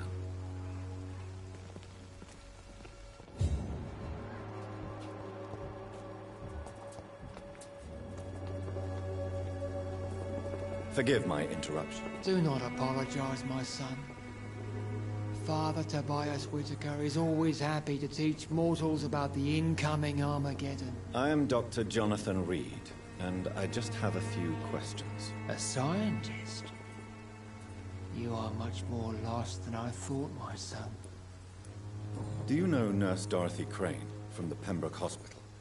I'd like to know more about her. I don't like the liberal ideas of nurses, but I especially abhor that Nurse Crane you mentioned.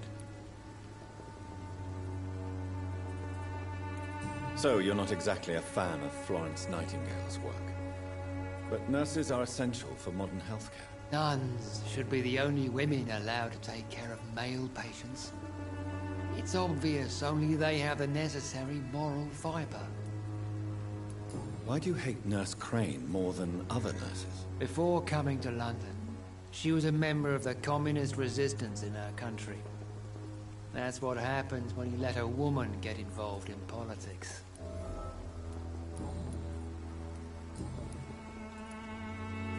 What do you mean when you say that I am more lost than you thought? All scientists are entangled in a world of causes and consequences, and most of them can't see the plain truth. Quite a judgmental opinion, if you ask me. But what do I know? Blinded by science as I am. But you are seeking answers, aren't you? Answers about the Armageddon about to strike the city. Answers about the hidden truth. Well, I suppose I can spare a few minutes listening to your so-called truth. As a doctor, you must be aware of the decimating epidemic. But let me tell you that this so-called Spanish flu is just the beginning of the end. What do you mean? The beast is finally revealing itself, corrupting the flesh and the heart of men. With my own eyes I have seen them, those minions from the abyss. Really? And what would be your answer to this biblical threat?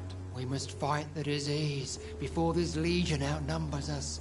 But not with scalpels and microscopes. No. What is left then? Cleansing fire.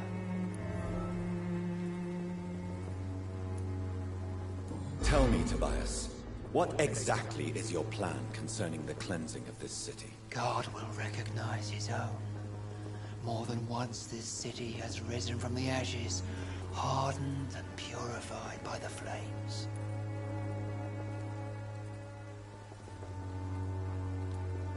Purification by fire has proved useful, but where do you stop?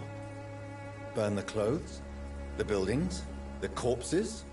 Worse? Your lack of faith is predictable. But my task is to convince rational minds like yours to see the light. This is God's will. You're mad. And dangerous. You're nothing but a soulless butcher. A small-time Torquemada. The Savonarola of Whitechapel. My son, if you think salvation is a free gift, go listen to the lies of that pompous fool, Joseph. Joseph, a fool? Vicar Larrabee of St. Mary's Church. While he continues preaching his fraudulent redemption, more and more people die in the streets.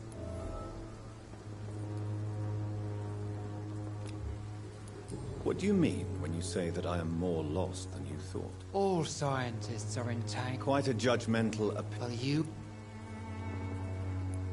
I am. But the answers I seek...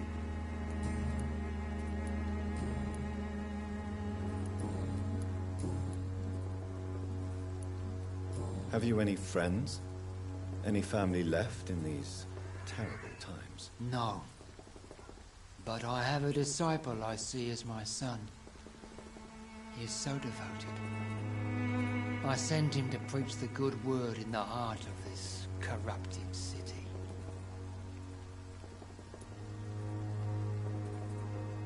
You sent him on some preaching crusade during the epidemic. As a true believer, Samuel will fear no evil while he walks through the valley of the shadow of death.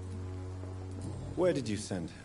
I sent Samuel to the Stonebridge Cemetery, where the pestilence and evil grows night after night. I have heard enough for tonight. Goodbye.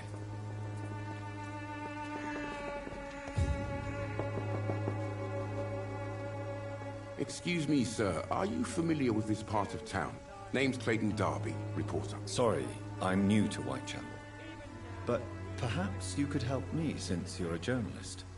My name is Jonathan Reed. Dr. Reed, the famous surgeon. I'll gladly help if I'm able, sir.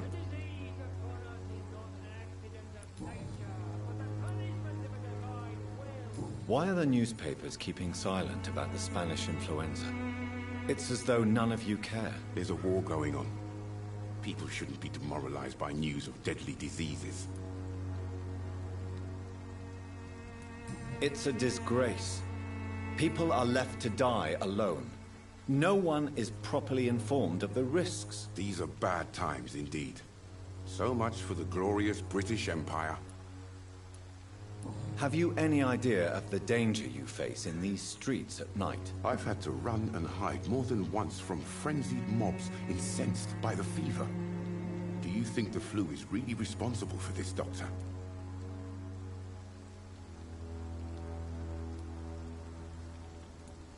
I'm convinced there is more at work here than a simple epidemic. Really? To be honest, I could say the same. Some of the sick I saw or heard of. My God, what happened to them? What is a journalist doing in this borough after sunset? He goes where none of his colleagues would dare to go, to inform the country. So you risk your life to reveal the truth. I saw many reporters do the same during the war. Whitechapel is the crucible of so many untold stories and tragedies. I want people to know them. That's quite honorable of you. But is the public interested? Not at all, sir. And that's why I'm an independent journalist, hoping to sell some stories. Christina Popper claims she sells her body because she can't find any other work. Do you believe her? Of course I do. Her story is exactly what I want my readers to understand. We live in an intolerant and divided nation. Do you think things will ever change, Mr. Darby? I believe the situation can only improve. And now that women can vote, I'm convinced things will change. I heard you're investigating an underground medical dispensary in Whitechapel. What do you know about it? Not much, I'm afraid. They are wary of strangers, and I'm not really an acquaintance of theirs. Why do you care?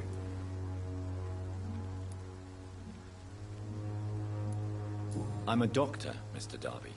I care about everything involving public health and this epidemic. Are you sure you're not just concerned about the repercussions that a scandal involving a certain Nurse Crane from the Pembroke Hospital would bring? Without a doubt, you are a damn fine journalist, Mr. Darby.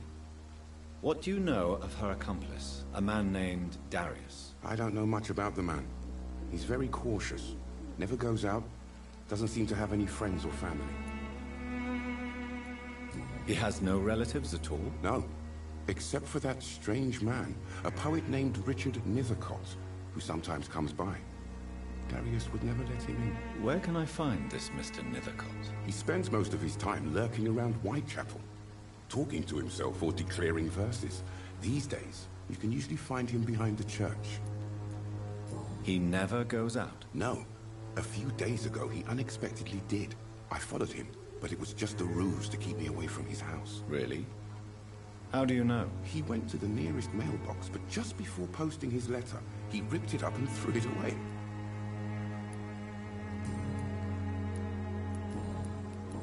Goodbye, Mr. Darby. Farewell.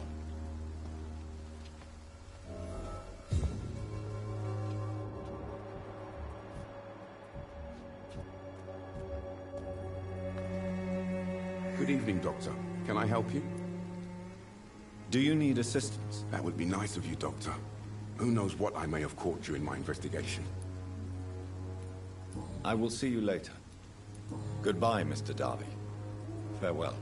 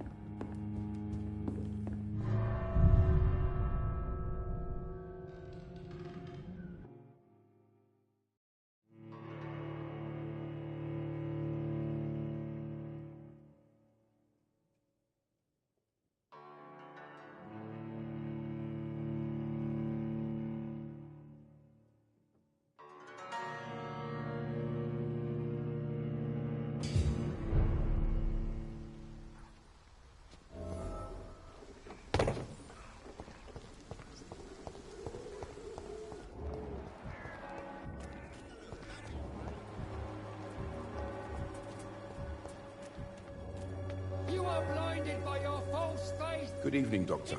Can I help you? Do you need assistance? That would be nice of you, Doctor. Who knows what I may have caught during my investigation.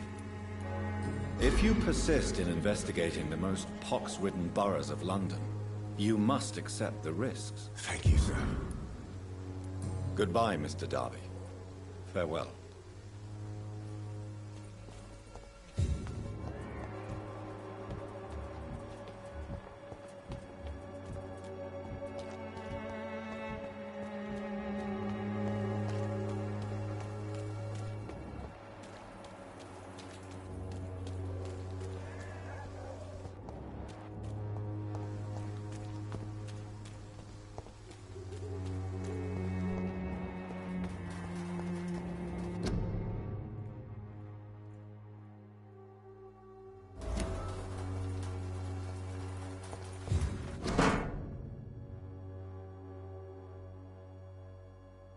The content of Darius' letter to his children could give me more leverage to enter.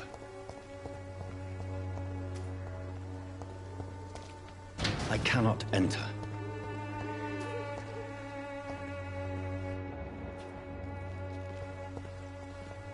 Good evening, miss. I'm Dr. Reed.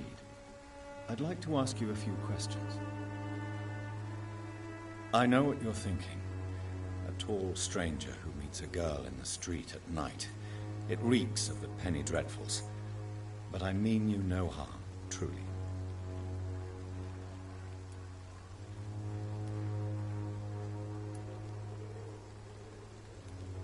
Camellia, I know you work for Dorothy Crane. Please tell me about her secret dispensary.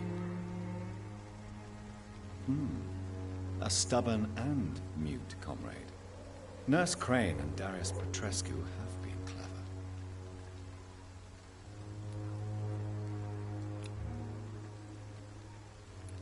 I know you understand what I'm saying. Your silence has nothing to do with you being mute, does it? Very well. Goodbye then.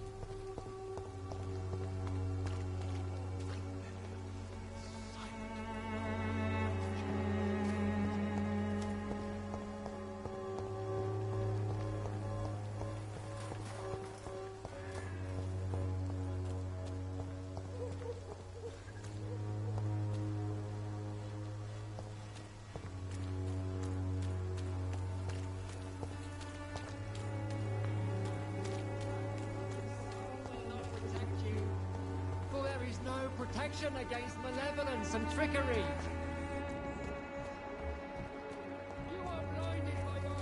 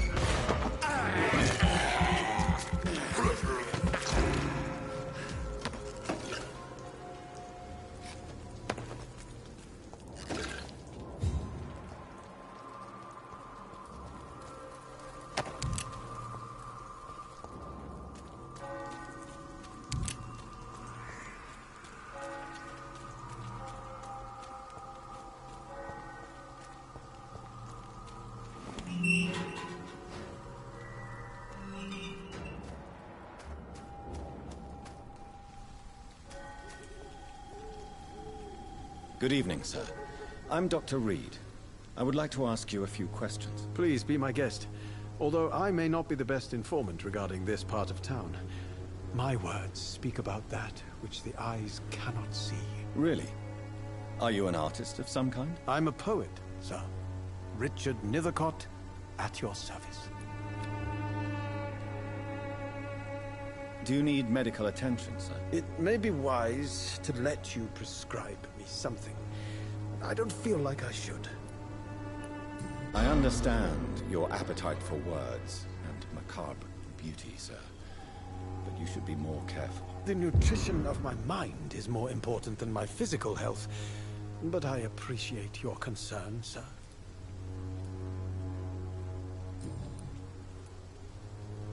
What are your thoughts on the terrible situation in the city? Terrible, you say? No. Of course, the death of so many innocents is a tragedy. But the scourge has not been all bad for the city. Oh, no, sir. What are you talking about? Do you remember London before the flu? Noisy, cacophonic, quiet nowhere to be found. And now, listen to this oddly peaceful silence.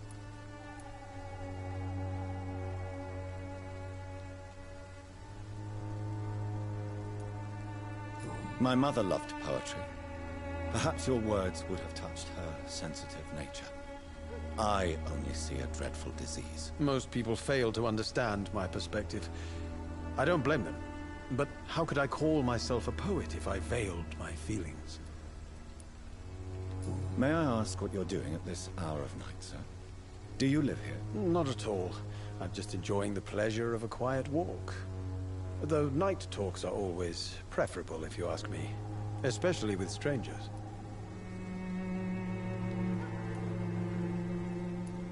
But are you not afraid of the epidemic? Oh, why should I? I see some equity in the Spanish flu.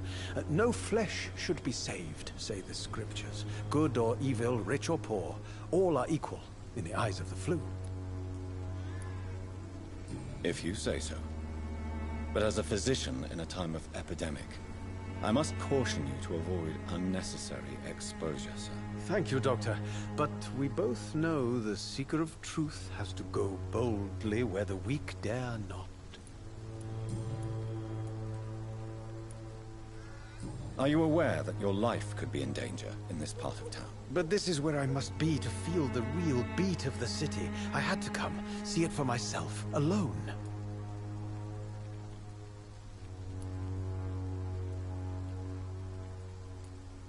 I understand your need for solitude, but it's not safe around here. I don't care. I don't have many friends, Doctor, and my family despises me. If some misfortune came upon you, who would be here to help you? Well, you for a start, my dear Doctor.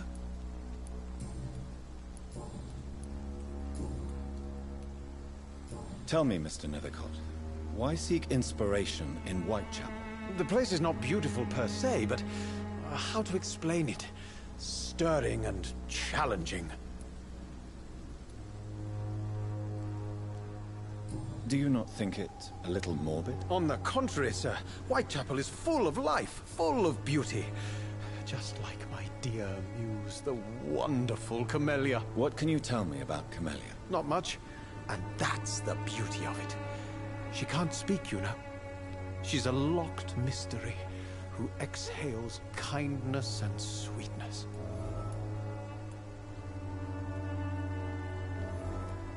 And have you ever tried to learn more about her? Where she lives?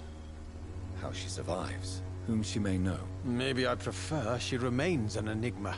Reality can be so dull, don't you think? Perhaps you're just afraid to find out the truth about your muse. One day, perhaps, I'll ask her to come with me.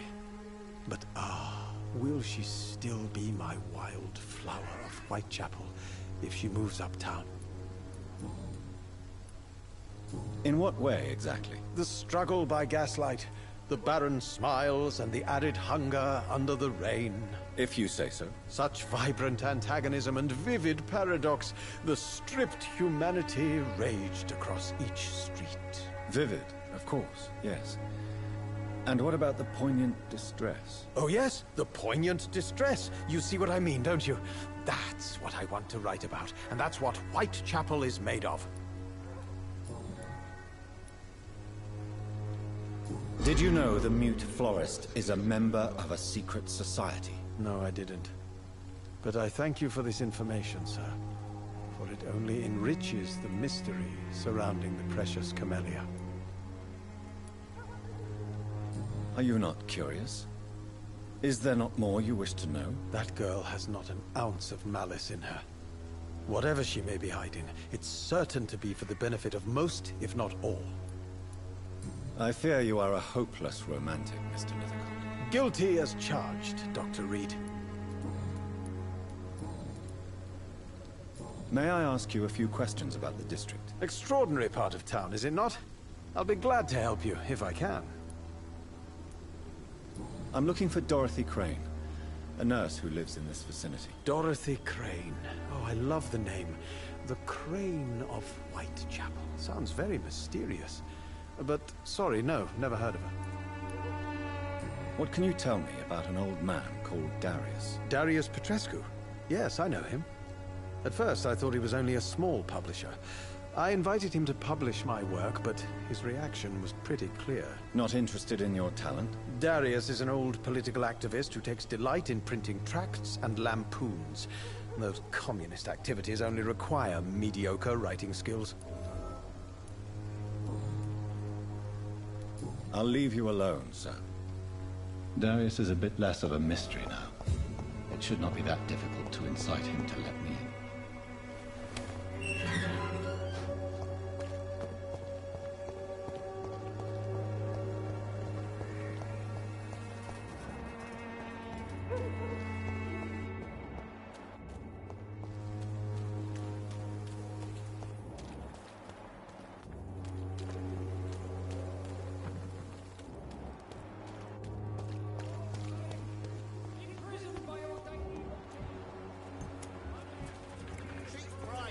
Quality. Come on, take a look. Don't be afraid.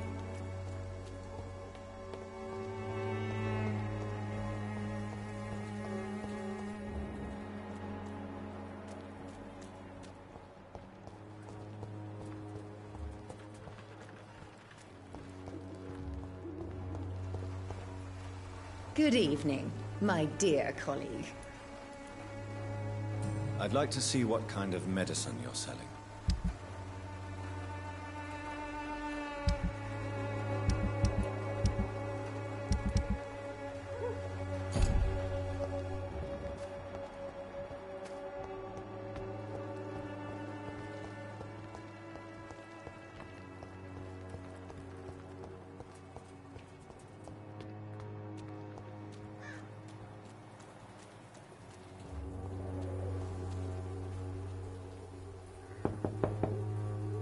Mr. Petrescu, just 1 minute, please. You again?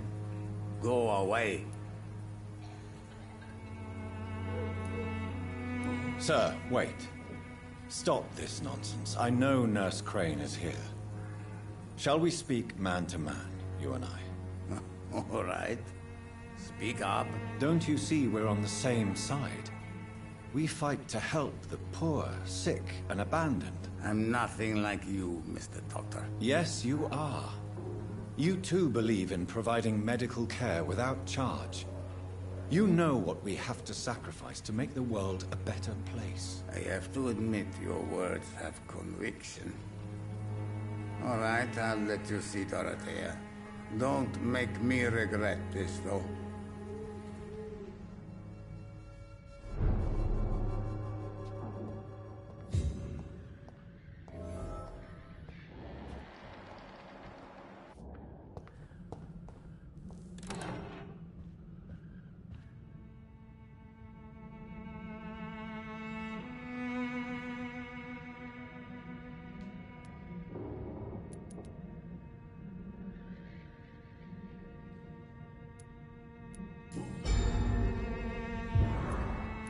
Goodbye, Mr. Petrescu.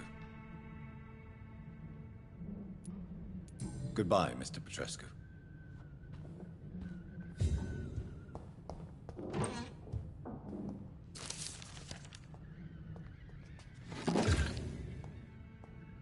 It's locked.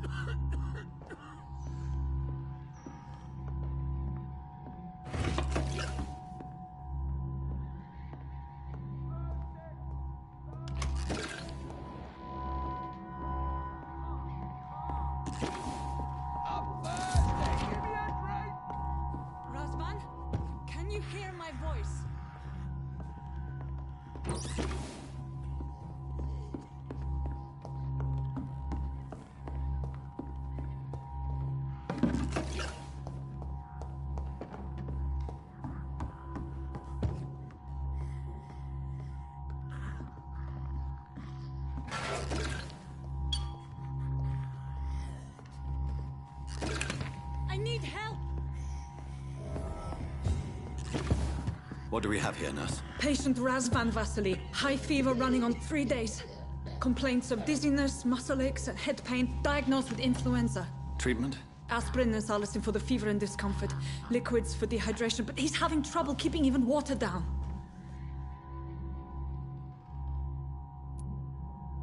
Aspirin and salicin, you say?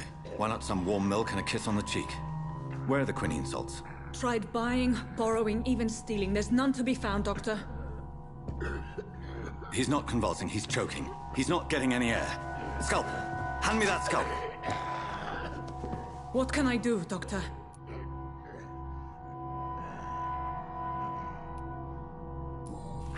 It's too dangerous to operate with these convulsions. Sedative, nurse. Do we have any anesthetics? I'm sorry, Doctor. None at all.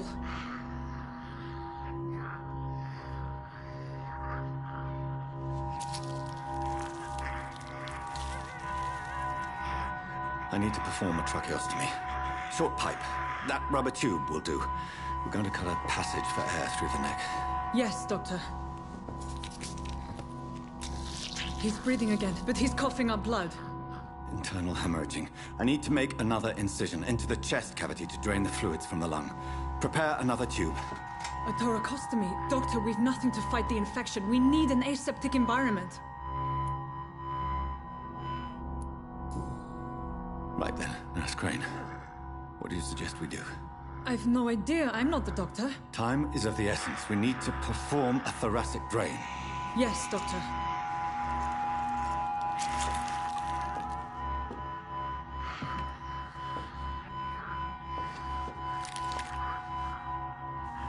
He's still bleeding, Doctor.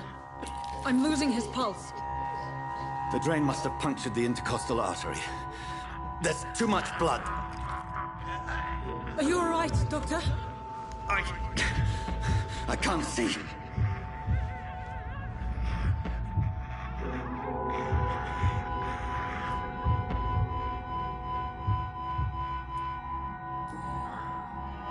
I must first suture the artery.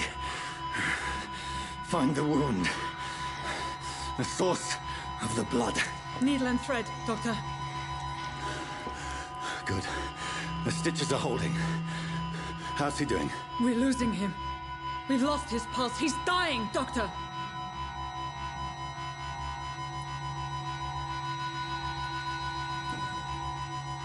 Cardiac massage, now.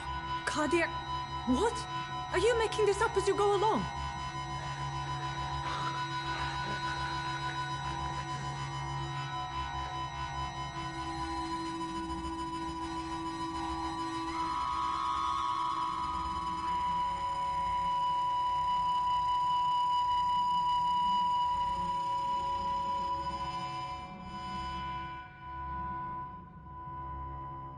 We've lost the pulse. He's gone, Doctor. Nurse, we did everything we could. Truly? Everything you could. Is that how you'll report this in your log? Is this how the war went? Piling up one poor corpse beside the next? This was not an influenza-induced seizure. I've never seen symptoms like these on the continent. Neither have I. But the previous symptoms leading up to this attack were the same, indistinguishable from the epidemic. No. There was something more vile in these reactions. Something primitive. There have been numerous reports of mental breakdowns caused by the fever that accompanies the flu itself, Doctor.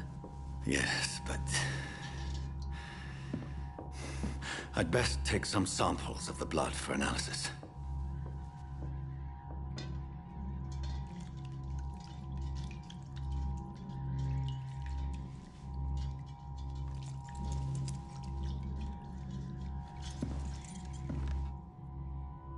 I doubt you're here to test my bedside manners.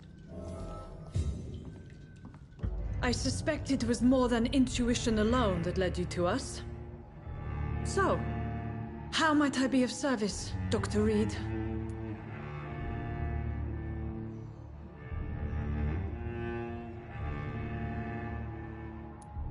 Your heart might be in the right place, but you can't carry on with this blackmail. For God's sake, Dorothy, it's extortion. It's a serious crime. Doctor, you think your warnings scare me? I've stolen and plied, blackmailed and lied, but what else am I to do? I'm all these people have. But why Lady Ashbury? Why her, of all people? She's pristine and proper, all right. But that she-wolf in sheep's clothing murders the poor for sport. I have her where she belongs, and I'll milk her for all she's got. Dr. Swansea is a sensible and honest man. He wouldn't have refused your friend's care at Pembroke. It's easy for you to say, Doctor. These people cannot go to the police, nor to the hospital. They don't even speak English. They depend on me for everything. So, the end justifies the means. Is that your defense? I know you're kind, Doctor. Just another fine-heeled, silver-spooned gentleman who was given the world on a platter. You know nothing of poverty. Nothing of the shame, the hunger, the loneliness. You've convinced me of the sincerity of your actions and their noble justifications. But all the same, blackmail is a crime, and it will stop, Nurse Crane. So, are you going to turn me over to the authorities?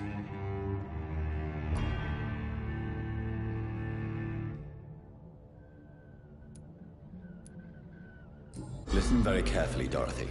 You will erase from your memory everything you pretend to know about Lady Ashbury and Pembroke Hospital. Let that rich bitch off the hook over my dead Nurse body. Crane, enough. Listen as if your life depended on every word. I know you've a generous heart who gives freely to those in need, but you shall walk away from the shadier streets of your business. I will never abandon... Dorothy, the discussion has come to a close. Your clandestine activities in the Resistance are over. Let it go.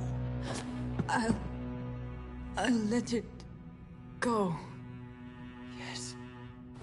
All gone.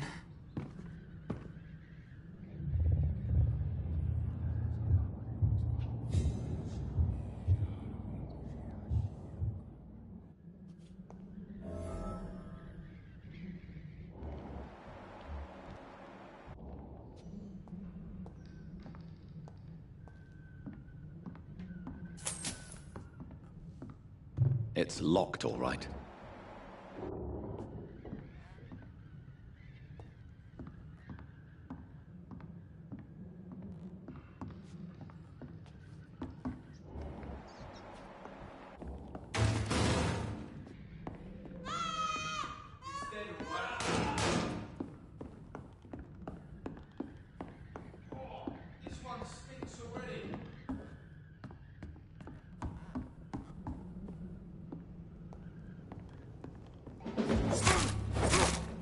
Filthy piece of shit!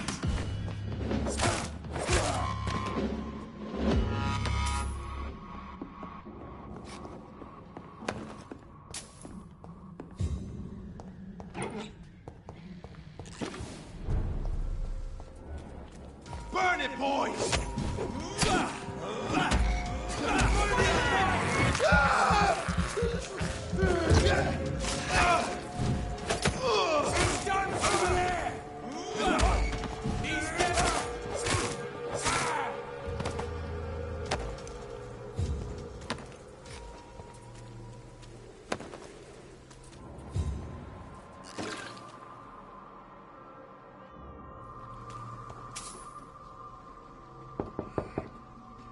Hello, Mr. Petrescu. Hello, Dr. Reed. Come on in.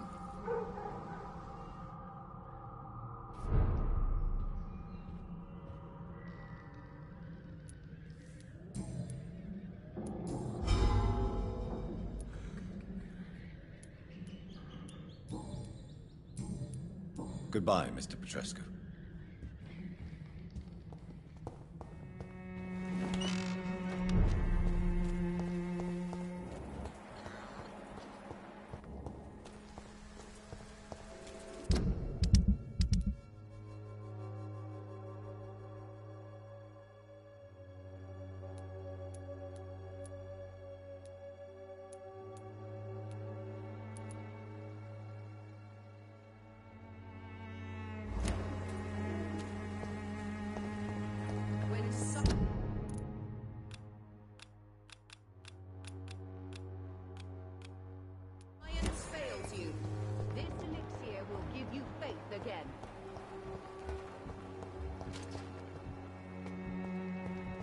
all a bloody joke, really. Stealing drugs from the sick and suffering. The wet boots will be proud of me. It's locked.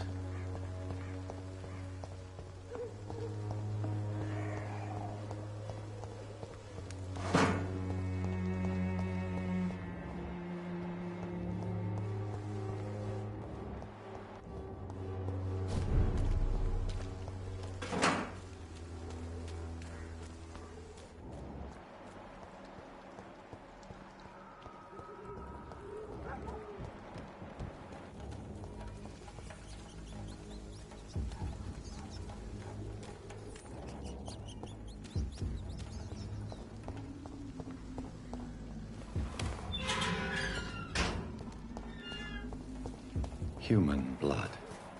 Whoever left these marks did so deliberately.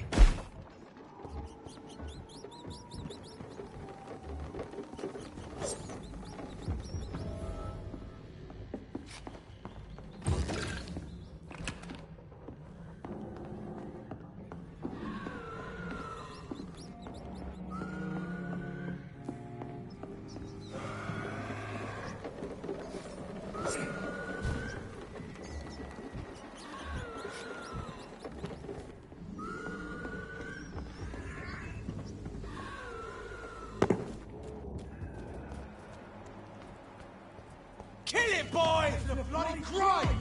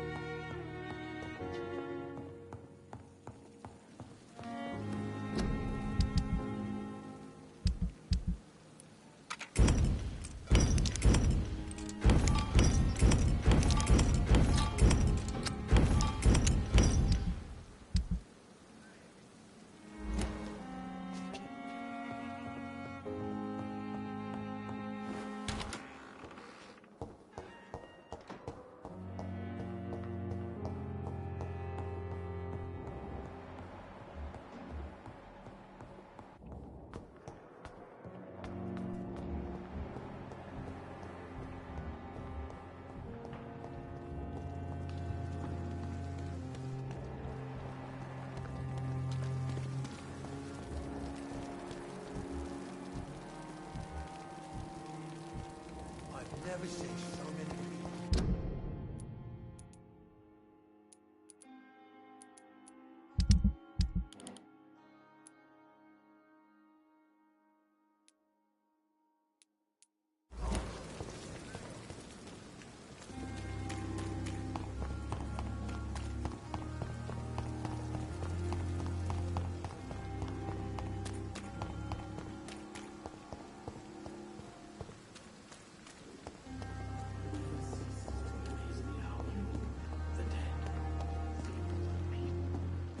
Good evening, Dr. Reed.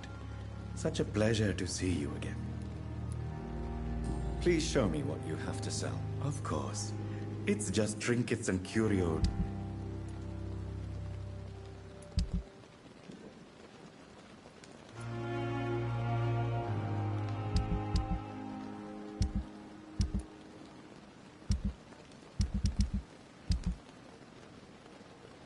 Tomorrow, more bodies will arrive.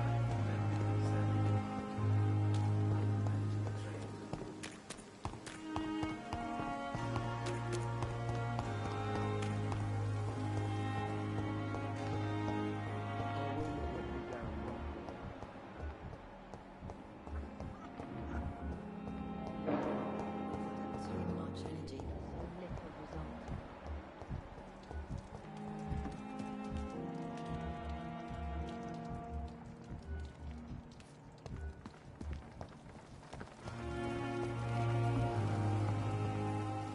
Good evening, Milton. Good evening, Doctor. Still trying to save lives?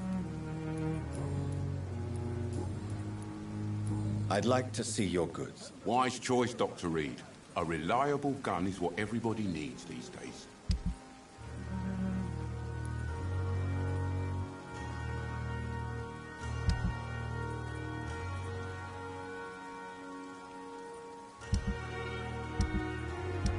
If only there were more of us, with less resignation and more determination. I know I can count.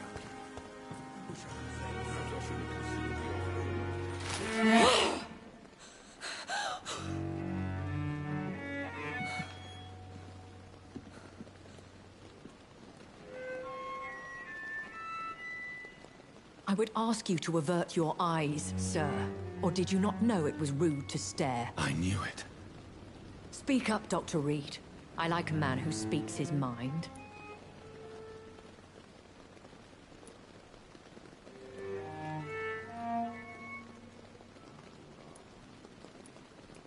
Hiding your true appetites behind a facade of compassion. Bravo. Very clever indeed. Spare me your sarcasm, Jonathan. You are but newly born in this world. So in the end, the accusation was true, wasn't it? The situation is somewhat awkward nonetheless. I have not been observed sustaining myself for many decades.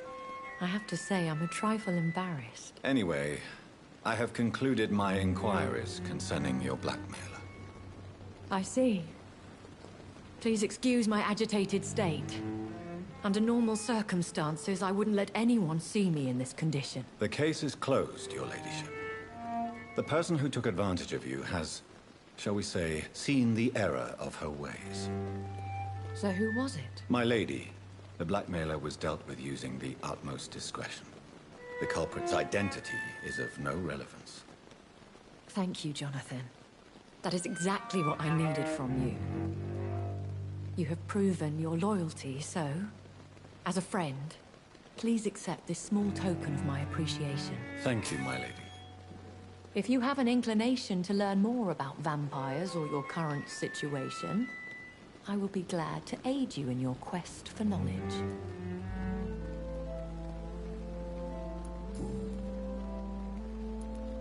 I've been hearing a voice talking in my head.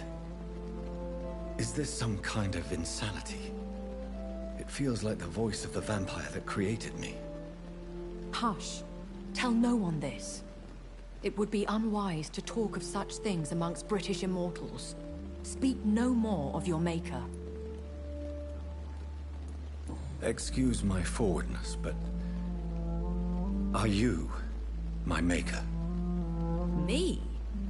Goodness, no.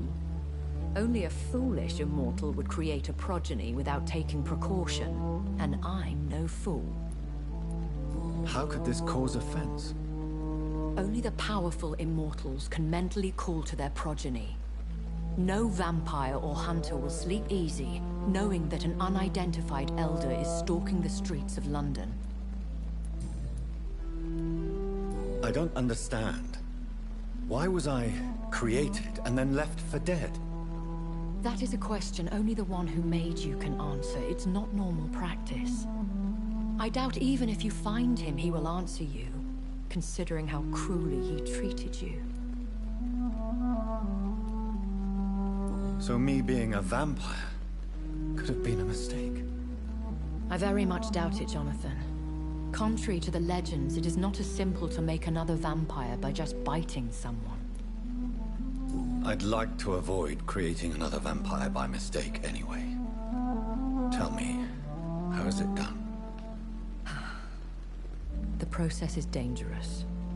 It could even kill your potential progeny. If you did decide to sire an offspring, they must drink of your blood, Jonathan.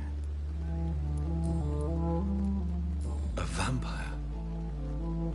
Is that what I am? What we are?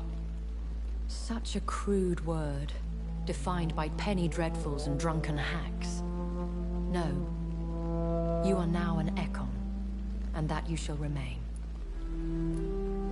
Are you an Ekon too? Yes, I am. We are the closest thing to what man refers to as vampires. Forget what you think you know about us. So we are Ekons. How can I identify us amongst other vampires? How to put it? All Ekon are vampires. But all vampires are not Ekon. We are but a branch of the immortal tree.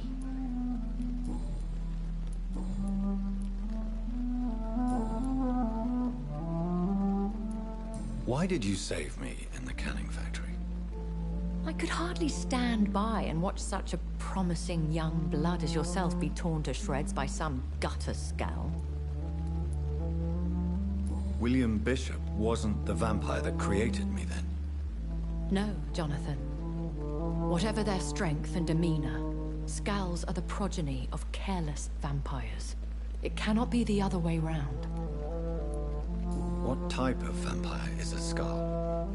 Not a true vampire. The deformed offspring of lesser vampires. It is a shame these creatures run wild, slaves to their baser instincts.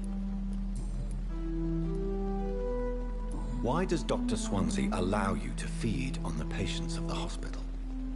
Dr. Swansea is a good and compassionate man. He is trying to find a solution for our hunger. Until that happens, he is clever enough to understand that I only feed upon the dying. What do you know about this Brotherhood of St. Paul's Stole? The Brotherhood is well known amongst London vampire society. As long as our kind is discreet, and as long as they do not interfere, we have come to a mutual understanding. And no one suspected you of the murders? As you well know, suspicion has recently fallen on me of killing for pleasure. But you have my word, Jonathan. I take no pleasure in taking a life. I know this is beyond the pale, but may I inquire your age? Really? And I thought you were gentlemen. If you must know, I'm 27. I've been 27 for a long time now, and 27 I shall remain. Very well. But I believe there is more to this than you are saying. A lady has to have some secrets. And who bestowed upon you this eternal youth? My maker. He left this isle a long time ago.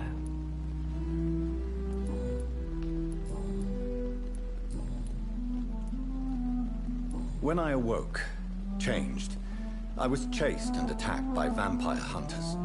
Prepared and well-trained. Though I can't be certain. More than likely, it was the once glorious Guard of Priwen. Once glorious, but still dangerous. They have seen better days, but all fanatics are dangerous. You would be wise to stay clear. They are sworn to destroy our kind. You make them sound like some sort of cult. More a society. And like all the best ones, a secret society. I thought them almost gone, but it seemed they have been recruiting. I've been away from London and England for 3 years. This isn't the city I remember. Things have gone from bad to worse here, Jonathan. I've lived in this city for a long time, and I've never seen it like this. The Spanish flu has hit London that bad. Yes, but it's not just that. I've heard things. Things I've not heard for a very, very long time. There are whispers in the shadows.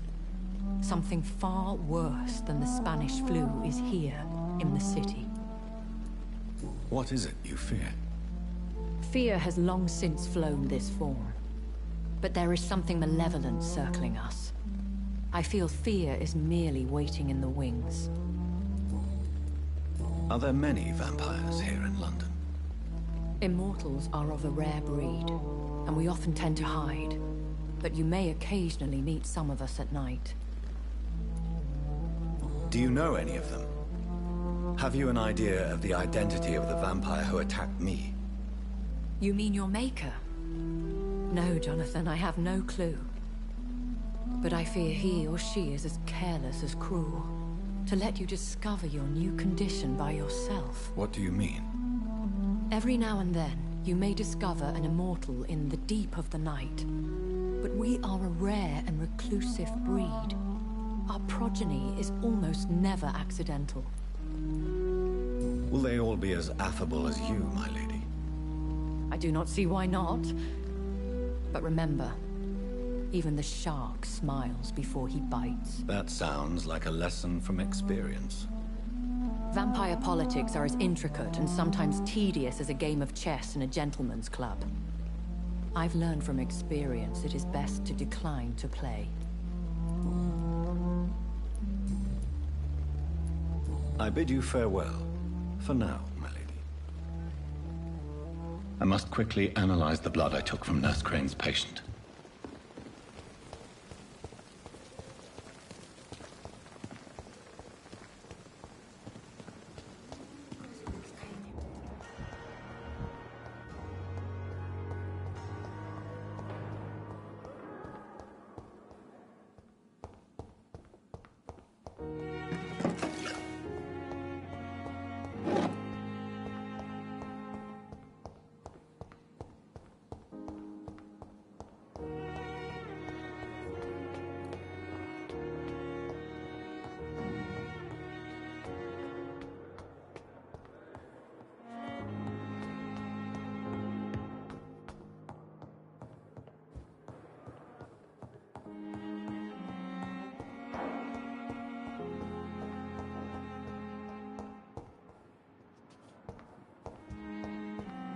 It's locked.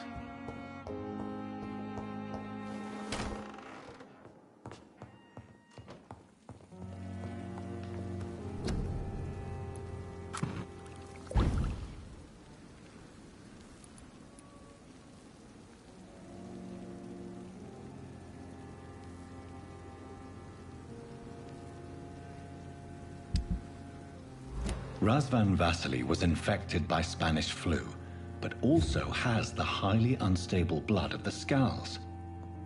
Is the London vampire epidemic transmitted through the flu? I should talk to Dr. Swansea about it.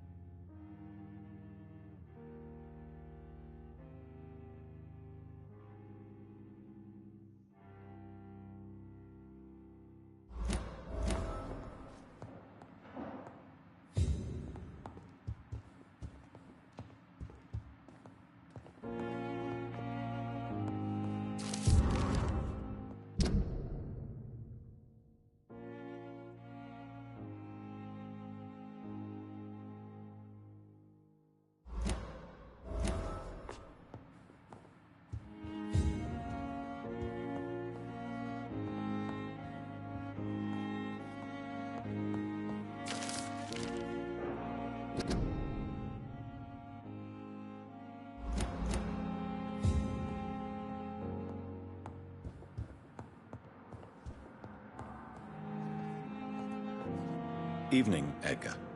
Could I get your professional opinion? Please speak, but I have something important to tell you. This strain of flu, it's very different from the one I saw in Europe. It's downright peculiar. Really? What makes you say that?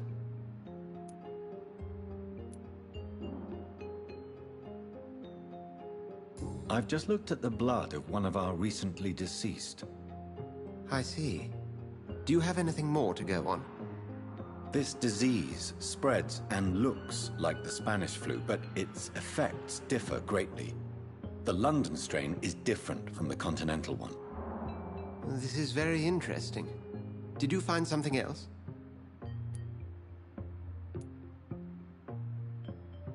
Yes. Unlike the flu, the infected begin to show an increase in outwardly aggressive behavior. More than simple agitation. Once docile people become violent. You mean like rabies? Is there a chance we could create a vaccine, Jonathan, like Pasteur? By the stove, that would be smashing. There's a lot we're not seeing here. But it is spreading, and quickly. If we don't act, the whole city could be lost. But Jonathan, we've a fantastic opportunity sitting right here in front of us. A weapon of choice. What on earth do you mean? Why, you, my dear boy. With your expertise and your blood, we could isolate the properties that course through your veins. Think about the possibilities.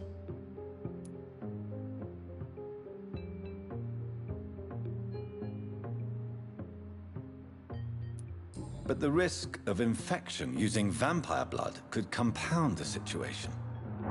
I know, but your blood now carries remarkable regenerative properties. With our minds and your blood, there's nothing we couldn't cure. We'll discuss this more later. Thank you for your time. No, thank you, Jonathan. But as I said, I needed to talk to you. I have some rather bad news. Yes? I'm afraid it's your sister. My sister?